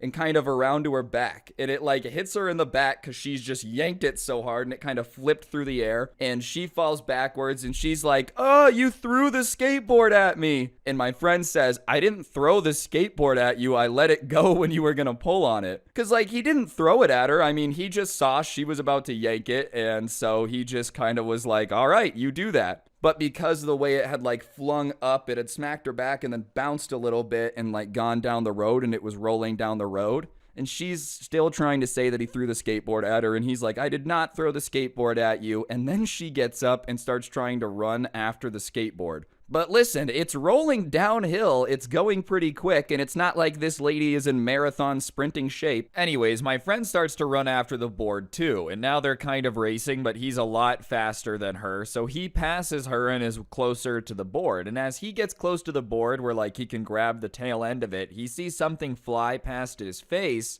and he's confused, so he looks back and he sees her kind of hobbling down the road, so he looks back to what she had thrown, and she had taken off her shoe and thrown it at him to try to like stop him from getting the skateboard. I don't know. It didn't really do anything. I feel like if anything, that would make me more sure that I got to get my skateboard and get out of here, is when you start throwing shoes at me. Like, clearly this is not going to end well. I got to go. But he dodges the shoe. I guess he didn't dodge it. She just missed. Grabs his board and turns around to sprint past her. And maybe at this point, she's got one shoe off. She's in the middle of the intersection chasing a kid with a skateboard. She would probably give up. But no, when he turns around and starts trying to sprint back to all of our friends who are still at the bus stop, she drops into like the kick returner stance. If you've ever watched football, you know when they do the kickoff? And the guy's running back and they're just all trying to tackle him. Like, that's what she gets ready to do. Probably try to tackle him. And so he's running towards her because he has to go past her. He has no option. And she's just looking like she's going to tackle him. And as he's sprinting there, she's yelling, like, I'm going to get that skateboard. Like, if it's the last thing I do, Scooby-Doo villain type stuff. And so he's getting close and he's ready for her to, like, throw something at him, attack him or whatever. But he just sprints right past her. I almost think she didn't realize how fast he was going because he gets past her and just keeps running. And all of this is going on in the middle of the road. And now one of the lights have changed. So while all this is happening, there's like cars coming in and they're honking the horn because there's these idiots in the middle of the road chasing after a skateboard, throwing shoes at each other. And so my friend keeps running back to the group with the skateboard, but the Karen turns her anger on traffic and starts yelling at them for not helping her get the skateboard. Yeah, because all these people that are just like trying to drive to the grocery store really want to help you, random lady, steal something from some kid who's very clearly trying to run away from you. Anyways, my friend gets back to the group. They decide that they're gonna run back to the skate park and hang out till the next bus, so they do it. They go back to the bus stop. The lady's not there. They get on the bus. They go about their day. And yeah, basically some lady just tried to attack him and steal his skateboard and threw a shoe at him, which I know is very disrespectful in some culture. Alright, so this story actually takes place at a friend of mine's house. I'm gonna call him Trevor for the purpose of the video. And Trevor and I were like in that weird stage of friendship where you hang out at school, but you don't really hang out outside of school. Like, I had never been over to his house, but I considered him one of my friends, you know. And one day he's like, yo bro, you should come over and hang out with a couple of other dudes who were going over to hang out and like skate after school. So I was like, all right, bet, I'll be there. And I didn't think anything of it, obviously, because it's not like I had any ill intentions. I'm not trying to become friends with this dude to fight his dad. Believe it or not, that was not on my to-do list when I decided to go hang out. But whatever, I go over and sure enough, everybody's just kind of in the front yard. He had a rail set up and people were just kind of skating and hanging out. And so I'm hanging out there and I said, hey man, is it cool if I grab like a water from the fridge? And Trevor looks at me and he goes, yeah, of course. In fact, if you want a soda or anything, just go for it, just grab it. So obviously at that point, I'm like, okay, sweet, I'm gonna grab a water, and since Trevor said it's okay, I'm gonna grab a soda, right? I know it's like rude to grab something without asking, so I would have never just like grabbed a soda out of the fridge unless Trevor had said it's okay. But I go into his garage, and I'm the only kid in the garage, and his dad is kind of sitting there like watching something on TV in the garage, and they had a pretty deep garage, so I actually hadn't seen him until I came into the garage. Just the way the sun was kind of coming over the house, it was just kind of shadowy. So I walk in and I say, oh, hi. And he goes, hi, I don't know you. And I said, oh, hi, nice to meet you. I'm Ryan, right? And so I walk over to the fridge and I open it and I grab a water, and there's a bunch of soda there, and there's like one can of Coke left, right? And then there was like 50 cans of Pepsi. And so in my mind, I'm like, okay, I'm gonna take a Pepsi because it would be rude to take the last Coke. That was honestly what I was thinking, that like if I had one Coke left and someone took it, I wouldn't want that to happen, so I'll take a Pepsi. And I grab a Pepsi, and as soon as I put my hands on it, I hear like a growl noise, and I'm a little confused, and I look over and I see that his dad's staring at me, and his like friendly demeanor has now shifted into a face that's like a scowl. He's not seeming too thrilled anymore, and so I kind of stand back up, and when I stand up, I take the Pepsi out, and I go, I literally say, and he goes, did someone tell you that you could take that Pepsi? And obviously, I'm a little bit confused, and I literally go, me? Because I'm the only person in the garage, but I'm like, yeah, I just introduced myself, bro. You just saw me take it, you know? And he's like, who do you think I'm talking to? There's nobody else in this garage. Who told you that you were allowed to take a soda out of my fridge? And I'm like, oh, Trevor did. And he's like, well, that's funny, because last time I checked, Trevor isn't the person paying for the groceries around here. So how about you put that soda back? Because I didn't say that you were allowed to take one. Do you know how rude it is to come into someone's garage and start taking stuff that they've paid for? And I'm literally just like gobsmacked confused in this moment because I'm just like, I don't even know what to say. This dude's giving me this lecture about how it's rude to take stuff out of the fridge, but like his kid had literally told me it was okay to take a soda. And so I start kind of trying to defend myself, and I'm getting a little irritated because, you know, I just think it's a misunderstanding. And I go, no, you don't understand. Your kid told me I could. I didn't realize that you weren't cool with it. And he's like, oh, so now you're going to try to throw my son under the bus for you not having any manners? And I'm like, no, that's not what I'm doing. I'm not saying this is anyone's fault. But you're acting like I'm coming in here trying to take your stuff out of nowhere when it's not my fault that I was told it was okay to grab a soda. And at this point, the dad walks over and is like, with me next to the fridge, and we're kind of arguing back and forth, and he opens it up and he goes, why would you grab a Pepsi? Why would you grab a Pepsi? Keep in mind, in this fridge, there's one Coke and a bunch of Pepsi. Like, you know, Pepsi's my soda. I buy that for me to drink. So the fact that you would take a Pepsi makes me think that you're trying to come in here and disrespect me. And I'm like, dude, believe it or not, I don't know what your favorite soda is. I don't know you. There was one Coke left, and I thought it would be more rude to take the last one than to take something that there's a bunch left of, right? Like, I don't know, bro. That was really my thought process. I didn't realize that the Pepsi was not supposed to be taken. I didn't realize Pepsi's a dad soda. If you're under the age of 25, Pepsi is illegal. Like, I didn't know that, dude. No one's ever ID'd me to get a Pepsi, which I'm not gonna lie is probably a pretty smart alecky thing to say, you know. But regardless, at that point, I'm irritated. This dude is acting like I'm really out here trying to steal a soda. I can get a soda, thank you though. But I'm being a smart aleck and he's like, you know what? I don't like your attitude. Put the water and the Pepsi back and get out of my garage. And at that point, I'm like, okay. So I just drop it on the floor, which not the best thing to do, okay? It's not like my maturity level is where it is now. I wouldn't have done this now. But when I drop it, the Pepsi pops. And he's like, you're making a mess. And I go, I'm leaving. And I just start to walk out of the garage. And I want to say, you know, obviously popping the Pepsi. If you're watching this, angry dad, I apologize. I didn't think it was gonna do that, bro. I really did not. In the moment, I thought it was gonna like hit the floor and roll, you know, which still doesn't make much sense. I just shouldn't have dropped it. But like, it's not like I set out with the goal to throw the Pepsi on the ground and cause a mess. And I apologize if you're watching this, bro. But either way, I start leaving and he is yelling now that like, get out, get out. And I'm like, I'm leaving, bro. And that's when I kind of feel him like right behind me. And he's not pushing me out of the garage, but he's walking like faster and I have to keep walking faster to stay away from him. So I get out of the garage. And at that point, everyone in the streets just kind of turned and watching this. No one's skating anymore. And Trevor's sitting there slack-jawed because his dad is like beat red with anger, like escorting me off the property. And I walk past my skateboard in my backpack and I go, bro, if I'm gonna leave, I gotta get my stuff. And he's like, no, you're not gonna get your stuff. It's on my property. And I'm like, I'm not leaving without my stuff. And at that point, I turn around and it's not like I can do anything, bro. I'm a kid. Like, this dad is like gonna toss me through a plate window if I try to do anything. But I'm like, look, dude, I have to get my stuff. I can't leave without it. And at that point, he's literally like an inch from my face and he's yelling. And you know when someone's yelling and you can feel the spit hitting your face, like the heat from their voice? That's how close he is to me. And he's like, if you're not off the property in the next 10 seconds, then I'm fighting you. And at that point, everyone around me kind of gets up and starts trying to break us up. And Trevor's like, what happened? What happened? And his dad's like, your moron of a friend took one of my Pepsis. And Trevor's like, I told him he could take a soda. And his dad's like, well, I didn't say that you could tell your friends that. So you know what? This is your problem. You get him out of here in the next 10 seconds or I'm beating him up. And at that point, Trevor looks at me and he's like, I'm sorry. And it's like, it's cool. I just need my stuff. So he goes over, he grabs my skateboard and my backpack and he runs back over. And the entire time his dad's like dramatically counting down, bro. 10,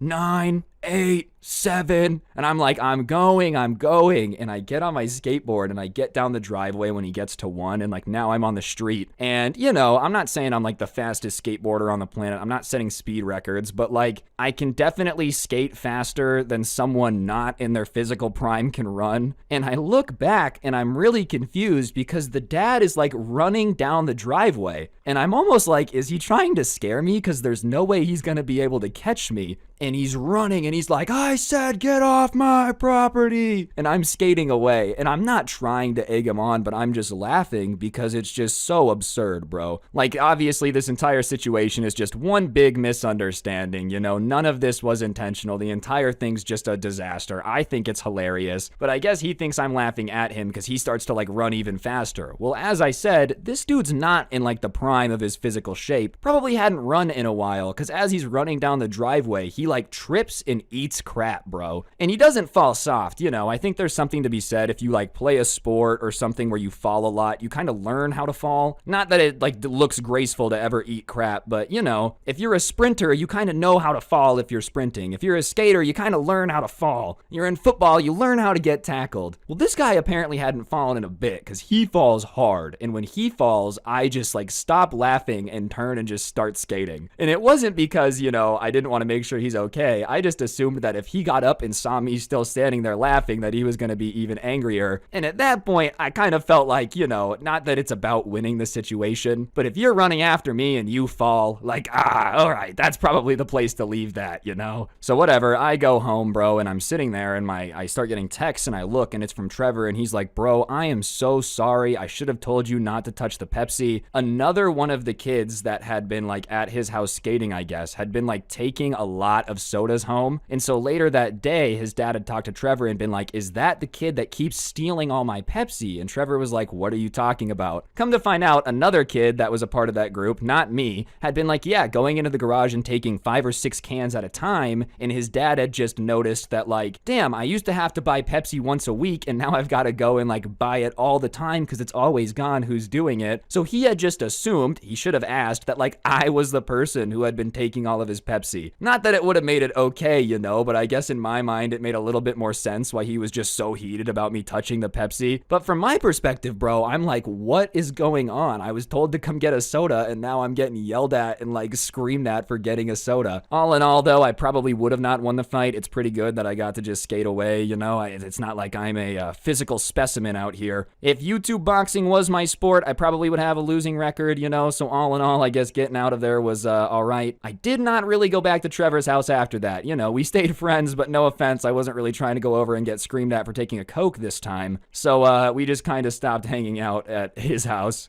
Alright, so obviously somebody sent this in to me, and the person who did lives in an area where, you know, you can see your neighbor's house, but you can't exactly make out a bunch of details of what's going on. They have a little bit of space between the houses. Regardless, the house that was next door to them ended up going for sale, and, you know, it ended up selling pretty quickly, and a single dude in his 40s ended up moving in, and he seemed nice enough. He came over and introduced himself and was like, hey, I'm new to the neighborhood, you know, I just moved in next door. And honestly, the person who sent this to me just thought it was going to be like any other neighbor you have, which is essentially you basically forget they exist unless you're looking at them or like talking to them, and you don't need to remember that they're there. In my opinion, that's the ultimate good type of neighbor. You guys get along, but it's not like you feel some weird obligation to be checking in all the time. You know, if somebody were to break into your house, they'd call the cops, but you're also not going to pretend that you want to go hang out with them on Friday night. Let's be realistic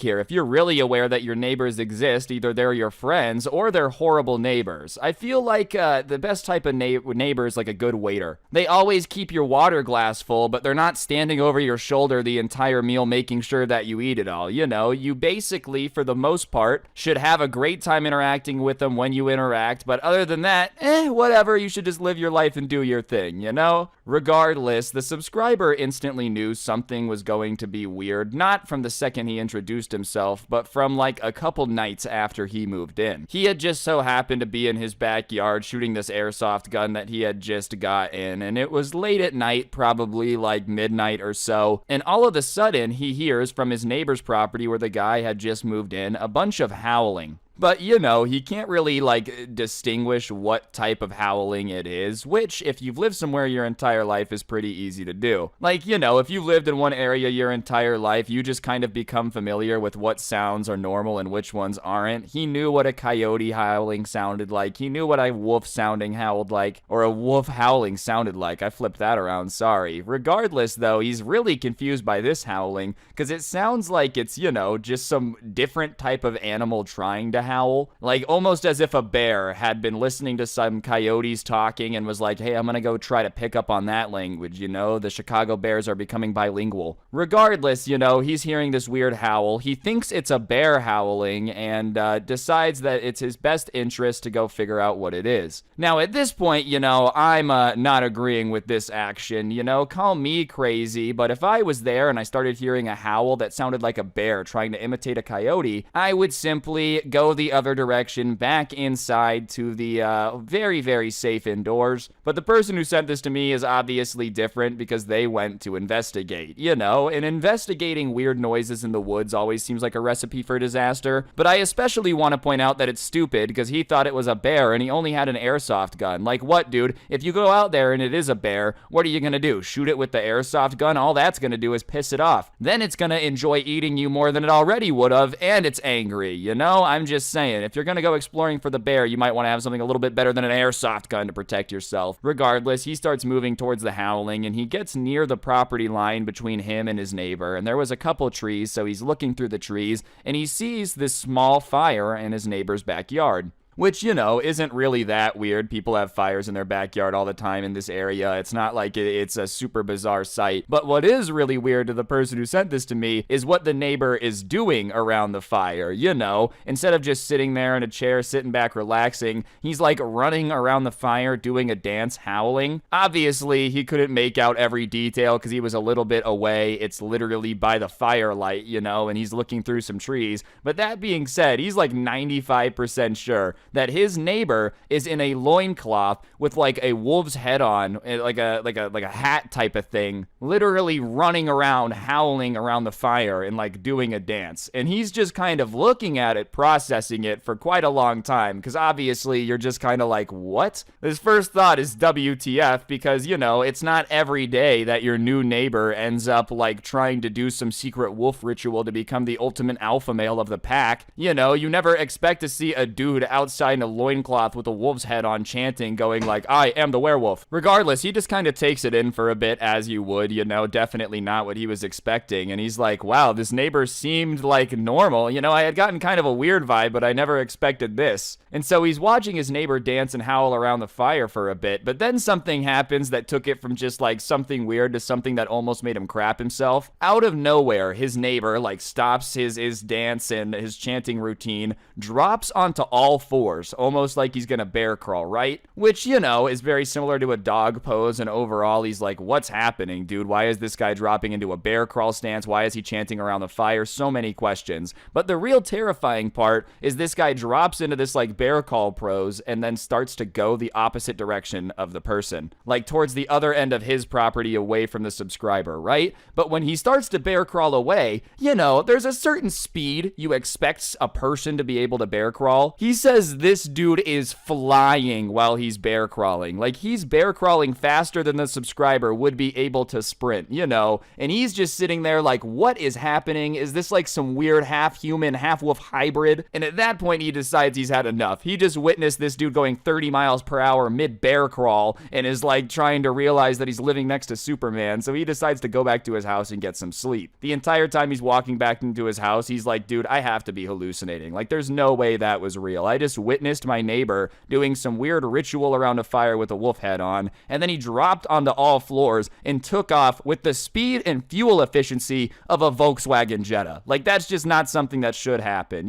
So obviously he goes inside, he goes to bed. He's trying to tell himself it's a hallucination, but like the entire time he's telling himself that, he's getting this weird feeling in his body that's like, that was not a hallucination, We may be stupid sometimes, but you can't convince me that that dude bear crawling 30 miles an hour was normal, is what his brain's replying, right? But what really freaked him out is the next day, there's a knock on the door, and he answers it, and his neighbor's standing there in normal clothes and is like, hey, can you talk for a second? And he's like, sure. And the neighbor starts to ask him if he heard any weird howling last night. And obviously, not wanting to give away that he had seen this dude's wolf ritual, he decides to play dumb. And he's like, oh, yeah, I heard some howling, but I just figured it was a pack of coyotes or something. I didn't really know what it was. I'm not too familiar with animal noises. Obviously, he's not going to come out and be like, yeah, why were you by the fire doing wolf rituals and then crawling with the speed of a small car? And when he says that he didn't know what it was and he thought it was the coyote, he gets even more concerned because the neighbor's face, like, relaxes right away,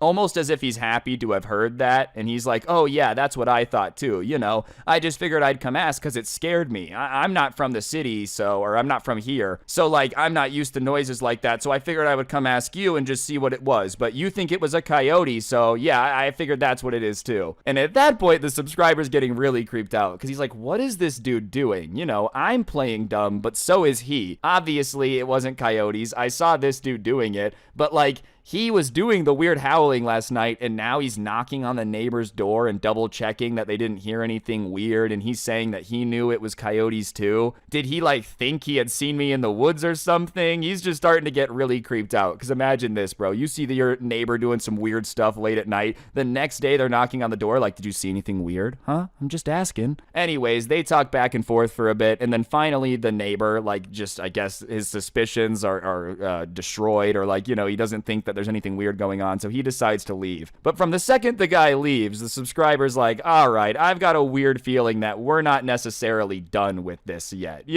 You know when you're like walking away from something and you've just got a feeling that it's gonna come back at some point? That's the feeling he got when he closed the door and the neighbor went away. Which, to be fair, probably should have been obvious. I mean, let's be honest here. Your neighbor thinks he's a werewolf, he's doing rituals in his backyard, then he's knocking on the door and acting like nothing weird happened. I mean, you know, I'm not saying you deserved anything weird to happen or that he's not weird, but it's pretty obvious that the situation had to have gotten more bizarre. You know, I think a guy thinking he's a werewolf is already weird enough. It's not like anything from this point can really be a surprise. You know, like once somebody has punched grandma in the face, everything's off limits. You never know when someone's throwing a plastic chair at the barbecue. Someone already punched grandma, there's no such thing as something being off limits. Anyways, for about a month after that weird conversation, there's no issues. And then sure enough, one night, about a month later, he starts hearing that howling again. He knows it's not a coyote, and you know, he knows that he probably shouldn't go make sure that it's his neighbor being a crazy person, but he can't help himself. So he works up the courage to go out and see what the howling's from, and he's really hoping that he gets over there and it's not his neighbor, you know, that he just gets over there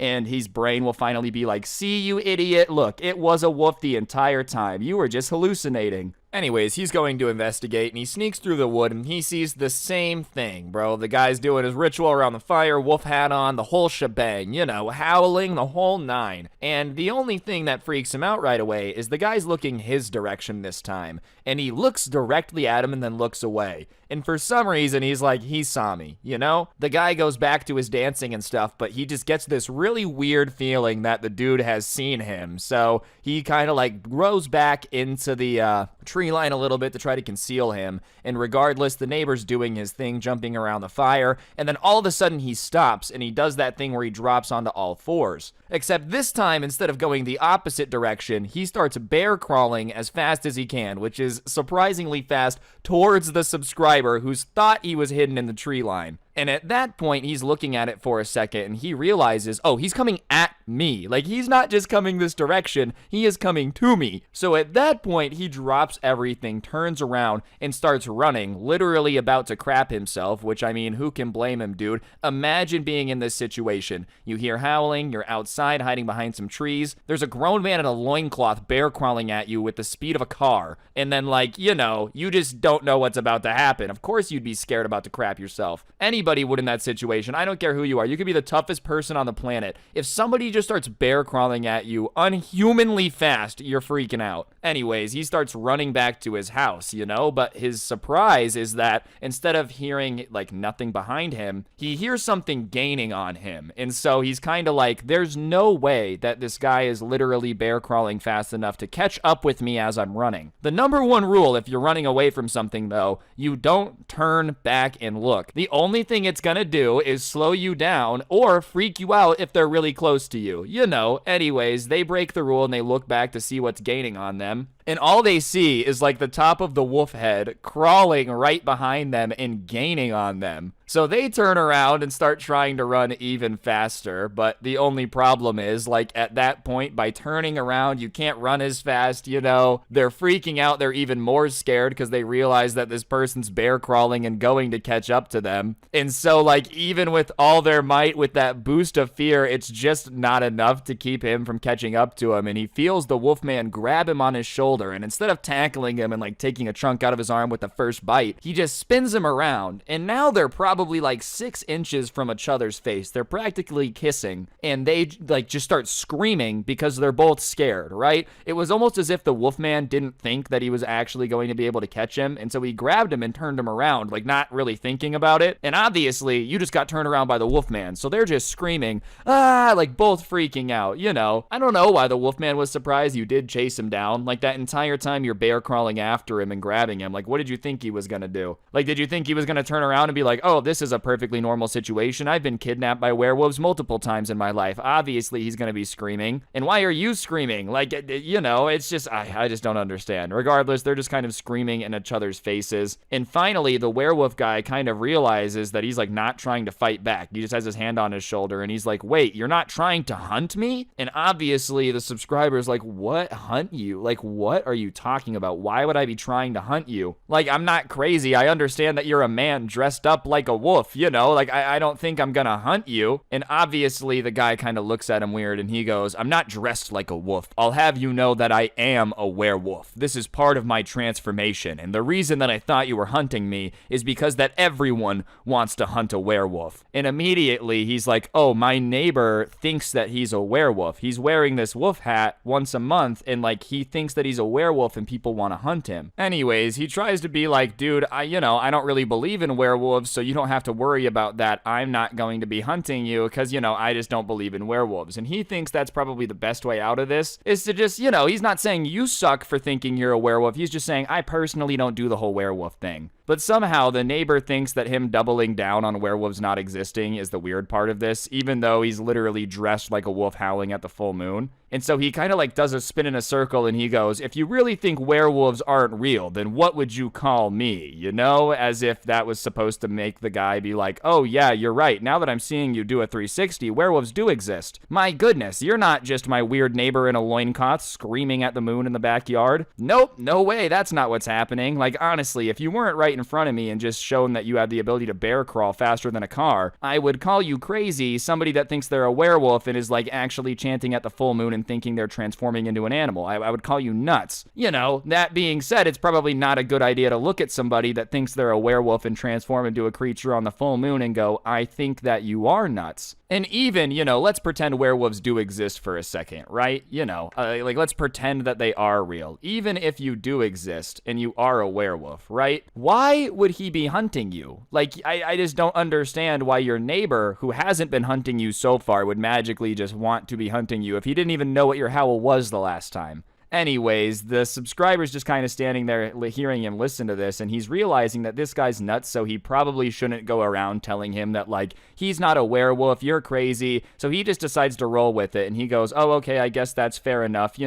that's fair. If werewolves aren't real, then how would I explain you? Because obviously, when somebody's just like this crazy thinking they're a werewolf, bro, it's probably easier to just roll with it. I mean, I'm not saying that it's normal to think you're a werewolf, but if somebody's like, I'm a vampire, and it's not your family member and you're just kind of dealing with them at the grocery store, it's probably easier to smile and nod and go, yeah, you are. You don't want to be the person to tell him he's crazy. We all are in agreement here, but that's not your responsibility, because in this situation, you're screwed either way. You either do live next door to a werewolf, which who would want to live next door to a werewolf, or you live next to a dude who thinks he's a werewolf. And both of those are not exactly super fun, and neither of those sound like the type of person who you want to be on the bad side of, If he is an actual werewolf, it's not like you want him thinking of you next full moon, and if he's just a crazy dude, you just want him to kind of forget you exist. Let's just, drop off the radar, call Lester, remove our wanted level from the werewolf real quick, it's just that simple. And so, obviously, he's trying to twist it now and convince him that he's not a werewolf hunter, and he goes, oh, yo, remember last time we talked, I told you that I didn't recognize the howling, so when I heard it this time, I just came to investigate.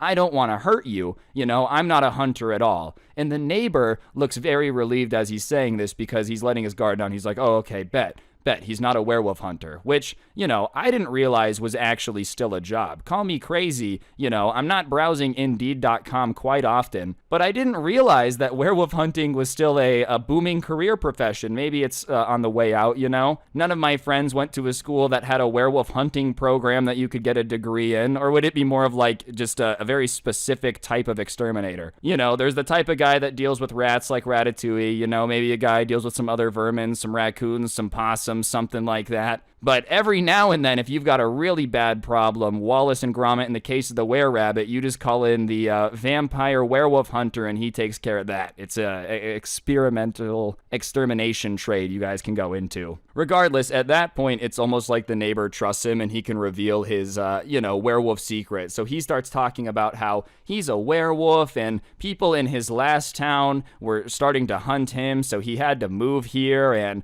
that's why he moved in such a hurry. And the the entire time, the sub's just smiling and nodding, pretending that all of this makes sense, because, once again, you just don't want to be the dude to tell Crazy Werewolf Guy that he is a crazy werewolf dude, you know? Especially now if he's talking about how people are out to hunt him, it's definitely not worth it, and after a while, he finally gets the venting out about how hard it is to be a werewolf, and he looks at his neighbor and he shakes his hand and he goes, man, thank you for being cool about this, you know, usually people aren't very understanding about it. And he's like, oh, what do you mean people aren't understanding about you being a werewolf usually? And he's like, well, usually when I tell people that I'm a werewolf and I have the ability to shapeshift and every full moon I become a wolf, they get intimidated by my power and pull away. But I can tell that you have a true warrior spirit and understand the werewolf heart. I can, understand that you are not intimidated by my power. And listen, dude, I don't think they're pulling away because they're afraid of your werewolf power. They're afraid of sentences where people say that, like, if you do not have a warrior heart, you cannot understand the power of a werewolf. You know, it just kind of makes people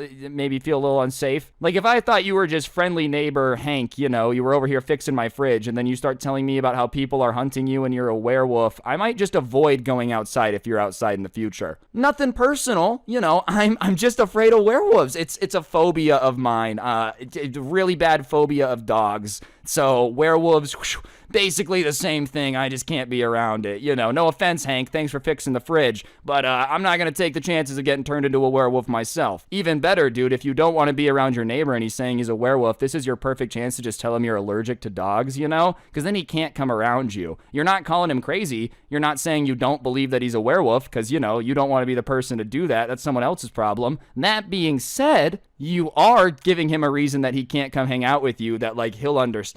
Oh, fair enough, you're allergic to dogs? Yeah, you can't be around werewolf hair. That makes sense. Okay, does it really? No, but he thinks he's a werewolf, all right? We gotta work with what we got. Regardless, anyways, the neighbor finishes talking, and instead of just walking back to his property, no, that's not what a werewolf would do. He drops on all fours and goes back to his fire and just kind of leaves this dude standing there more confused than he's been in his entire life. You know, very few things I think are more confusing than the first time you meet an IRL werewolf, okay? Very intimidating, but he does have a warrior's heart, don't forget that. Regardless, he's just kind of standing there, goes inside and is thinking about it, and he's like, alright, obviously the dude might be a little bit out there, but I'm just gonna avoid crossing that neighbor and just avoid interacting with him in general. And he didn't go around telling people because he figured nobody would believe him. I mean, honestly, imagine going and being like, hey, you know the dude that just moved in? He thinks he's a werewolf, especially because what was really confusing, the dude acted normal every other time. Like, it wasn't like he told anyone else he's a werewolf. It wasn't like he was being weird other than when it was a full moon, you know, and then he's a werewolf. Like, seriously, dude was at H&R Block filing taxes at 4 p.m. and then howling at the moon at midnight type of vibe. You know, a real werewolf professional. Each month, without failure, though, on the full moon, he would, like, be out there howling, which, you know, is something that you never really think in the modern times you're gonna be hyper aware of. Maybe some people are super into the moon. I just feel like I would never really know if it's a full moon or not. But because of this dude's neighbor just out there doing his little wolf ritual thing, this subscriber has to, like, keep track of the moon just to make sure he's not accidentally out in the backyard on a full moon. You know, you gotta know when the phases are coming, just so that way you get your waning gibbous on, or whatever, waxing, I can't think of the other one. Regardless, there's moon phases and stuffs, but you don't want to be out there if your neighbor's a werewolf on a full moon. No thank you. That's how you end up going missing and being a dog toy. Imagine somehow in all of this that he's, like, actually a werewolf and we look crazy for just making fun of it and assuming he's just a little bit off the rocker, you know? Like, next time he actually transforms into a werewolf and, like, throws a car at his neighbor's house with his newfound strength. I don't really know what werewolves get when they transform other than being a werewolf. Like, I don't know if that comes with super strength or not, but it should. Like, if you're gonna be cursed to turning into a monster once a month, you might as well be able to throw a car while you're the monster. Alright, so obviously whenever there's a good Minecraft kid story sent into me, I take interest. You know, they tend to do pretty well. So when this one was sent into me, I definitely was paying attention. Basically, you know, everybody has, at least I did, hopefully you guys can relate to this, when you were growing up, like a kid in your neighborhood who was just a little bit weird, a little bit out there. You know, there's a lot of kids that live in your neighborhood, but everybody knows that there's the one that, like, collects lizard belts, you know? Just a little off. Regardless, I guess the person who sent this into me me had one of those in the neighborhood that was a little bit of a Minecraft kid. And this past weekend, he had been outside hanging out with some of the other kids in the neighborhood, and they had just been playing some two-hand touch football out in the street. Overall, a relatively normal activity, you know, not much going on, not video game related at all, and you would think it would be hard to assume that a bunch of kids playing two-hand touch football in the street were like challenging you. Regardless, the house that they were playing in front of just happened to be a few houses down from one of the kids, the Minecraft kid, who didn't come outside a lot. And he was just kind of the definition of an iPad kid, you know, just kind of glued to it, literally talked in like let's play quotes. He didn't actually know any English that wasn't related to that. And on top of that, like everything he touched, he just left that iPad goop residue on, you know, which is just the absolute worst, dude. Listen, obviously I'm a fan of YouTube, but we all know the iPad kids that have literally just been like raised by the internet, you know, and dude, there's just something so gross about somebody like that leaves trails of the stuff that they've touched around. Like, you know what I'm talking about, iPad goop, like when somebody touches something and then there's just a sticky handprint of whatever they just grabbed and you're like, how are you just carrying this much grossness with you at all times? Regardless, that was the vibe. And they were playing football and they realized that he had come outside and was just kind of sitting on the front porch like watching them play football kind of creepily. And obviously everybody knew that this dude was a little bit of an iPad kid and they were sort of weirded out, but they didn't want to be mean. They didn't want to make him feel left out. Like nobody wants to go out of their way to make somebody feel bad. So they decided to ask him like, hey, do you want to play? You know, obviously they figured that he might not because he's just an iPad kid, but they figured if they offer that way they could say they tried, and you know, they didn't want him to feel left out and just feel like he had to sit there and watch them if he wanted to be involved. So they nicely ask if he wants to play, and the kid's reaction is to kind of like sneer at them a little bit, like give him a dirty look, and he's like, you guys think that I want to play football? Are you kidding me? Play football with you guys? And they're like, well, you don't have to, you know, that was kind of rude. We were just asking if you wanted to play, but you can say no thanks. And he's like, well, in that case, no thanks. I prefer tests of brain power, you know, games that actually challenge your cerebral cortex, like Minecraft, you know? And they're like, okay, man, cool. Honestly, you could have just said no. Like, you didn't have to add a reason, you know? You could have just said, no, I don't feel like playing football. And on top of that, I feel like adding, I like games that take brains is just unnecessarily calling them stupid, bro. Like, they're just trying to be nice. And I think the cringiest part is pretending that, like, Minecraft is some game that tests your strategy and, like, really keeps your brain sharp. Listen, I play Minecraft, but I'm not out here pretending that playing it's raising my IQ. I'm not saying you could play Minecraft without a brain. I don't think there's much you could do without a brain, to be honest. I'm just saying it's not like the #1 big cerebral 500 IQ game that comes to brain, whatever. I apparently am too stupid. Comes to my mind when I'm thinking about brain games, you know? Like, that's just not what I'm thinking about. Like, in my mind, if somebody's like, oh, no, I've mastered the game of chess, I've become a grandmaster, that's when I would assume that they're like, I don't prefer silly little games, I'll play chess. I would say Minecraft takes about as much brain power as, like, any other casual video game where you don't have to do a whole lot of thinking. No offense, Minecraft players, you know, I'm not saying you're dumb, I'm just saying, like, Call of Duty doesn't take a whole lot of brain power either. Skate 3 isn't like I'm stressing my brain out. I don't feel like it would be a very relaxing experience if every time I played Skate 3, whatever, I like felt my bones breaking every time I fell. No, thank you. Sometimes video games are supposed to be brainless. I know someone's in the comments like writing a 50-page essay about how much strategy goes into a Minecraft game. Listen, I'm sure that there's plenty of ways you can take it seriously and apply strategy, but you know, it's not a brain game. The same way Call of Duty isn't like training your brain. Could you imagine? Yeah, I don't really need school. I play a lot of Battlefield, so my education's kind of covered. Calling any like casual game a brain game to me is just insanely cringe. Even brain games themselves, bro. Like, what was that one from the Nintendo DS? Anyways, whatever, I'm getting off topic. They're like, all right, man, whatever floats your boat. You go ahead and play Minecraft then and have yourself an amazing time, you know, if you don't want to play, that's cool. And he's like, you know I could destroy you in football, right? Like, if I wanted to. Like, if I really felt like just destroying you, I could. But, you know, I just don't want to. And they're all like, all right, man, cool, you know, rolling their eyes a little bit. And he's like, no, I really could. Like, trust me, I've played enough Minecraft to know that I could destroy you at football. And at that point, everybody's kind of curious to hear how these are connected at all. Like, obviously, they're a little annoyed, but they're just gonna play along because it's so weird. Nobody knows why he's acting like this, why he's being so aggro, so they're just like, what? So they ask how he knows he can destroy him at football, and he's like, well, obviously, football's a stupid little game that doesn't take much brain power. and he pushes up his anime, like glasses all anime style, you know, and he says, Minecraft, as you know, takes a lot of brain power, and the amount of Minecraft that I've played has shown me how to strategize, not only in Minecraft, but in basically every game ever. So even though football's stupid and doesn't take a lot of brain power, I feel like my Minecraft experience is going to allow me to run circles around you guys if I feel like it. And everyone is standing around kind of like, alright bro, not really sure how football and Minecraft are related in strategy. Like, these two things seem very far apart, but whatever. And so they kind of challenge him, and they're like, all right, well then you pick a team, and if your team beats us, then we'll shut up, and obviously you're just the smartest person ever. And he's like, fine, I agree to your challenge, which is obviously the wrong move, dude. I'm sorry. Even if you're cracked at Minecraft, #1 Bed Wars player in the universe, it just has nothing in common with American football in the slightest. Like, these two games could not be more unrelated in terms of strategy and what you're supposed to do. And I'm not even trying to say that everyone that plays Minecraft isn't athletic, dude. Like, if you played a lot of Madden, you could probably understand, like, the strategy side of football a little bit. Even that's a big stretch, but, like, at least those two things are closely related. Minecraft has nothing to do with sports, dude. Like, imagine somebody saying, hey, man, trust me, I'm pretty good at tennis. I've played a lot of Minecraft. You'd be like, what does that have to do with anything? Even then, Minecraft's not a very strategic game. Like,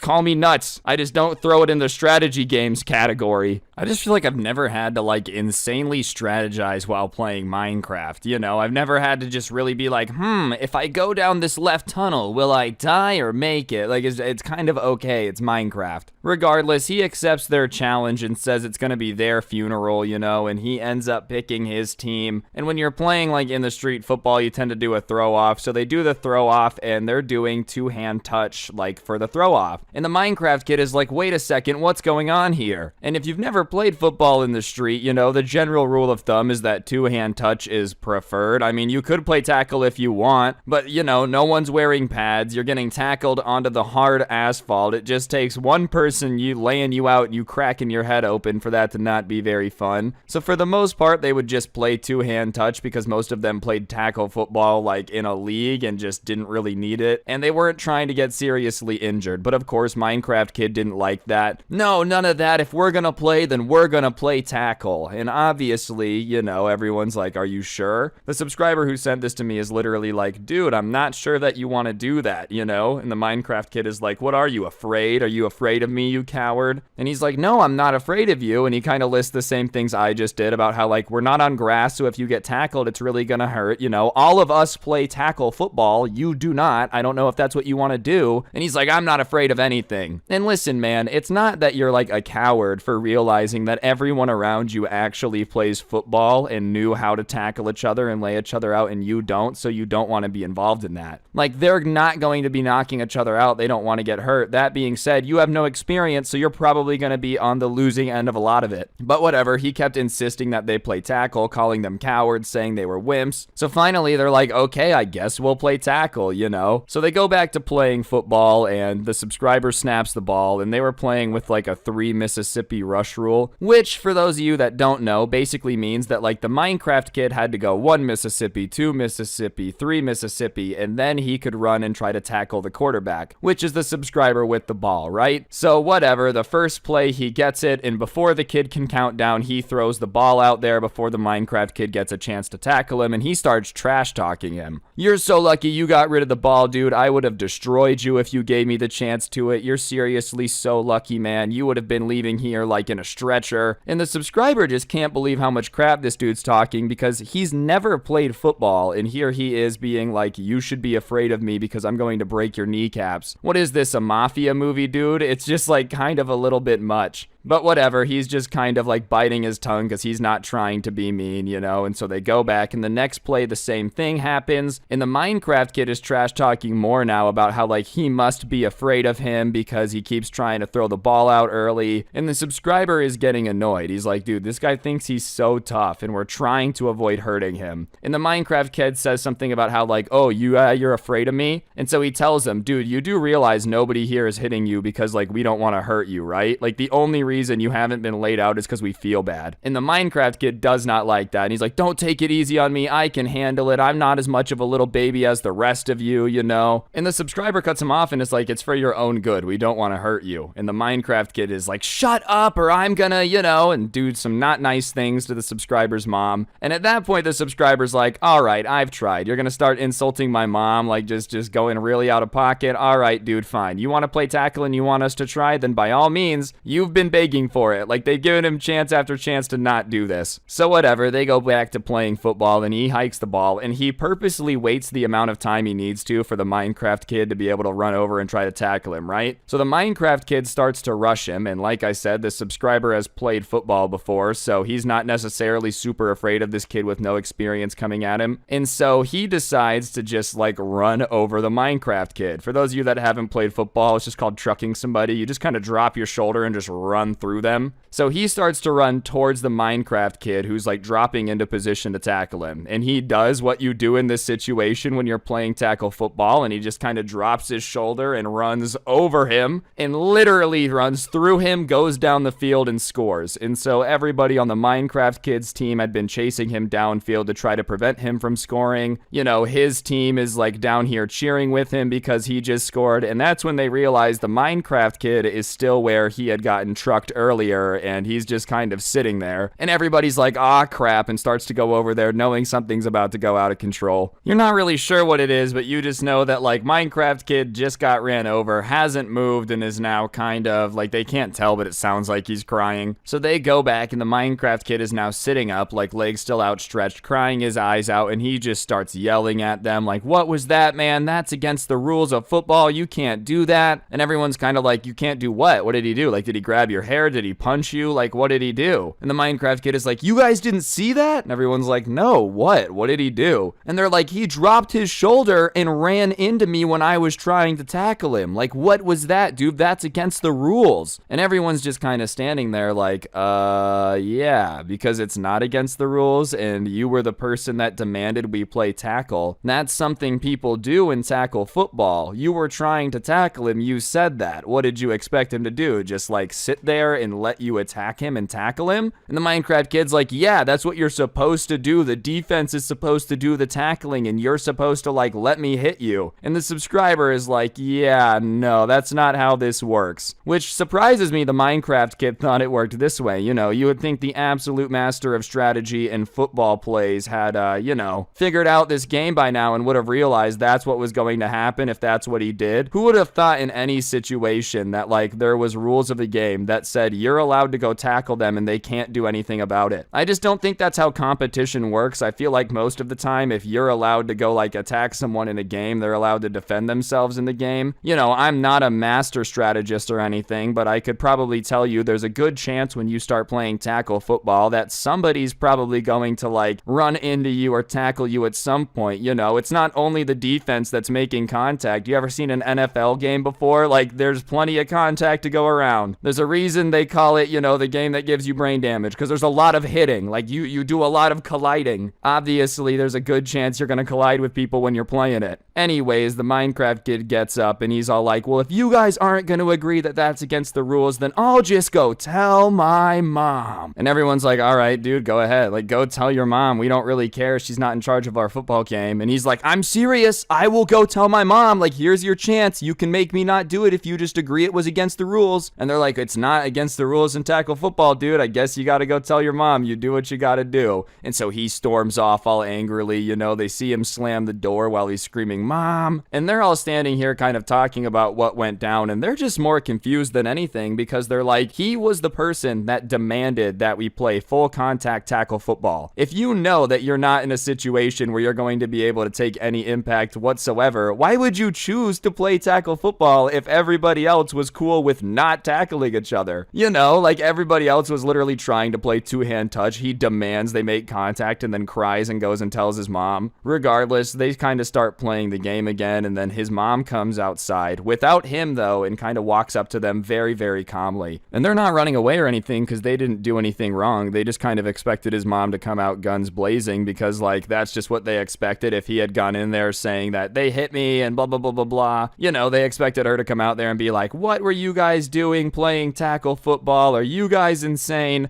But anyways, she walks up to him very calmly and she just asks him straight up, all right, guys, can you just tell me what happened? Because my son's telling me that, like, there was some craziness and you guys hit him or whatever. And they're like, he had come outside and was watching us play football, and we had noticed him playing football, so we asked if he wanted to play, and he said it was stupid, but he could destroy us. So we were like, all right, dude, whatever, you can play with us still. So we started playing, and then he demanded we play tackle football. So as we were playing tackle football, obviously somebody kind of shouldered him. It wasn't, malicious. We're just playing tackle football, so he got hurt. And the mom's like, well, he had told me that you guys had just decided to tackle him for watching you, but I figured something about that story didn't make sense because she had walked outside and nobody had, like, ran away. So she's like, obviously, if you guys were just out here tackling people for watching, you probably would have been a little afraid when an adult came out. So, I get it. I understand that probably nothing happened. And they're like, yeah, that's just, we didn't attack him for no reason. He just asked us to play tackle football and then got mad we tackled him. They're like, we don't even really like to play tackle football. And the mom says, yeah, I know, because when she would drive home, she would, like, see them outside sometimes and notice that they never played tackle. And they're like, yeah, we don't want to get hurt. Two-hand touch is usually what we do. And she's like, ugh, I'm so sorry about that. I finally told him to get off his iPad and go outside. And he came in an hour later saying that, like, everyone in the neighborhood was tackling him for trying to watch them play football. And so I assumed something would happen, but I'm sorry. And they start to apologize. They're like, our goal was not to make him feel like no one likes him. We don't even know him very well. Like, we don't really know the dude that well. We were just trying to play with him, and he demanded we play tackle football. Like, we knew as soon as it became tackle, somebody was probably going to get hurt at the end, but we just didn't assume it was going to happen so quickly or be the new guy. And at that point, the mom's like, all right, I get it,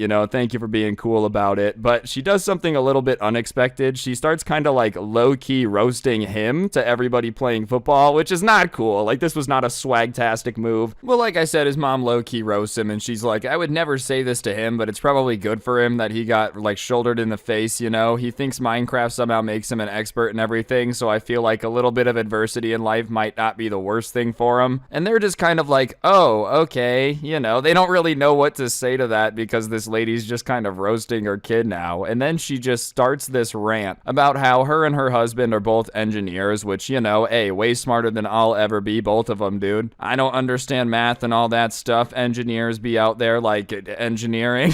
That's how stupid I am, man. Regardless, she starts to, like, say that her kid will lecture her and her husband about building materials and the way that stuff works in engineering because of stuff that he's built in Minecraft, and it drives them insane. Which, I'm not gonna lie, I don't know why she was telling this to them at all. It just seems like it should have nothing to do with them, but regardless, that is absolutely hilarious. Like, imagining using Minecraft to argue with engineers. Like, Minecraft has no physics, dude. Water can just be falling from the sky forever while sitting on top of one block. There's no gravity. I think your mom, who's an engineer, knows a little bit more about building than you do. She, like, engineers things. Like I said, I don't really know what they do, but I'm gonna assume that they have way more knowledge on how stuff works than, like, just Minecraft would teach you. At least I hope so, because, that's what the whole college thing's supposed to be for. Could you imagine if it's the other way around and just, like, playing Minecraft for a month, you're better than an engineer? Could you imagine that, dude? Hey, you thought student loans were a scam already. Just wait till you find out you can't compete with little Timmy the Minecraft pro who just spent a bunch of time learning how to build mansions or whatever. Seriously, dude, I bet you that would drive me insane. Like, I'm not gonna lie. Obviously, I think everybody gets driven a little bit crazy by their family, but, like, having a doctorate degree and just having a cousin who just constantly tells you that you know nothing, like, oh, bro, that would have to drive you absolutely insane. Regardless, she just kind of goes on this rant and she finishes up, and all the guys who were playing football are just kind of sitting there listening to this, like, all right, well, this is more than I ever really wanted or needed to know about any of this situation, but thanks for giving me the fill-in on the family drama, I guess. Now we know that Minecraft kid is just straight up in there lecturing his parents about the absurdity of their engineering dreams. But she finally wraps it up and she's like, all right, well, thank you for trying to play with him. I do appreciate it. I apologize for his behavior. Thank you for trying to be nice to him. And she walks away. And they're like, all right, well, that was bizarre. But at least now we know that, like, if Minecraft kid's ever outside watching us play anything, that, like, chances are he's just gotten kicked off his iPad for a bit, and we know not to invite him to come play with us because, he'll go nuts, run inside, tell his mom, and then his mom will come out and, like, tell us the family drama for the next 15 minutes. I guess maybe that would be fun if you're looking for a soap opera vibe, come for the two-hand touch football, stay for the story time. His mom's out there just like, and then on this day, he did this. Regardless, they're kind of like, all right, right, well, let's get back to playing football because that's what we were originally playing, and now we actually can without it being turned into a gladiator sport with some Minecraft kid in a creeper shirt chanting us on like, knock him out, knock him out. So whatever, they go back to playing the game, expecting it to be pretty chill, except like 10 minutes into their game, they start hearing music with where it seems like it's coming from the Minecraft kid's house. So they turn and look up, and they see that he's like playing music towards them out of their window, you know, with a speaker, and just like overall trying to be intimidating, I guess. I don't really know. Like maybe he read somewhere that sometimes we do psychological warfare and play like I'm a Barbie girl in a Barbie world outside of buildings under siege 24 hours a day. You know, I'm blue, da blue, dee boo, doo da on a 48-hour loop while you're inside a building under siege would make you go nuts. But regardless, they all look up at him. And when they look up at him, he goes, "This next song is what I think about you guys." And he starts to play a song. But the only problem is he starts to play a Minecraft parody, which, you know, this is already cringe enough because you're trying to like intimidate somebody while playing a song on a speaker. But on top of it, man, you just can't be rolling around trying to intimidate anyone by like playing Minecraft parodies really loud, unless you are just trying to get them to go inside, you know. Like, listen, you already took an L for running to your room after trying to taunt everybody into playing tackle football and crying. But now you're gonna take a double L because you're sitting in your window like, this is gonna show them not to mess with me, you know, creeper. Aw, man. Like, it's just, I can't imagine how that would be very intimidating to literally everybody, or anyone at all. If you get intimidated by Minecraft parodies, I've got a pretty good feeling that like a cardboard cutout could convince you to give over your wallet to it, dude. You could get mugged by a cutout of like an athlete. Anyways, it went about as well as you would expect. Everybody that was playing the game and still down there watching it literally turned and just started laughing at him. And they weren't trying to be mean to make him feel bad, but like that's just your natural reaction to somebody being like, hey guys, this is what I think about you, and then like playing a Minecraft parody, you know. But as he is realizing everyone's laughing at him, he slams the window. As he's slamming it, you know, he's like, you guys suck, one last time, which sure, I mean, they might suck, but it doesn't change the fact that trying to intimidate someone with Minecraft parodies is cringe. And listen, they didn't proceed to give him crap for it. It's not like every time they saw him after that, they would be like, you're the Minecraft kid, because they didn't even want to have a problem with him. Like, they invited him to play with them. It wasn't like they were trying to be mean, but it was just overall a very bizarre experience because he had just decided to talk so much crap to them about how he was going to destroy them and everything, and then like cried and tried to play Captain Sparkles songs to make him angry. You know, no disrespect to Captain Sparkles, the parodies do go hard. They're just not battle music, you know? It's just not war music, baby. Regardless, I'm going to give them kudos for not making fun of him for doing that every time they saw him, dude. I'm sorry. I feel like that would have been hard to hold back on when I was younger and more immature. Like, if somebody tried to intimidate me with a Minecraft song every time I saw them, I just have to start singing it. That's not good, and they're way more mature than me, and that's the right way to handle things, is this way. But I don't know, dude, it's just so funny thinking about somebody being like, next time you see me, bro, this is what you're gonna get. Creeper. Aw, man. Like, so we back in the mine. Oh, are we, dude? Oh man, I didn't realize that you're about to take me to a mine shaft. I deeply apologize for trying to play tackle football. Alright, so like I said, this was a story about a Minecraft kid that was sent into me, and usually in these, you know, it's a Minecraft kid trying to 1v1 his classmates, prove something to somebody for no reason. However, in this one, they decided to upgrade to just straight up fighting a teacher instead. They were tired of messing around and fighting the standard mobs, just went for the boss fight. The only difference is there's a way to beat the Ender Dragon, there's no way to fight your teacher and really like not end up losing that one. So just don't do it. Fighting your teacher is not worth it. Regardless, one day in class, you know, everybody's sitting there chilling, subscribers sitting there, ready to learn, and the teacher walks into class and says that she has a very exciting project for them to be working on, you know, and what they're going to do is be talking about their passion, or one of their passions, and how it helps them be better prepared for their future. And obviously, you know, that's a pretty fun assignment in the grand scheme of things. It still is a school assignment, so it's not great, but at least you get to talk about something you like. You know, it seems relatively fun compared to like writing an essay about a book some dude wrote 400 years ago. At least this way you get to talk about something you're passionate about. But there was one kid in the class that was particularly obsessed with Minecraft, you know, that decided that he was going to take this chance to just ruin it as much as humanly possible. Like, from now on, I bet you this teacher's never going to give this assignment again, just because every time she thinks about it, she's going to be thinking back to this Minecraft kid like, oh no. Anyways, the teacher announces the assignment, and she says that for the next week, they're going to be working on it in class, so that way they have time to perfect it. And then after the week of working on it, you know, they're going to be presenting it, so that way they can learn how to like public speak about stuff that they like. And obviously everyone was pretty excited, but the subscriber was a little bit curious about what this Minecraft Kids project was going to be about, only because he was already known for being a little out there. The year before, he had like bitten a kid for no reason, you know, he hadn't really done anything insane in a while, but he was still kind of known as the type of kid that could take like random things way too far if he just felt like it. And instantly he was a little bit worried about this dude's project because he started being like super secretive about what he was writing his little like thing about. Everybody else was pretty like, I'm gonna write mine about video games, I'm gonna write mine about YouTube, you know? He's like, I'm not telling anyone what I'm writing mine about. He was so secretive that whenever anyone would like walk past his desk, he would take his arm and cover up his papers so that nobody could see anything. He would like get mad if people stood by him too long. And listen, I guess that would make sense if like the people standing by him were actually trying to see like what he's doing, you know? If the CIA was actually sending spies to look at your writing, you could be pissed. But he would like cover his paper and get mad at people for standing close to him that weren't even trying to look at his paper. No one actually cared what his project was about, dude. He just literally had the desk next to the pencil sharpener, so like if there was somebody sharpening their pencil, you just kind of had to stand near his desk for a second. Either way though, he was convinced nobody actually had to sharpen a pencil at all in school. Nay, instead everyone sharpening their pencil was sent to come spy on him and see what he was writing about. So for the entire week, he was just like insanely paranoid that someone was going to see his topic, and obviously that made people like more curious about what he was going to write about. And the weirdest thing that he did during this week, just to like try to get people to leave him alone, was the subscriber who sent this in to me had gone to sharpen his pencil at some point and had like accidentally broken the pencil after sharpening it. You know, that feeling sucks, but like everybody's been there. So he starts sharpening it again, and when he keeps going, the like kid starts growling at him like a literal dog, dude, like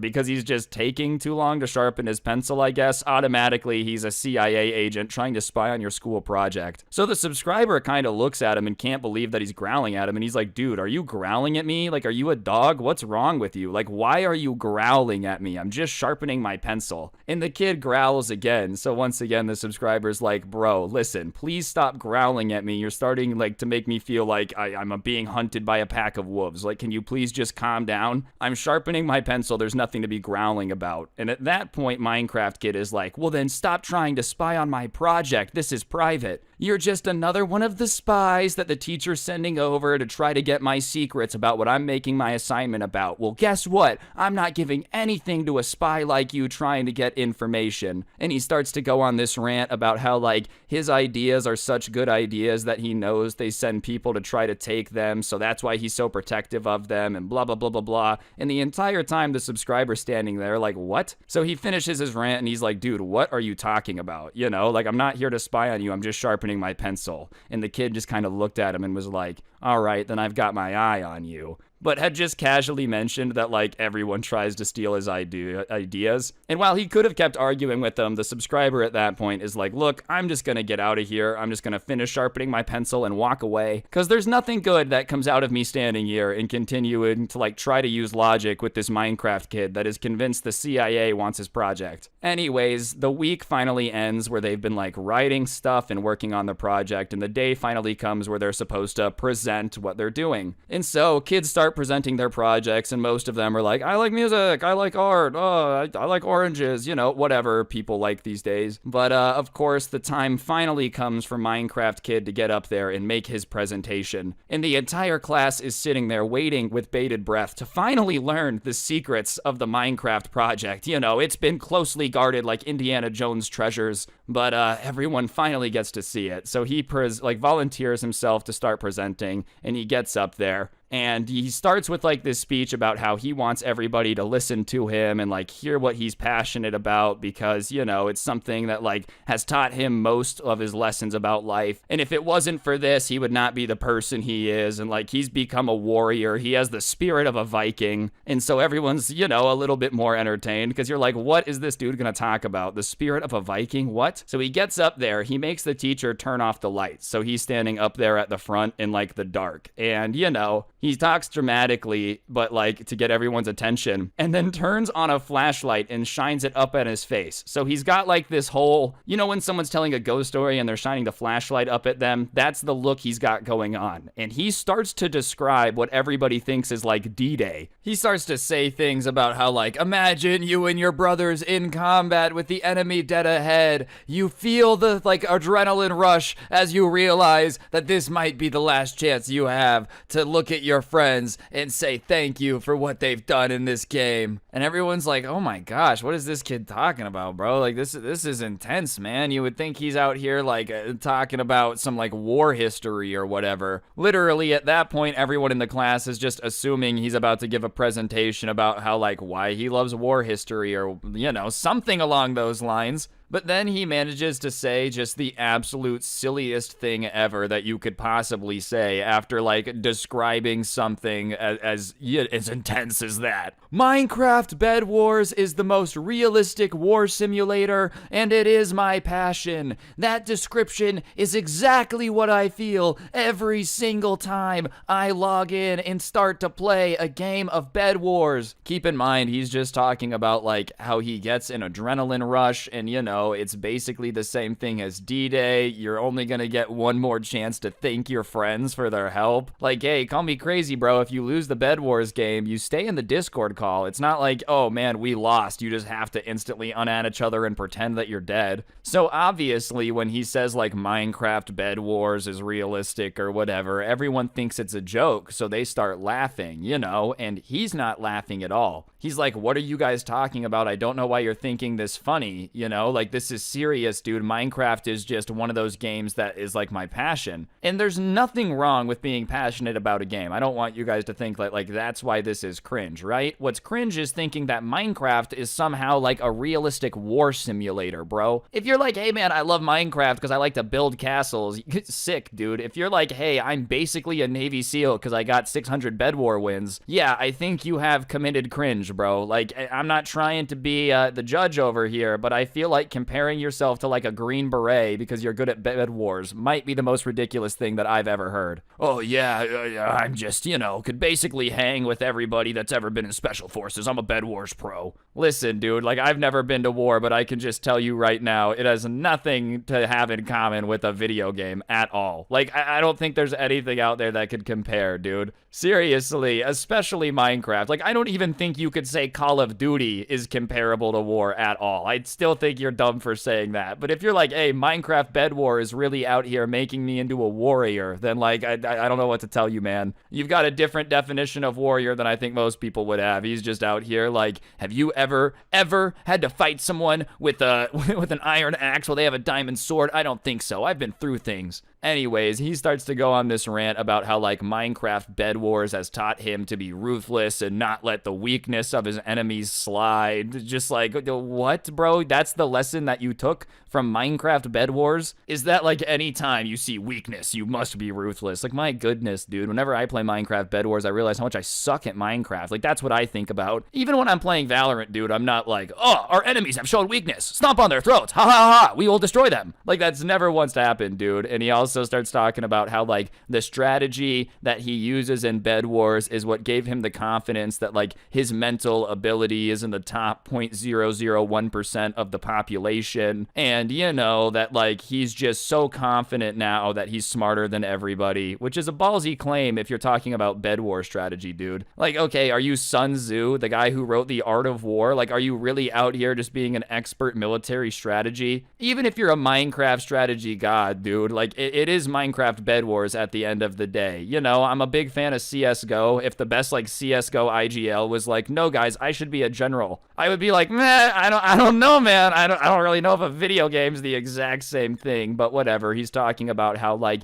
he's basically one of the people that should have written The Art of War because he's just so good at Minecraft, dude. Could you imagine, like, if this was reality at the Pentagon? Oh my gosh, we just keep getting wrecked out here, sir. What do we do? The 5-star generals are all huddled around. It's like, I didn't want it to have to come to this, but it's time. They pull out a button on their desk. It just says, like, Bed Wars players. We never thought we were gonna have to call them in, but every other special operations has failed us. It's time we call in the big guns. Like, all the Bed Wars players show up. What did you need, Mr. President? You know? Like, okay, man, if it ever comes to the time where, like, the fate of the world is in the hands of any video game players, dude, we're screwed. Minecraft, Call of Duty, doesn't matter. If, like, a professional gamer is what the entire military is taking advice from, chances are we're dead. And I love video games. I am a gamer. I'm just saying, bro, not comparable. Regardless, at this point, the entire class is, like, literally cringing because he's talking about how, like, Bed Wars has turned him into a warrior and that now he has the spirit of a Viking because he manages to win Bed War games. And at this point, it's so ridiculous that the teacher literally goes and, like, turns off the projector and starts to just kind of talk to him and says, listen, you know, I don't know if you thought this assignment was a joke, but I really wanted you to, like, talk about something that has an impact on your life, and I don't appreciate that you're pretending you have the soul of a Viking over a video game. Like, you didn't take this assignment seriously. And the problem was, she was probably right for assuming he was trolling. The issue was he just wasn't. So the Minecraft kid looks at the teacher all confused and is like, I'm not joking. You know, I really feel like Bed Wars has turned me into a strategy genius and, like, it's given me confidence that I'm smarter than other people. And the teacher is just kind of standing there dumbfounded, not knowing what to say. Because imagine somebody being like, no, I actually am just smarter than everyone because I'm really good at Minecraft Bed Wars. Yeah, you know those dudes at NASA? They're stupid, okay? I'm cracked at Valorant. You ever seen someone as cracked as me? I don't think so. I should be in charge of space exploration. Just the two most unrelated things on the planet. And the teacher's not trying to roast him back. She's not trying to be rude, but, like, the only thing she can even say to that is just, well, that's ridiculous. Because anything else she would say was probably going to be meaner, and, like, that's just ridiculous, dude. What are you supposed to say to somebody being like, no, I'm basically Sun Tzu himself. In fact, you could rank my strategy up there with Lightning McQueen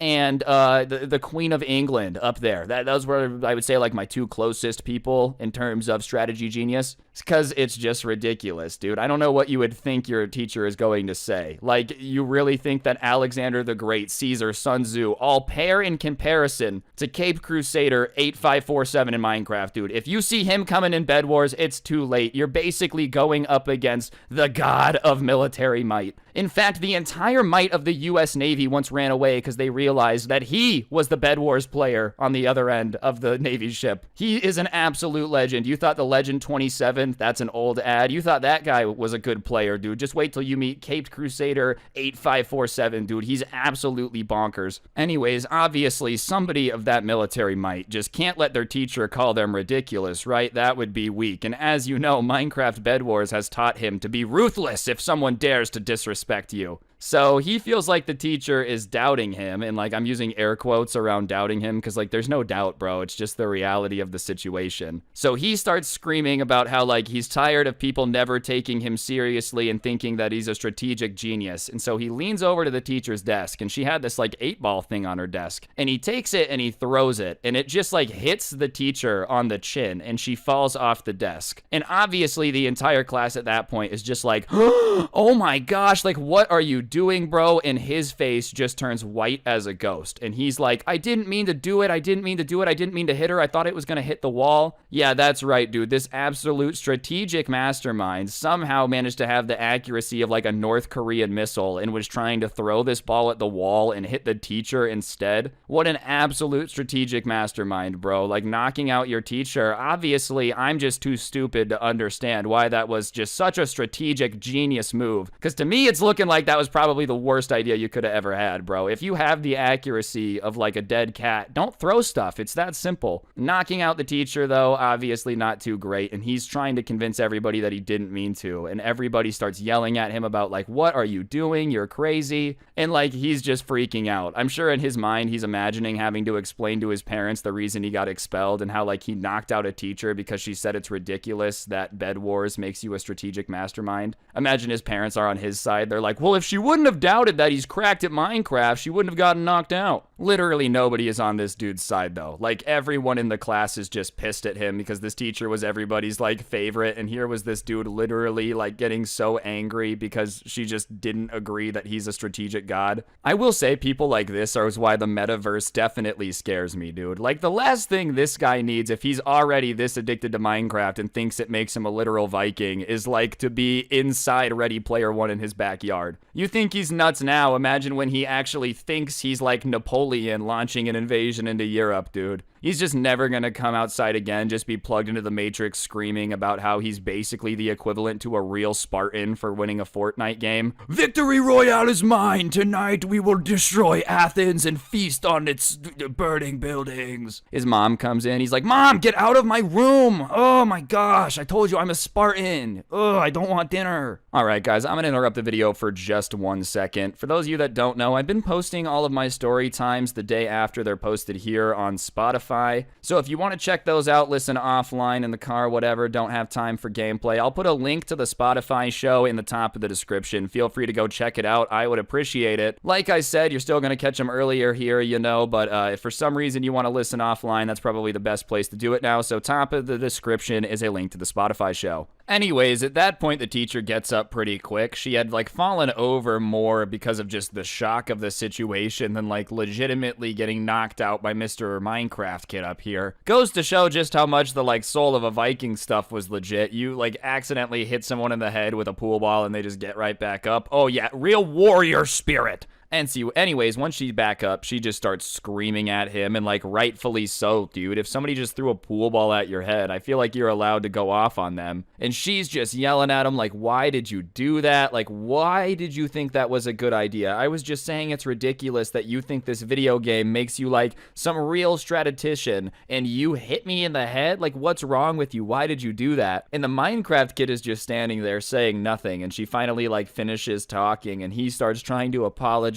you know, saying that he didn't mean to. He was just so mad he wanted to throw something. And so, you know, he wasn't trying to hit her in the head, but when he threw it, he's never like been very good at throwing stuff, which is why it hit her in the head. Which, I mean, doesn't really like make me feel any better. I don't think it made her feel any better. It's not my apology to accept. I'm just saying, bro, I feel like I didn't mean to hit you in the head when I hit you in the head. Doesn't really like it did change the fact that you did hit her in the head. You know what I mean? Like, listen, you could be like, listen, I'm really sorry. I shouldn't have thrown the ball, period. But to be like, well, I'm sorry for throwing the ball and your head getting in the way is just funny. I don't feel like it's all right to just throw stuff at people because you're mad, you know? And the teacher at that point says something pretty funny. She looks at him and she's like, well, I have good news about you being addicted to Minecraft. You're going to get to play it for a few days now because I'm going to call the office and let them know what just happened, and you're probably going to get suspended. Which, all in all, is actually a pretty funny thing to say, dude. Like, Minecraft kid just hit you in the head with a pool ball, doesn't really want to apologize. You're like, all right, well, guess what? You win a free vacation to play Minecraft. And at that point, the Minecraft kid really starts freaking out, dude. He gets down on his hands and knees and is literally begging the teacher not to tell his mom, because he's like, if you tell my mom about this, she's gonna be mad and she's gonna not let me play Minecraft. You know, that's really what he's worried about. He's not worried about his mom being mad because he like knocked out a teacher. He's not worried about anything else. He's like, I won't be able to play Minecraft. What are you doing to me? And this is even funnier to me because like 10 minutes ago, he's explaining that Minecraft gives him a Viking spirit, and now he's literally crying because his mom's not gonna let him play Minecraft, dude. It's just literally the funniest, like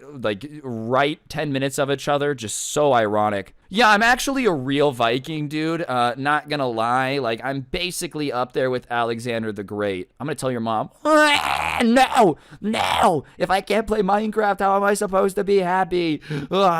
I don't think Vikings were, like, giant fans of Minecraft, bro, because they didn't have computers. Like, I don't know why you would want to necessarily be vibing in a time back then. I don't have a Viking soul either. I don't want anyone to think that, like, I'm saying I'm a tough guy, bro. I'm very lucky I was born in the 21st century. If I was born during Viking or Spartan times, I probably might have lasted 15 minutes. Like, dude, I don't have any warriors skills, but I'm not delusional out here pretending that Valorant's making me some type of special operations, dude. I'm a nerd playing video games. My skills include telling stories, and yeah, I'm like okay at the video game thing. If I was born at any other time, if I was born during Viking times, dude, I'm screwed. You know how useless I would be on like a real food hunt where, you know, okay, we gotta go chase down that elk for 14 miles because we need to eat. Yeah, what am I gonna do? Make you guys laugh on the way? Like, I'm not saying I'm a Viking, okay? Don't get it twisted. I'm just saying it's hilarious to be talking about how you have a warrior spirit and then be crying for your mom. Anyways, Mr. Warrior over here is crying, literally begging to not get in trouble, but I don't know what you expect, dude. When you, like, knock out your teacher, you're probably gonna get in trouble. And I don't think saying, please don't tell, otherwise I'm not gonna play Minecraft, is gonna make the teacher that you just hit in the head with a pool ball, like, not say anything. I mean, seriously, you know, the teacher at that point literally looks at him and says, look, it doesn't really matter what you say. I'm going to tell the office because you threw something at a teacher.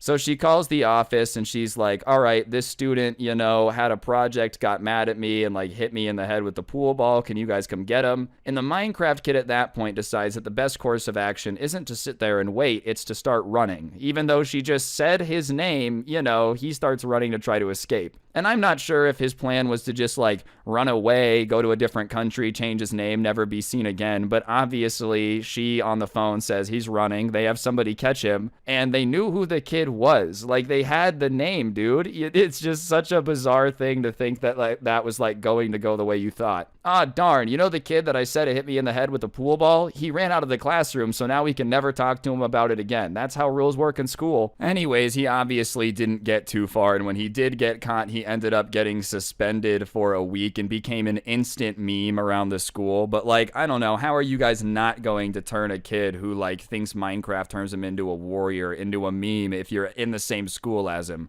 Like, he literally threw a pool ball at the teacher. How are you not going to at least make a couple jokes about that? You know, like, oh, hey, man, sorry, did you do any Viking practice last night? You know, go to any pool halls and start playing dodgeball? Like, obviously, it's going to become a little bit of a meme. So, yeah, moral of the story, don't attack your teacher or say that, like, any video game gives you a warrior spirit because I don't know, man. Like, it just doesn't, it's not gonna make you look like an independent warrior like you think it is, dude. It's just gonna make everybody be like, wow, he really thinks Bed Wars makes him a Navy SEAL. And on top of that, your teacher does not deserve to get attacked at all for, like, basically any reason. Obviously, before someone's like, what if your teacher smacks you? Okay, yeah, exonerating circumstance. But if your teacher just gives you a nice project to try to let you talk about your passion and you do this, you suck. So, the first person you gotta know is the spoiled dude, and I'm gonna name him Braxton for the purpose of this story just because that's a relatively spoiled name. You know, I'm not saying that every single Braxton is spoiled, but I would say like a majority of Braxtons are. It's just one of those names. It's like Brad. I'm sure there's some nice Brads out there, but Braxtons, I say you got a 70-30 ratio. 70% are going to be spoiled, 30% are going to be cool. If you're watching this, I guess you're in the 30%. Congratulations.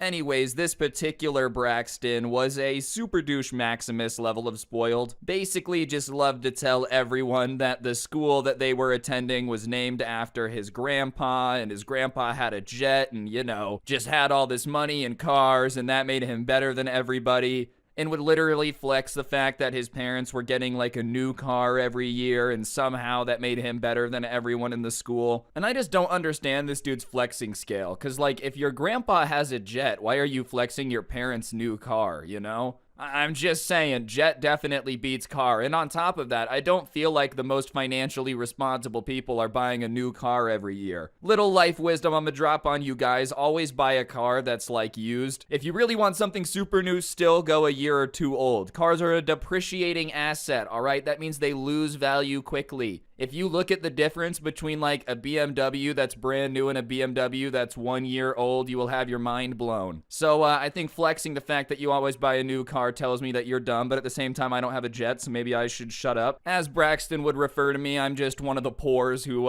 has to wait in line at TSA security with the rest of the normal people, while he and the fam smuggle cocaine on the PJ, baby. Let's go. I'm not accusing Braxton of drug smuggling. That was a joke. Sorry, DEA agents. Anyways, the dude was just always flexing, thought he was better than everybody because the family had money, and he had the same 6 hour as this subscriber. And the 6 hour was the last class of the day, and it just so happened that it was a math class with a very meek teacher. A little bit of a shy guy, if you will. The type of individual who probably shouldn't be a teacher, like he just didn't have the right personality for it. He was the definition of a pushover. The students would just walk all over him. He couldn't control the class, let alone teach it very well. And And honestly, the person who sent this to me said they felt bad for the guy because he just had the wrong personality type for teaching. I feel like being a teacher is a lot like being a prison guard, and I happen to be an expert on being a prison guard because I watched an episode of Dirty Jobs about it. I don't know if there was actually a Dirty Jobs episode about being a prison guard, but if there was, that's a weird episode.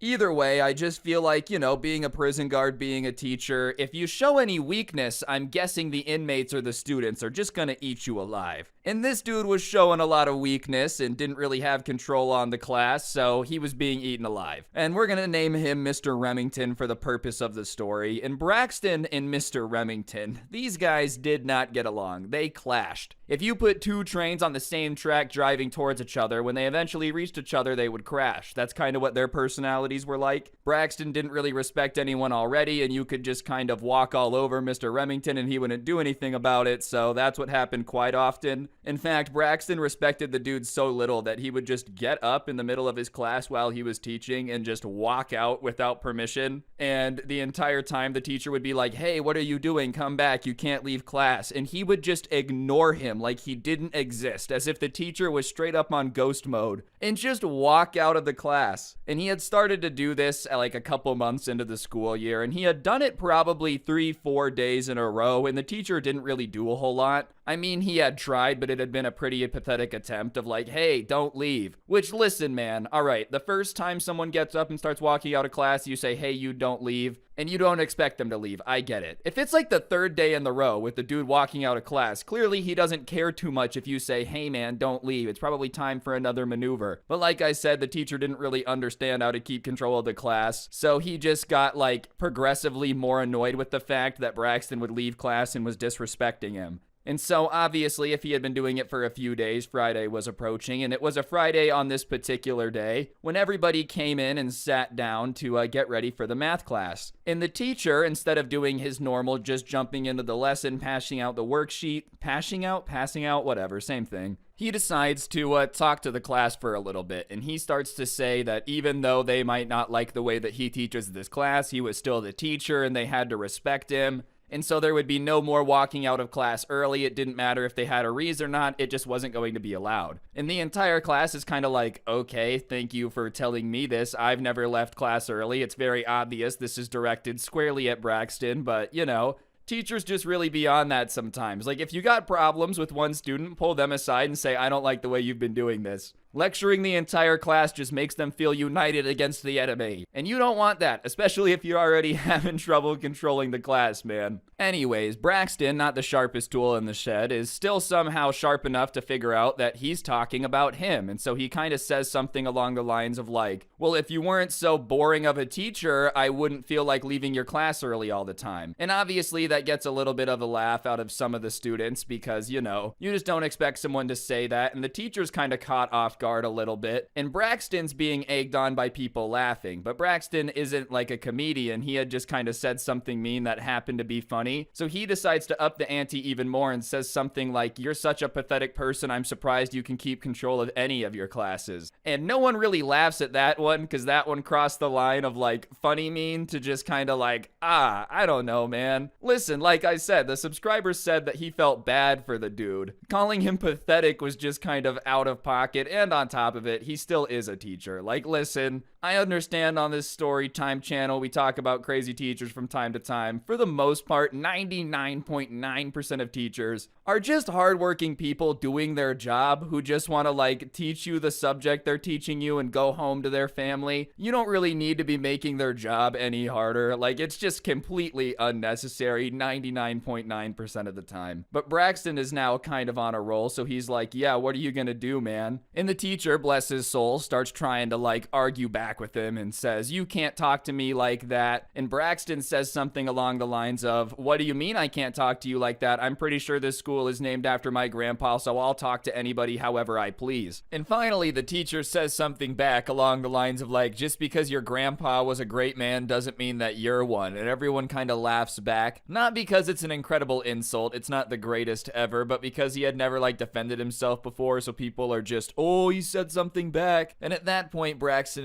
decides to be Mr. Tough Guy and try to leave the class, as he has earlier for like the last few days. But this time, Mr. Remington is not vibing with it, and he goes and he stands in between him and the door. And Braxton starts yelling at him. He's like, get out of my way, like, let me out of here. And the teacher says, no, you're not gonna leave the class, go sit down. And Braxton starts going off about how, you know, if he doesn't move, he's really gonna regret it. He hasn't even seen his mean insults yet. Which, listen, I don't think is that scary of an insult. Like, imagine someone physically blocking your way, and you just start yelling at them, I'm gonna really insult you unless you move. Like, okay, man, they're physically blocking you. You can sit there and yell at them all day. You're still in the classroom. And obviously, the teacher doesn't move at this point. And he says, listen, I've been cool with you all week. I've just been saying something. I can't keep letting you leave. At some point, you have to learn to respect me as a teacher, so you can't leave. And, you know, you think that would be relatively fair. I haven't said anything about you leaving, but, like, obviously I have to put my foot down. But Braxton is not having any of it, and he decides to start going off at the teacher, saying that he's poor, you know, he'll never be able to afford a new car like his parents, which has to be one of the dumbest insults ever. Haha, I bet you'll never be able to afford a new car like my parents. It's like, alright, man, cool. It's just not that great, especially because we all know teachers aren't rolling in the money. Like, that's not even that big of an insult. Obviously, when the guy took the teaching job, he was kind of accepting the fact that he was never gonna drive a Ferrari. I don't think he's delusional. Anyways, Mr. Remington is prepared for a response this time, and when he's going off about how he'll never be able to afford a new car like his parents, he cuts off Braxton and says, you know what, I'm perfectly okay with never being able to afford a new car if it means my kid doesn't end up anything like you. And obviously, because of the fact that he had been so shy before, the entire class just starts doing the over-the-top reaction you only get in the school classroom setting. Oh my god, you got destroyed. Oh, yo, Mr. Remington just dropped a nuke on this dude. He called in the 25 kill streak. I swear he learned to spawn noob tube, got 11 kills off rip, called in the chopper gunner. My goodness, this dude is insane. 27 KD. I'm not saying I witnessed it, but I heard from a dude who heard from a dude who heard from his uncle's cat's lizard that Mr. Remington can walk on water with how sick his insults are. And Braxton is obviously embarrassed because, you know, it's one thing to get dumpstered on by a teacher, period. It's another thing to get dumpstered on by the teacher that's known for being super chill and shy. And he's not having any of it, so he's like, starts to imply that it was a bigger insult than it was. He starts being like, are you saying that my parents shouldn't love me? And obviously that's not what he's saying, and Mr. Remington doesn't really get caught too off guard by that, and he says, no, that's obviously not what I was saying. I'm just saying you're a handful in class. I can't imagine having to parent you.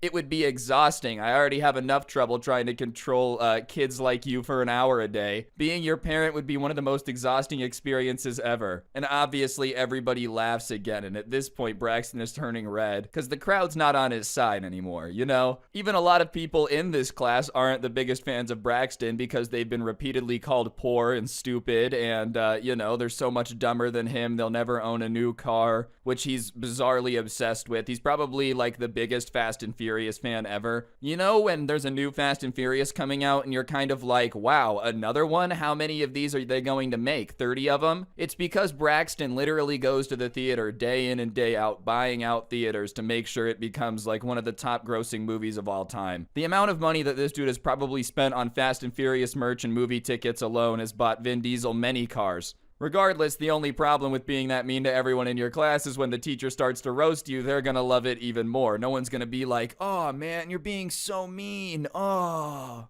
So Braxton finally decides to go push past him, and the teacher doesn't move, and he's like, move out of the way of the door now, and he puts his hands on the teacher. And at that point, Mr. Remington, like, does this swim move type of thing, gets his arm off of him and says, you go sit down right now. You're not leaving the class. And if you don't go sit down, then I'm about to call the office and tell them that you put your hands on a teacher. And guess what? They're gonna have to punish you because, as you love to remind everyone, this school's named after your grandpa. Can't have the kid the school's named after being a moron hitting teachers now, can you? And at that point, Braxton literally stops in his tracks, bro, is frozen. I don't know if it was with fear or if he was trying the Jurassic Park tactic of like when a T-Rex gets mad, you just stay still and hope their sight's based on movement. I don't know if it was just because no one had ever heard this dude yell before that they were all flabbergasted by it, but he literally stops and then turns around and goes and sits down. And at that point, the teacher's standing by the door looking victorious. It's probably the biggest W this guy's ever taken, you know? And so Braxton sits down and the teacher walks back up to the front of the class and he's like, all right, now that we've got that settled, does everyone understand that they're not leaving the class anymore? And everyone is like, yeah, we understand, obviously not wanting to be on the receiving end of whatever had just happened. And the class goes back to normal for about 10 minutes, you know? And you would think 10 minutes is enough time for like Braxton to cool off a little bit, maybe not be as angry. But no, the entire 10 minutes that everything had chilled out, this dude is plotting his revenge. He's like an angry person that just doesn't want to leave your life.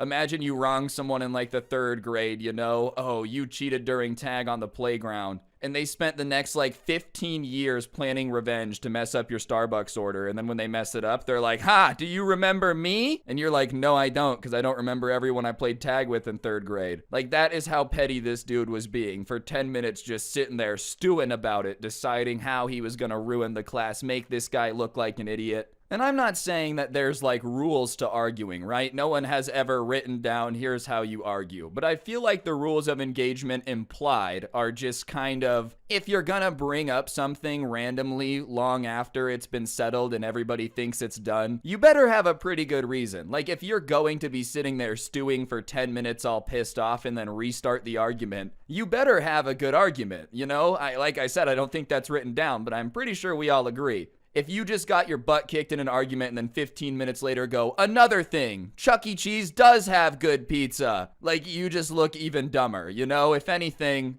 just let it go. If you don't have a solid argument and it's been 10 minutes, even if you've been sitting there pissed off, let it go. Because if you come out of like a long halftime intermission thing, you know, they raised the curtains, told everyone to go get some water, it's halftime or whatever, and then you come back into the argument with some weak stuff, everyone's gonna think even less of you. Anyways, after thinking for 10 minutes, he just randomly blurts out, at least my shoes match. And obviously everybody's really confused, so they all are looking at him, and even the teacher's kind of confused on what he means, so he's like, what? And he said earlier when we were going back and forth, you know, you may have like said some insults, but at least my shoes match. And the teacher, confused at the front of the class, looks down and has no clue what this guy's talking about because his shoes do match. And he's like, huh? And then he just blurts out again, at least my shoes match. And at this point, one of the other students who's listening to this goes, bro, what are you talking about? Because, like, it just makes no sense. Imagine, man, you're just sitting in silence in the class. No one's really talking. At least my shoes match. And then, like, the teacher's shoes do match, and you're just confused as to why he would even say it then. And so the teacher points out again, like, okay, I hear you, but my shoes do match. And he says, no, they match each other, but they don't match your outfit. And he goes, you really sat there for 10 minutes to think of the fact that my shoes don't match my outfit? And instead of realizing that he's being made fun of, Braxton goes, yeah, I did.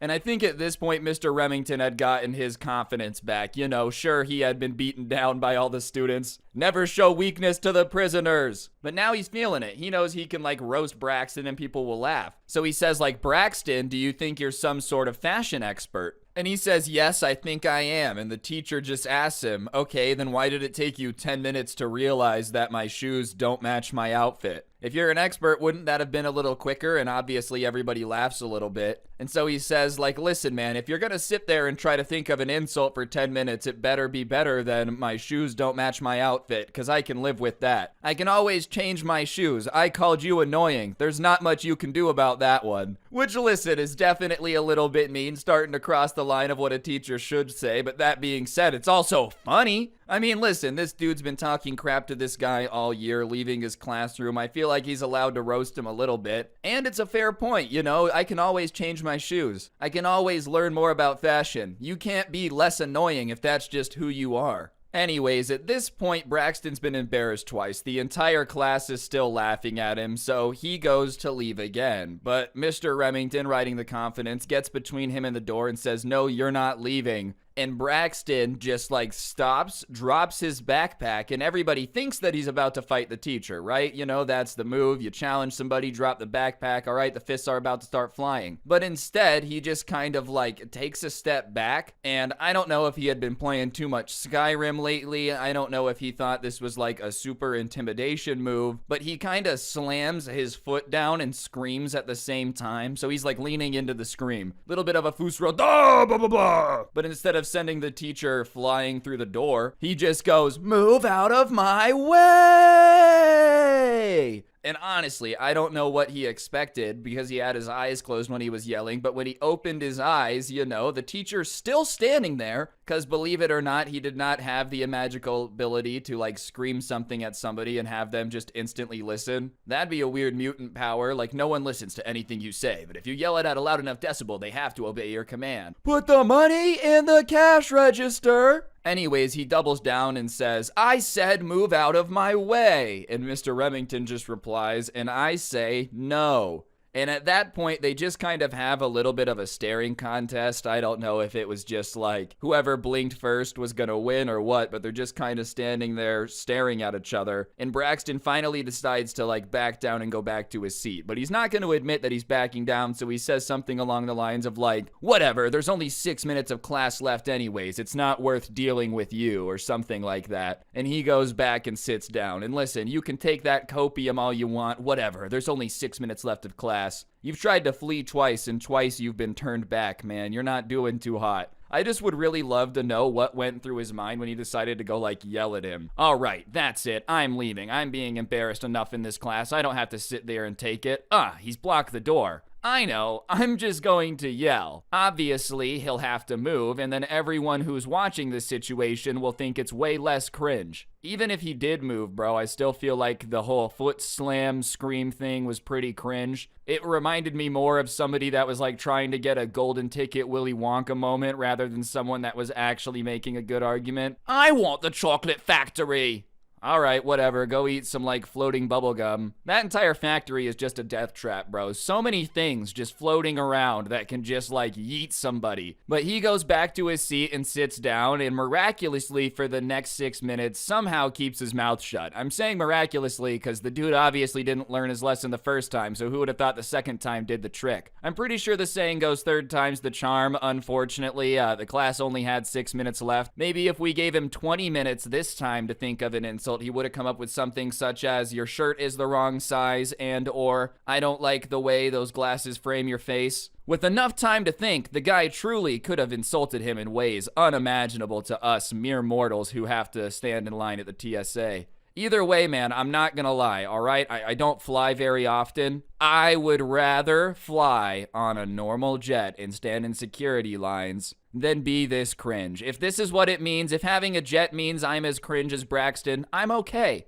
And you know what? Maybe that's a little bit of coping from me, but let me have it. None of us are getting a jet. Who cares? The bell rang, everybody leaves, and within like the next 27 minutes, it was the last class of the day. Everybody had kind of heard about it. Everyone in the class had been like, "Dude, Braxton got roasted." Because it wasn't just this class he had been acting super entitled in. Nay. He was kind of known around the school for being a little bit obnoxious. Like, he was kind of known for rubbing it in that the school was named after his grandpa to everyone. The new car obsession, saying how much richer he was than everybody. So when everybody started hearing that like he had embarrassed himself and looked a fool messing with the teacher, people were kind of talking about it and laughing about it. And I'm not saying that's a good thing, all right? That being said, it's just going to happen. If a teacher just eviscerates somebody like that, chances are people are going to talk about it. To combat people knowing about this, you would think you've kind of got two options. You can either just lean into it and be like, "Yeah, I got destroyed, wasn't my best moment, haha." Or you can go the route I wouldn't recommend and just start trying to fight everybody that brings it up. And that's the route that Braxton ended up going down. Anytime somebody would mention it or like quote something the teacher said, he would just start getting into screaming matches with them, and he wasn't very good at insulting other people either. And for whatever reason, he would always do like his stomp scream So the next few weeks there was a lot of yelling, and after that everyone kind of got over it and just dropped it. That's the way the ball bounces. You're only the hot topic for like a week or two. People would mention it every now and then, but obviously as time goes on, people just cared less and less. And beyond that, after that school year, no one really mentioned it again. It wasn't like something that stuck with him forever. I don't think he necessarily deserved that. Everybody's got a bad moment. I'm sure I've looked stupid in an argument before. But yeah, you can't be surprised when you're running around calling everybody poor that for the next few weeks after that, you got a little bit of crap for it. As for the teacher, everybody else kind of respected him more after that. Not a crap ton, you know, they still didn't do their homework, but they weren't as obnoxious about like interrupting the class, which I think goes to show that teaching and being a prison guard is basically the same thing. You just can't show weakness. Once you stand up to them, they'll respect you. I bet you someone in the comments is like, actually, being a prison guard is not like being a teacher. It's called a joke, guys, all right? Obviously, being a prison guard is different than being a teacher. Concepts are kind of the same, though. I'm just saying. A bunch of people in a place they don't want to be, and you're in charge of them for like an 8-hour shift. So like I said, this story time was sent in to me, and this particular person had to go to like one of the parent-teacher after-school things that they do at the start of the year. They're not in school anymore. This was a while ago, but basically your mom, you, your dad, you, whoever's gonna go with you, you just go to all of your classes for 15 minutes. They meet the teacher, do a little explanation of this is what the class is, this is what we're gonna do, all that stuff. The parents go, wow, your teacher seems so nice. You go on your way. It's pretty boring for the most part because, you know, it's just parents asking questions about schooling and you're just sitting there awkwardly, but whatever. He was at this parent-teacher conference demonstration, get to know them thing with his mom, and most of the teachers were being pretty lame, but there was one teacher that he was excited about to have for the year. He was like a young teacher, fresh out of college, and was pretty cool compared to most teachers. I feel like teaching is one of those things, if somebody's new to teaching, they still got the love for it, you know? They're like, oh man, I'm gonna make teaching awesome. By year 30, they're like, all right, as long as you guys don't die for the next 45 minutes, I'm gonna put my head down and take a little nap. But this teacher was pretty cool. He had just gotten out of college. He played video games, so a lot of the kids liked him, and he was excited for his mom to see how the class worked. So whatever, they get into that classroom, and the teacher makes a joke at the beginning of his little presentation, and most of the parents laughed. But there was one dad sitting like 2 rows away that made an audible like, ugh, sound when the guy made a joke. Which, hey, maybe it wasn't his sense of humor. That's fair. He's like, oh, I didn't think that joke was very funny. But there's no reason to make an audible noise if you don't like somebody's joke. Imagine that, some guy's just about to do a presentation in front of like 70 strangers. All right, guys, I've never done this before. Oh, get off the stage! It's not a stage, I'm just a teacher trying to do a presentation. I don't care, get off of it. But for whatever reason, the dad just seemed incredibly upset that this teacher had dared to try to make a joke, but the teacher doesn't really notice and starts talking about his class, which is what he's supposed to do. He was a government teacher, and he's talking about how, like, he wants kids to learn about the government and how it works, because one day they're gonna run it, blah, blah, blah, blah, blah, all that teacher stuff that they say. And then he gets to a point where he says, one thing that I do a little bit differently than other teachers at this school is I don't give out homework, which is a pretty cool thing to do. I feel like most teachers that I had when I was in school didn't really have that mindset. It was more like, how do I give as much homework as humanly possible? I want you to be thinking about my class 9 hours a day, so I'm gonna make sure that I give you enough work to do 12 hours of homework just to get a little bit of extra out of you. But if you have 6 classes giving you 12 hours of homework, you're pretty screwed. I don't know, my teachers were big fans of homework, but this particular teacher didn't like it, and he was telling the parents that he didn't believe in homework because he had hated it when he was in school and it had made him a lot less passionate about the subjects, and he didn't want that to happen with his class. Plus, he knew that a lot of other teachers were homework heavy, so by not giving them homework, it gave them more time to focus on other classes, and he felt like the time he had during the class was enough to teach people about the government. And that's a very cool thing to do. Like, honestly, that's a pretty cool teacher move. Be like, all right, I can teach you guys proficiently in the hour they give me. I don't have to give a ton of homework. It's better for the kids. The other teachers are still going to give a lot of homework. You're going to get respect from the students because they're going to be like, this guy's making my life easier at least. And most of the parents were cool with it. A couple of them were like, oh, that's really awesome. That's cool of you. But the dad that didn't like the joke at the beginning of the parent-teacher conference apparently really really hated the fact that his daughter wasn't going to be getting flooded with homework. You mean I'm gonna have to spend time with the kid? It won't be doing homework every day for hours on end? What the heck? I'm not alright with this. That's not what he said, but the dad, raised his hand, which is hilarious. I don't know why it's always so funny to me when an adult raises their hand, but it's just a funny sight. That was the polite thing to do. I guess you should raise your hand, but imagine just a 50-year-old man raising his hand waiting for permission to speak. I don't know why, it's just kind of a funny image. And the teacher asks him, okay, what's up? And he starts to ask why he doesn't do homework. And so the teacher just kind of re-explains what he had already explained about, well, when I was in school, I really hated homework. It would make me not like the classes as much. I don't want them to do that with my class, so I don't give homework. And it was like that answer just did not compute in this dad's brain, because he's like, okay, but don't they need to do homework to learn the stuff? And the teacher is like, no, they don't. I learned plenty of things and I didn't always do my homework, so I just don't believe it's necessary. And even if, for whatever reason, you're a parent out there and you're super pro homework, you just love the idea of your kid getting a bunch of extra work at the end of the day, that's a pretty fair reasoning. Is like, I don't think my class needs it, they get enough, and I don't want them to hate my class. You might not agree, but it's pretty fair. But this dad starts to be like, oh, are you sure that's why you don't assign them homework? And the teacher's obviously confused because that's what he said. So what do you mean? Am I sure that that's why I'm not assigning homework? And the dad basically accuses the teacher of being a young idiot who doesn't know what he's doing, who was only not assigning homework so he would have less stuff to grade. Which, even if that is the case, bro, the kids don't care. I promise you, every single student in that classroom was very okay with the idea of not getting homework, even if it was because he didn't want to grade it. But the teacher is getting defensive because no teacher would like to be told that they're lazy and don't want to do something, and he's like, I have nothing against grading homework. Trust me, I have a lot of things to grade. They do a lot in class. I just don't think that I need to send home extra work, and I don't understand why that upsets you. And a couple of the other parents in attendance kind of come to the teacher's aid. They're not overtly attacking the dad that's all pissed off, but they start talking to the dad about, think about the kids. They're getting so much homework from these other classes. I think it's a nice idea that he gives them a class where they don't have to worry about it as long as they're learning about the government. And even a couple of the students that were there with their parents are like, honestly, this class is the one that I learn the most in because I look forward to it, so I pay attention. All the classes that flood me with homework, I just don't really want to be there, so I'm not paying total attention. So everyone's kind of defending the teacher. And the dad at that point thought that, oh man, everyone's against me, because he starts saying that, I don't know why everyone in this classroom is ganging up on me. Did you guys have a meeting or something before this that if anyone tried to attack the teacher, you would defend him? Yeah, bro, everybody at this parent-teacher conference had a meeting last night and said, specifically when this dude shows up, he's gonna get pissed off. So let's just really defend the teacher. Everybody's got that much free time on their hands. I don't know why anyone would think it's that important, dude.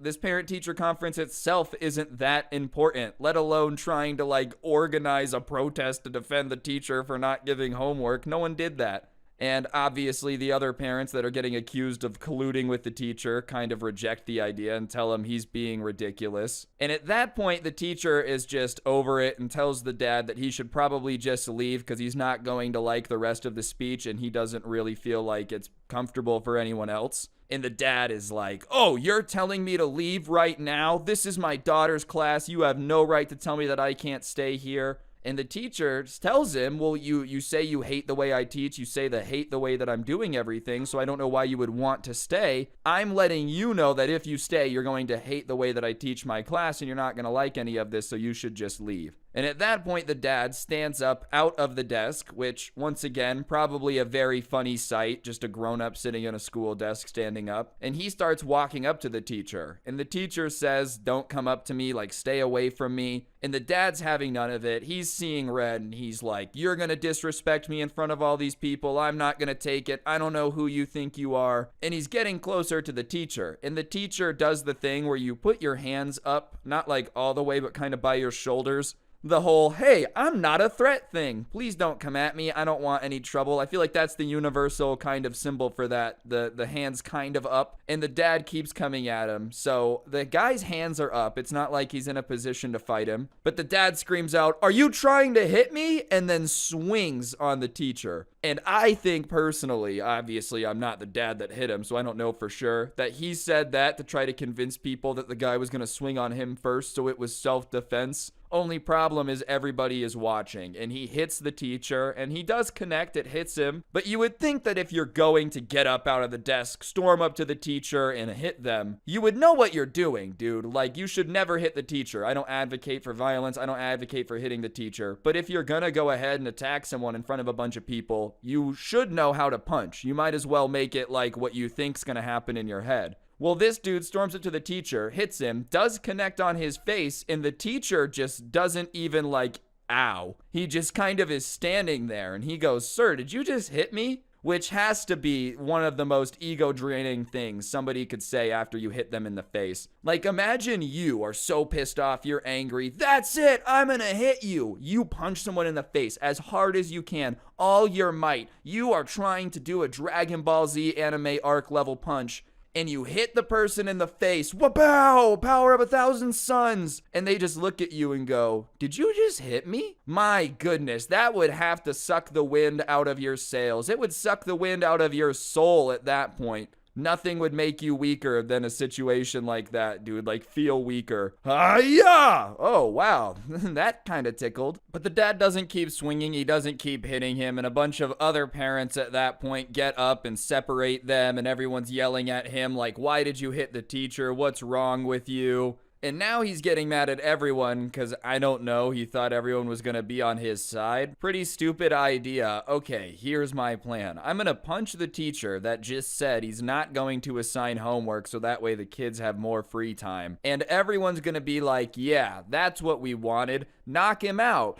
In fact, that's not enough. Keep punching him. Go, go, go." No one was gonna be on your side, bro. I don't think anyone's gonna see you just punch some poor dude in the face and be like, "Oh, that guy's cool. I love when people just start hitting others." And either way, once the dads have them split apart and they're holding him back, he hadn't swung on the teacher again, but now that he's being held back, he starts going all tough guy drama mode. "Oh, you're lucky that they're holding me back right now. I want to keep fighting you, but they're holding me back, and you're so lucky that they're holding me back." And it seems like he's struggling against the people that are holding him back, but it's obvious to everyone watching that he's struggling just enough to look like he's struggling, but not enough to actually break free, trying to save his own ego. At that point, everyone in the room already hates you. You're just pretending like you're gonna go beat him up to try to save whatever ego you have left in your brain. The teacher, though, doesn't let it get to him. You know, he's not like, "Oh my gosh, I just got hit." If anything, he's so calm that it starts to mess with the dad a little bit, because while he's screaming out that, like, they should let him go so he can fight him again, he gets a lot quieter when he realizes that the guy's not intimidated at all. He's not afraid. He's not like, "Keep him away from me." Probably because the punch was so weak. As I said, the teacher asked him, "Did you just hit me?" I don't know if it was out of shock or because he genuinely wasn't sure. But what, even if they do let you go, you're gonna run over to him and, like, gently tap him on the face with your knuckles? I don't think he would be afraid of that. And the teacher is so calm that he just walks over to the desk,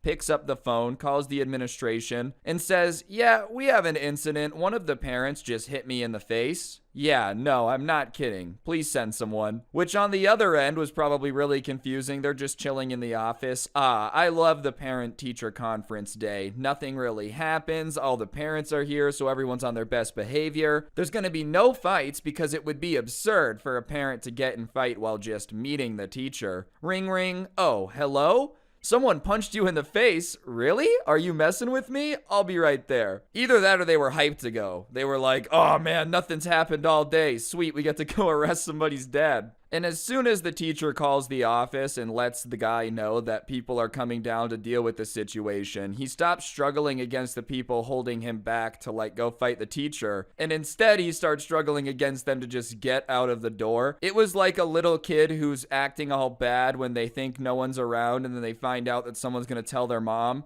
and they just start doing anything they can to get away, like, please don't tell my mom. That's basically what's going on. He's trying to get away, and he's yelling out, full-grown man who just punched a teacher, I don't want to see the principal. I don't want to see the principal. You should have thought about that before you punched the teacher in the face. You want to know a guaranteed way to not have to deal with the principal? Don't hit the teacher. I know, crazy. And while all this is going on, it's even more embarrassing because his daughter is just standing there yelling at him, asking why he has to embarrass her everywhere they go and why he couldn't just keep it together for one day. Which I do feel bad for her, dude. Imagine this being your parent. Everywhere you go, he tries to fight someone. You're like, okay, you can come to my parent-teacher conference. Just please do not fight my teacher. Can you at least promise me that, Dad? Like you won't fight my teacher? Yeah, sure, no problem. He punches the teacher every time. We go to Wendy's. You hit the drive-thru worker. We go to Lowe's. You start knocking out the guy mixing paint. Remember the one time we tried to ride the bus and then you caused an accident because you put the driver in a chokehold? You can't do this everywhere we go. But the dad's struggling. He finally gets out of the hold of the people though, and he runs out the door before the principal can get there, and they see him run out of the end of the hallway, which is these double doors that lead to the parking lot. So they're aware that he's going to leave, but he left behind his kid, bro. Pretty important thing. So the daughter's standing there and she's like, my dad left. And one of the other parents is like, okay, well, we can give you a ride home. And she's like, okay, thank you. And obviously everybody's like, this was absurd. He literally ran away so fast that he made such a quick getaway he forgot the kid. Pretty important thing to forget. And everybody was asking the teacher if he was okay, and the teacher finally started talking about it and was like, yeah, I'm fine. I don't know what that guy's problem was, though. I didn't realize that not giving homework was so unpopular. And all the parents kind of laughed a little bit, and they were like, no, please don't. Like, it's okay. We don't agree with him. We don't know why he did that. Even if he disagreed with you, it's not okay to hit you, which is my opinion. I guess technically you're allowed to love homework. It's your right. As an American, you can believe what you want. You can be super pro homework. Get a bumper sticker that says, I love homework. Get a flag. Fly it above your house 90 feet in the air saying, homework, homework. I don't care. But there's no reason to punch someone in the face for disagreeing on something like that, dude. Like, that's such a stupid thing. Imagine. What do you like better, construction paper or notebook paper? And you answer whatever you answer and the person just starts hitting you in the face because you disagreed. That's how stupid this entire situation was. Either way, the principal finally gets to the class and asks what happened, and a bunch of parents give statements, say what happened. They make sure the teacher's okay. And then they just turn to the daughter who was left behind and they ask for her dad's name, and of course she gives it over. So they're like, all right, we're gonna go to the office. We'll take care of it, blah, blah, blah, blah, blah. Hope everything's okay. And around that time, it was time for them to move on to the next classroom. So the daughter, who had been left by the dad at the school, does go with her friend and her friend's mom to her class, and then they're going to take her home. So she's not like stuck at the school. She's not going to be abandoned. But still, he really left the kid. He said, look, I'm going to punch the teacher, and then I'm going to make my getaway. And as a diversion, I'll just leave my kid behind. They'll never be able to chase me while dealing with that at the same time. Either way, the day ends. People start talking about it. The tale of the dad who punched the teacher in the face. It was kind of all the talk of the school, but whatever. The person who sent this to me on the next school day goes into class where the teacher had been punched in the face, and on his desk is the biggest edible arrangement he has ever seen, bro. It was like they basically took an entire fruit farm, stuck it in a basket, and sent it over, and there was a huge card on the top that said, I'm sorry. And so everybody sits down for class, and the teacher gets up to start teaching, but before he starts teaching, he's like, hey, do you guys like my edible arrangement? And they all start laughing. They're like, yeah, I've never seen a bigger edible arrangement. That's so funny. Who is it from? Like, what is it for? Why is it an apology? And the teacher just smiles and he goes, oh, it's from my biggest fan, the guy who punched me in the face. Bro, this dad had gone to the parent-teacher conference, gotten so mad about homework that he needed to punch the teacher, goes through with it, hits the teacher, runs away before the principal gets there, leaves his kid behind, and then decides, I know just the thing that'll make this right. At that point, I feel like the only way you can make it right is like never show up to the school again or change schools. Those are really your two options. But in his mind, he says, everyone will just forgive me as long as I send a really big edible arrangement. You know, you can punch anyone in the face as long as you send an apology watermelon right after. The class had to laugh at it though, because you kind of have to just like roll your eyes at someone that's that stupid. I'm sorry for punching you in the face, but I got you an edible arrangement. Either way, I'm sure it was a pretty interesting year for the teacher, just because every time he got an email from that parent, he was like, oh yeah, remember when you punched me in the face? I don't know, I would just recommend avoiding punching people in the face, especially if it's just a teacher doing their job, and especially if it's just a teacher doing their job by not assigning homework. Alright, so this is something that I ended up witnessing about 2 weeks ago. I took my car in for an oil change and had some other stuff that needed to get fixed on it, and, I was gonna be stuck there for a couple hours, so I would just ended up walking around the dealership looking at cars, because cars are cool, and, I had nothing better to do other than look at my phone. Had gotten kind of bored of that, so I just started walking around looking at all the cars in the showroom, and as I was doing that, I ended up hearing a little bit of a commotion, and so I look over to see what's going on, and I see a bunch of workers opening the doors. Like the way a car showroom set up, they have these doors that can open where they can drive a car into the showroom. And so I see them opening up the doors, the door opens, I hear an engine, and in rolls this, very, very brand new looking BMW M5. If you're not a car person, it's just like a very fancy car, it's a very expensive car.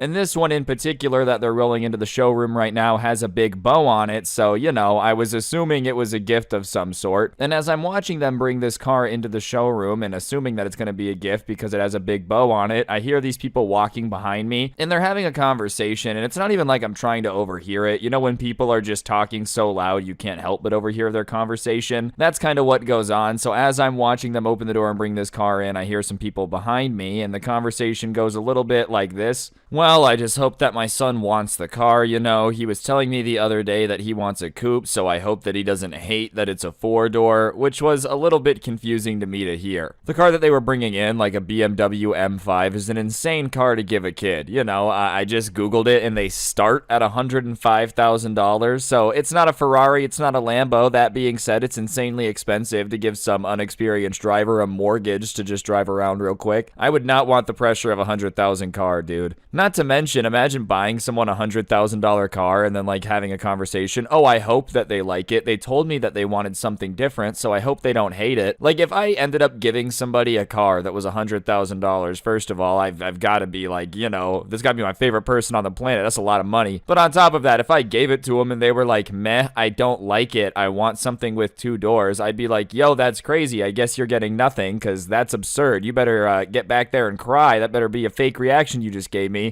Regardless, I overhear this conversation and they end up moving this car, and the people that were talking about it end up walking with it over to where the seating area is for people that were waiting. So whatever, I go over there and I sit down. They had a bunch of chairs and like some magazines that you could read while you were waiting for your car to get worked on, or if somebody you knew was doing paperwork or whatever. And as I'm sitting there, I started reading some stuff on my phone and I overheard another conversation. And it was like, all right, my son's gonna be here any minute. I want you to make sure that you film his reaction when he walks in here and sees his car. So I look up and I see like this lady and the same dad that had been talking about the car, and this lady has like a nice camera, and she's like, wow, that's so awesome, I bet you he's gonna be so excited. Wow, this is such an incredibly nice car. No way, it's his first one. That's so cool. Just kind of hyping him up a little bit, and the dad's like, yeah, I think he's gonna love it. So like I said, just get ready to film it so you get his reaction. And then this car pulls up and out steps this kid that basically looks like a wannabe TikToker dude. Like if you merged every famous TikToker together and just took like the average of what they would look like, that's basically what this dude looked like. And he walks in and just it has this look on his face of like, I'm just annoyed to be here, right? And he sees his dad and he walks over to him and he's like, yo, dad, what's up? Why did you tell me that, I needed to come here? And the dad is like, well, son, there's something that I want to give you. And he starts to go on this long, heartfelt speech, about how the day that his son was born was the best day of his life and he's so proud of him. And, that they they've been through a lot as father and son, but one thing that they've always bonded over is the fact that they have each other. Like, it was a very sweet speech, I can't even lie. And at the end, he's like, you know, and now that you're 17, I figured you needed a car of your own, so I figured I would get you one, so that one is yours. And he points to the car that has the bow on it, you know, the one that I had seen earlier. Now, obviously, my parents didn't buy me a $100,000 car, so I can't tell you how I would react. But that being said, even if tomorrow my parents were like, hey, we bought you an M5, I would probably cry tears of joy and then poop myself a little bit. So, you know, I was expecting this kid to just start freaking out. His dad just told him that he's getting this sick car. Any car should make you freak out if you're a kid and you get it, bro. If you get like a 2002 minivan, it's still a car. It's a better car than the one you had yesterday. Oh yeah, because none, you know, any car is better than no car, which is why it was so confusing that it almost looks like the TikTok dude was like upset with the fact that he had gotten his car given to him right now. You know, his face literally contorted in a frown, looking like a clown trying to be scary who paints on the frown type of vibe,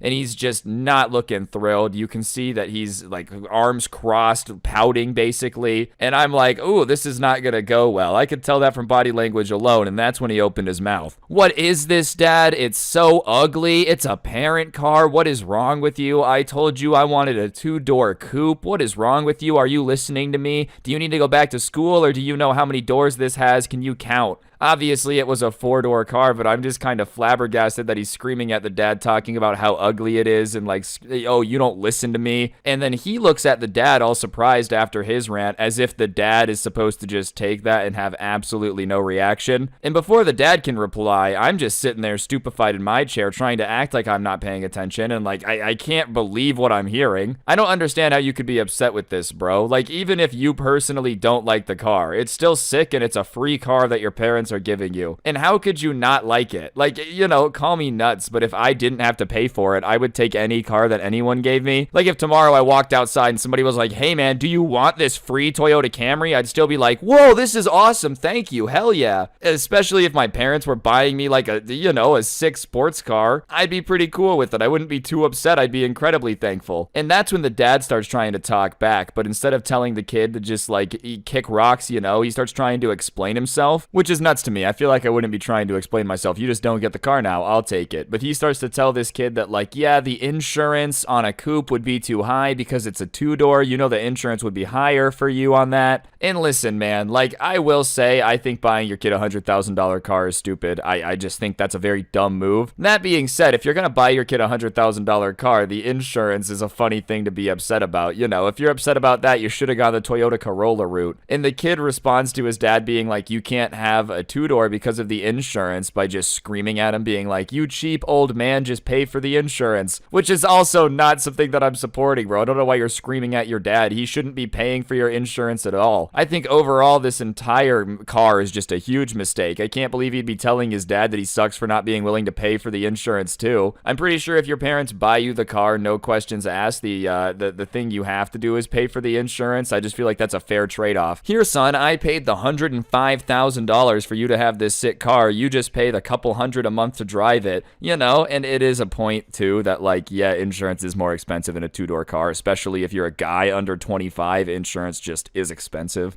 Anyways, the dad at that point finally starts to get mad, but just not at the son, you know. He's like, hey, turn that camera off, because obviously they had been filming this and this is not what they're looking for, footage of him being insulted, I'm sure. So then he looks at his son and he's like, are you being serious right now? You really aren't happy with this? Like, I thought you were gonna like it. And at this point, I'm assuming that he's like, well, if you don't like this and you're gonna be ungrateful, then I'll take back the car. You know, that's what I was expecting him to do, but the dad's like, are you really don't like this? And he's trying to keep it down, be quiet. The kid does not try to keep it down or be subtle at all, though. No, you absolute buffoon. Why did you think that this was something I wanted? How many times do I have to tell you exactly what I want before you just get it, you idiot? Listen, dude, like, regardless of whether or not I had a bunch of money to be buying my kid a $100,000 car, because it's still really stupid, if my kid started calling me a moron in front of a bunch of people because I bought him the wrong car, then like, I don't know, man, I'll just go get it ripped up by that dinosaur that destroys cars. I want you to tell me that you're going to get me the car. I don't want to hear anything else. Like, that's what the son says next before the dad can open his mouth. You know, I don't want to hear any more excuses from you until I get the car I wanted instead of whatever that is. And he pointed at the car that had the bow on it, and then he like stormed out and got on the phone. And you couldn't really hear what he was saying on the phone, but he was talking to whoever was on the other end so loudly that you could hear him like through the glass. And so the dad starts to look around and sees a lot of, workers and people staring because that was very loud and there was literally no way to avoid it, and it was just very uncomfortable. And he starts screaming at everybody for some reason, not his kid. No yelling there, just at everybody looking. You guys got me the wrong car. I told you I wanted a two-door. I want you to change it now. Stop looking. It's not funny. And the manager comes out to see what's going on because the workers are kind of like, what? And the manager is like, hey man, look, you already purchased this car, talking about the one that had the bow on it. You can't just return it. And he's like, well, you got me the wrong one. And the manager's like, no, I didn't, dude. We just sat in my office and did the paperwork for an hour.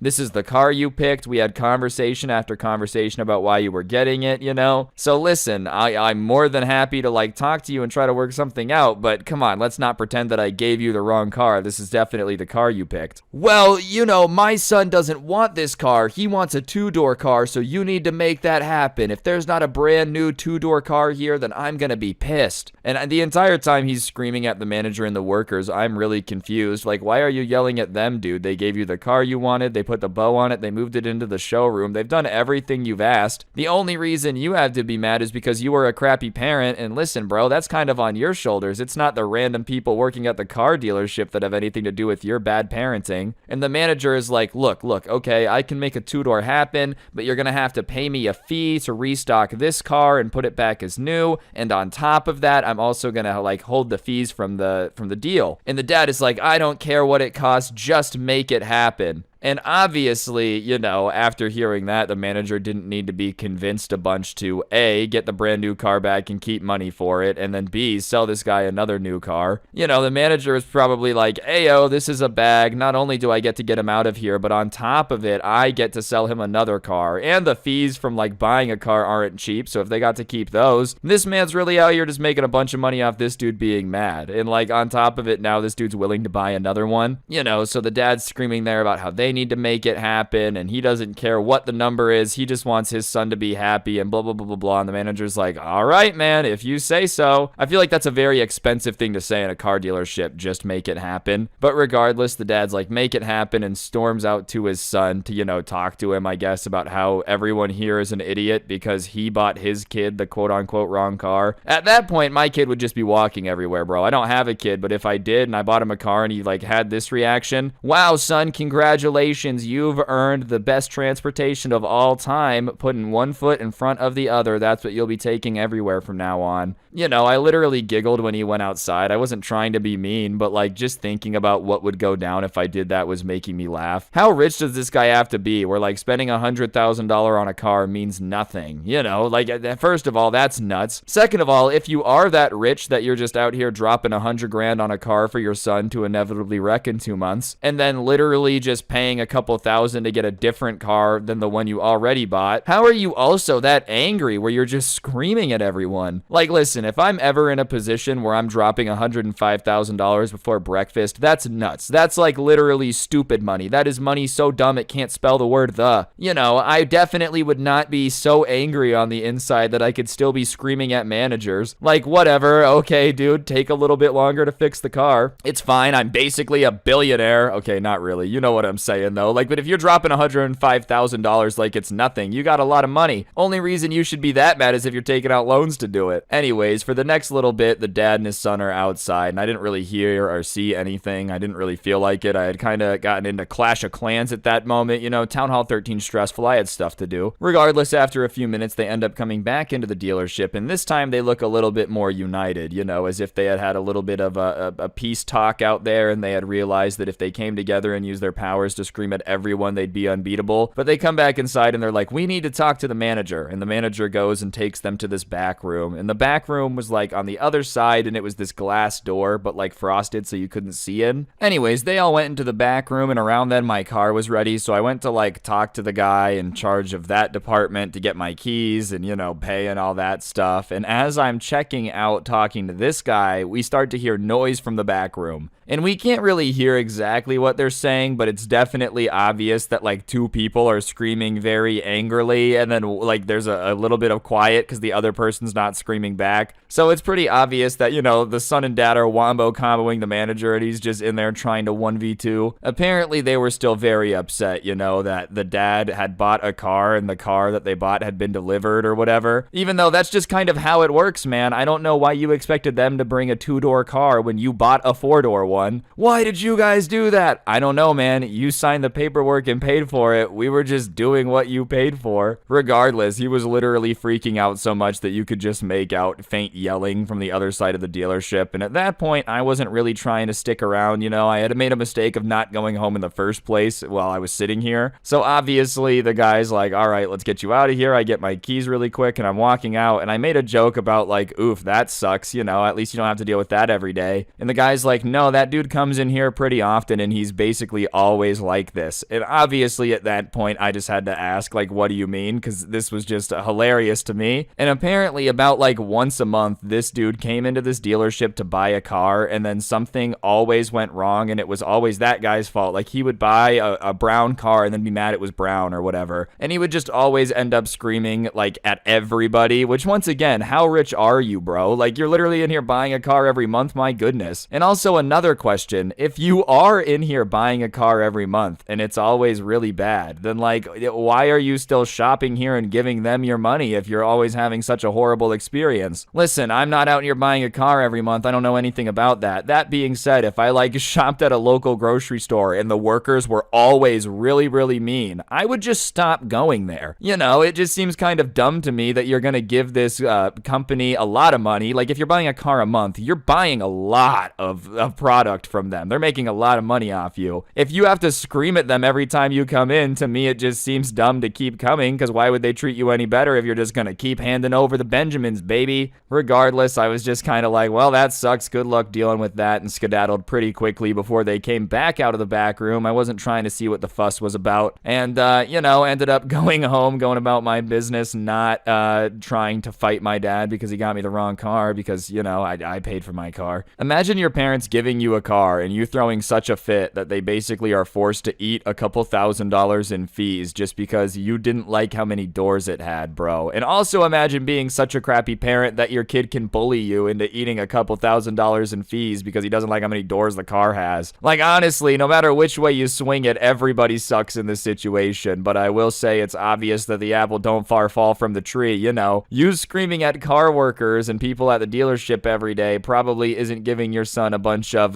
good, what is it? You know, a good example on how he should be not screaming at you. Regardless, guys, I just thought that would be a pretty good story time. Hopefully you enjoyed. If you did, I'd appreciate you taking a second to press the like button. Let me know in the comments section down below what you thought, and of course, subscribe if you're new. If you really want to help me out, I'll put a link to the intro song in the description, along with the link to my podcast, The Scuffed Cast, or you could use code Scrubby at the G Fuel checkout to get a discount on G Fuel. I'd appreciate it. And last but not least, two more things I gotta plug. You can check out the story times. I put them on Spotify a couple days after they're posted here, so if you want to listen to those without gameplay or offline, that link's in the top of the description. Check it out. And the link in the bottom of the description is going to be a link to the merch store. It is the coolest merch to ever exist, so you should definitely get yourself some. I'd appreciate it. And yeah, on that note, guys, that'll do it. Don't get anyone pregnant. If you do, make sure they're hot, and hopefully I'll see you guys next time. I'm out. Peace. What's going on, guys? It's your boy Scrubby here, back again with another video. Hope you guys are having a great day. I know I am. And today I've got a really cool story time that was sent in to me by a subscriber about the time this dude was like in his CSGO group and scammed one of their friends, so they all banded together to scam the scammer back. I thought it was a cool story time. Can't remember the last time we did something like this, so I thought y'all would enjoy it. So yeah, without further ado, let's get into it. Scammer gets scammed! The person who sent this in to me was a really big CSGO player at the time and still is, and as you can tell from the gameplay, I like CSGO too. I think it's a great game. But that being said, the skins can get a little bit pricey. You know, I know Valorant players love to talk about like, oh, a collection is so much money. You don't even want to know if you think those are expensive, what some items in CSGO can be going for. But it's a big part of the game. A lot of people have skins. A lot of people know about the skins, and they can get insanely expensive. And this guy and his group played a lot of CSGO, and they also had like jobs, so they would just play after work together and whatnot. So a lot of people in the group had some pretty valuable skins. I'm not talking about stuff that's, you know, like rare $100,000 blue gem case hardened AKs, but they would have knives that would be worth like $600-700, and because they were all friends, they would kind of trade back and forth. Everybody was always kind of like, if you let me play with your thing, I'll let you play with mine, or like if it was equal value. That way you weren't getting scammed if they held on to your knife, but if you wanted to try something different, you could. So for example, if like Jim had a $300 knife, Tony had a $310 knife, they might trade for a week just to like play with each other's knives, have a different skin, and then trade back. And the group was doing this for a while. They had known each other for a long time, and over time, the more they traded back and forth, they started to trust each other more and more, and so it would be like, okay, yeah, you can borrow something worth like $100 more than your item you're giving me because I trust you and we've been friends for a year. And they were playing together like every day after work, friends for a really long time. And then one day, the biggest collector who had the nicest skins said that one of the other guys was like going to borrow one of his knives that was worth somewhere around $2,000. And yeah, that's a lot for a digital item, but in the CSGO world, that's not even in like the top 1% of most expensive knives. So he was gonna let him borrow it in return for his like $500 knife, and sure, it was a little bit weird, but he trusted them because they had been friends for like a year. So the day comes, they trade the knife, and they play together that entire day. Everyone's acting normal. The guy's like, oh, it's so cool you're letting me borrow this knife, and everything's fine. And then the next day, they wake up, and they see in the middle of the night that that guy had left the Discord server, had unfriended everybody, blocked everybody, and a few of them had like exchanged phone numbers and whatnot, and he had blocked everybody's phone number. And so it becomes very apparent that the guy, like, just scammed his friend. And it was really brutal because, like I said, it was like one of your best friends that you had talked to every day for a year just deciding to like steal from you when you were being a nice guy and letting him borrow something, even after you guys had traded items back and forth forever. And it's not like this guy had nothing. Like, the guy who had scammed him did have $20,000 worth of CSGO skins. It's not like he needed to scam this dude to pay rent or something. He just robbed him. And immediately everybody in the group is insanely pissed off, and they're like, dude, I can't believe he would do that. He really went undercover in our group for like a year to gain our trust just to steal some skins. Who does that? And the guy who got scammed is insanely pissed because, yeah, $2,000 is a lot of money to be scammed out of. But he was more mad with himself because he was like, well, I trusted the guy, so he couldn't go to Steam and say anything because he had sent the trade. So the guy had just really screwed him over. And the group that entire day was just talking about how they wish that they could get his knife back and how they wish there's something they could do. And finally, one of them is like, okay, well, what if we come up with a way to get all the items back? And he's like, well, what do you mean? What if one of us goes undercover to him and says that we're going to scam the rest of the group and we want some advice on how to do it because he just did it successfully? And over time, we'll build up his trust, and eventually he'll send me the items because I'll cash them out and I'll just give everyone their skins back. And everybody is kind of like a little nervous because after somebody does that, it's not like you want to trust somebody with a plan like that, but they eventually agree that, yeah, all right, like, let's do it. Let's get our skins back. Or at the bare minimum, let's mess with him and waste his time. So one of them ends up finding a way to contact him that he hadn't blocked him on and was like, yo, I'm not mad. I think I'm going to scam the group and leave too. I'm going to get a lot of the skins. Can you tell me what to do? And this guy, like an idiot, takes the bait. Like, listen, you should never steal from your friends. I think it's stupid that he would ever steal from them, especially something so expensive. Like, that's just corny. But you especially should not be, like, messaging the people in the group bragging about it and then trying to help them get away with more robberies. Like, what's wrong with you, bro? No shame whatsoever.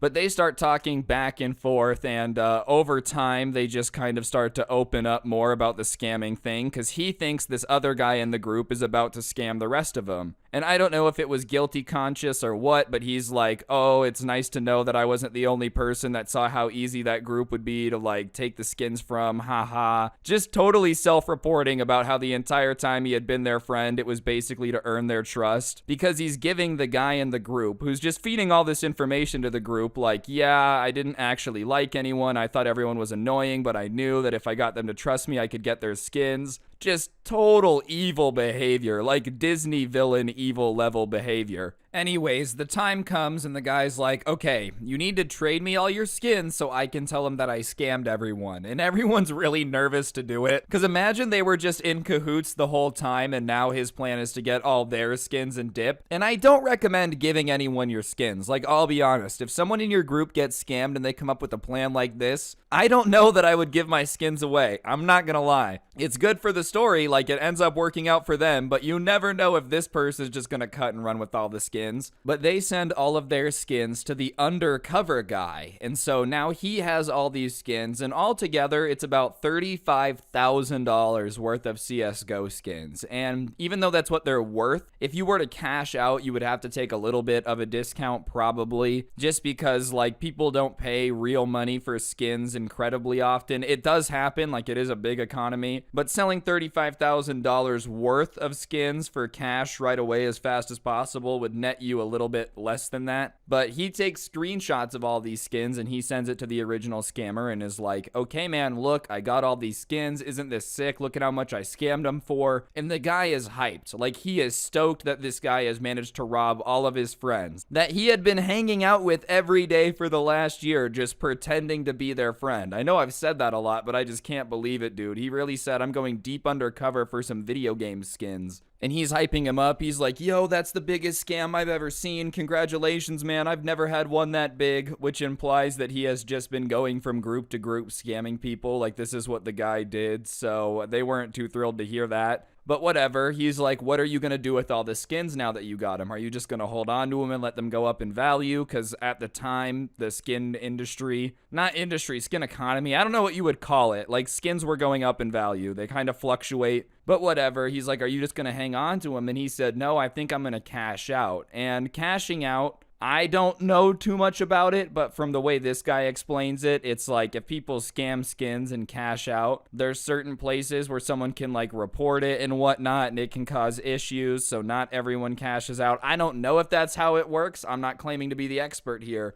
but apparently like it was kind of a pain to cash out, especially this large of an amount. And the guy who originally scammed the dude for the $2,000 knife is like, oh, I want to cash out too, but I know people are watching the inventory and I don't want them to know where I cashed out at. And he says, well, dude, since we both scammed the same group, how about we make a deal? I'll cash out your skins for you and send you the money. And you would think, considering this guy is a scam artist who stole a $2,000 knife, that he would realize that if he sends this guy the skins, he's never going to get them back. I mean, he thinks this guy just stole $35,000 worth of skins from people he pretended to be friends with for a year. Why he would trust them is beyond me, but whatever. The guy is an absolute moron, and he's like, oh, that'd be so sick. Thank you. I've been wanting to cash out, but I haven't had the time to do it. And he promises him that he'll cash him out, and he only wants like a 5% fee for doing all the work. And he's like, deal, no problem. And before the end of that day, that guy sends not only the $2,000 knife he had scammed, but starts sending over like all of these skins that he wants to sell. And it ends up being like another $5,000 worth of skins. So $7,000 to him to cash out. And so he sends the skins over, he gets them to his inventory, and like for the first 3 days, he pretends that he's trying to sell them. And he's like, oh man, no one's buying, no one's buying, no one's buying. And he's like, oh, it's okay, someone will buy it eventually. And finally, on the third night, he just unadds the original scammer, blocks him on everything, and trades everybody back all of their items. And so they get all of their items. They're like, yo, this is sick. And he even takes all the extra skins that the guy had sent him and distributes it amongst the group, you know, is like, all right, everybody gets a little bit because he sent even more. And I know some people are going to be like, oh, it was mean. But listen, you know what else is mean? Pretending to be someone's friend for a year to steal their CSGO skins. And he didn't tell him to send more. It wasn't like he was like, send your entire inventory. He just chose to send that all extra. So whatever, they distribute all the skins and whatnot. And then what's really nuts is you think the guy would realize he got scammed and go, oh, that's crazy. I'm going to leave them alone. They're not a group to mess with. They got me to send over all of my skins. Like, let's just be even. But no, he unblocks the ones whose phone number he has and he starts sending them like threatening text messages. And he was threatening them being like, I'm going to show up at your house unless you give me the skins back. Like, I'm serious. I will pull up to your house unless you give me my skins back. And I don't think he expected the response he got. The person that he decided to threaten the most lived in the same town as him, which is why I think he was like, oh, if I threaten to show up at his house, he'll give me it back. But instead, the guy, who happened to also be the guy he took the $2,000 knife from, said, okay, pull up. I mean, you had literally robbed this dude, man. What did you expect him to say? Like, he said, pull up, man. All right, you really want to fight me? You want to beat me up to get your skins back? Go for it. After you stole my $2,000 knife, please pull up to my house, which I don't recommend doing. But at the same time, it's funny how miraculously, as soon as he says, okay, show up and we'll fight, the tone shifts dramatically. And he's like, oh, I will show up to your house. I really will. Trust me, I'll do it. But if you give me the skins back right now, I'll give you this one-time, very limited special offer, super limited. I won't fight you if you give me all the skins back plus the knife I stole from you. Which I could get the argument for, like, give me back the stuff that I gave you guys extra. I could understand that. I really don't know where he's coming from by also demanding that they give him back the stuff he stole from them. Like, hey guys, listen, it's getting a little bit out of control. How about you give me all the stolen merchandise back and I go freely on my way with absolutely no consequences. Deal? Deal. I think that deal works out a little bit too good for you and not good for everybody else. So he says, no,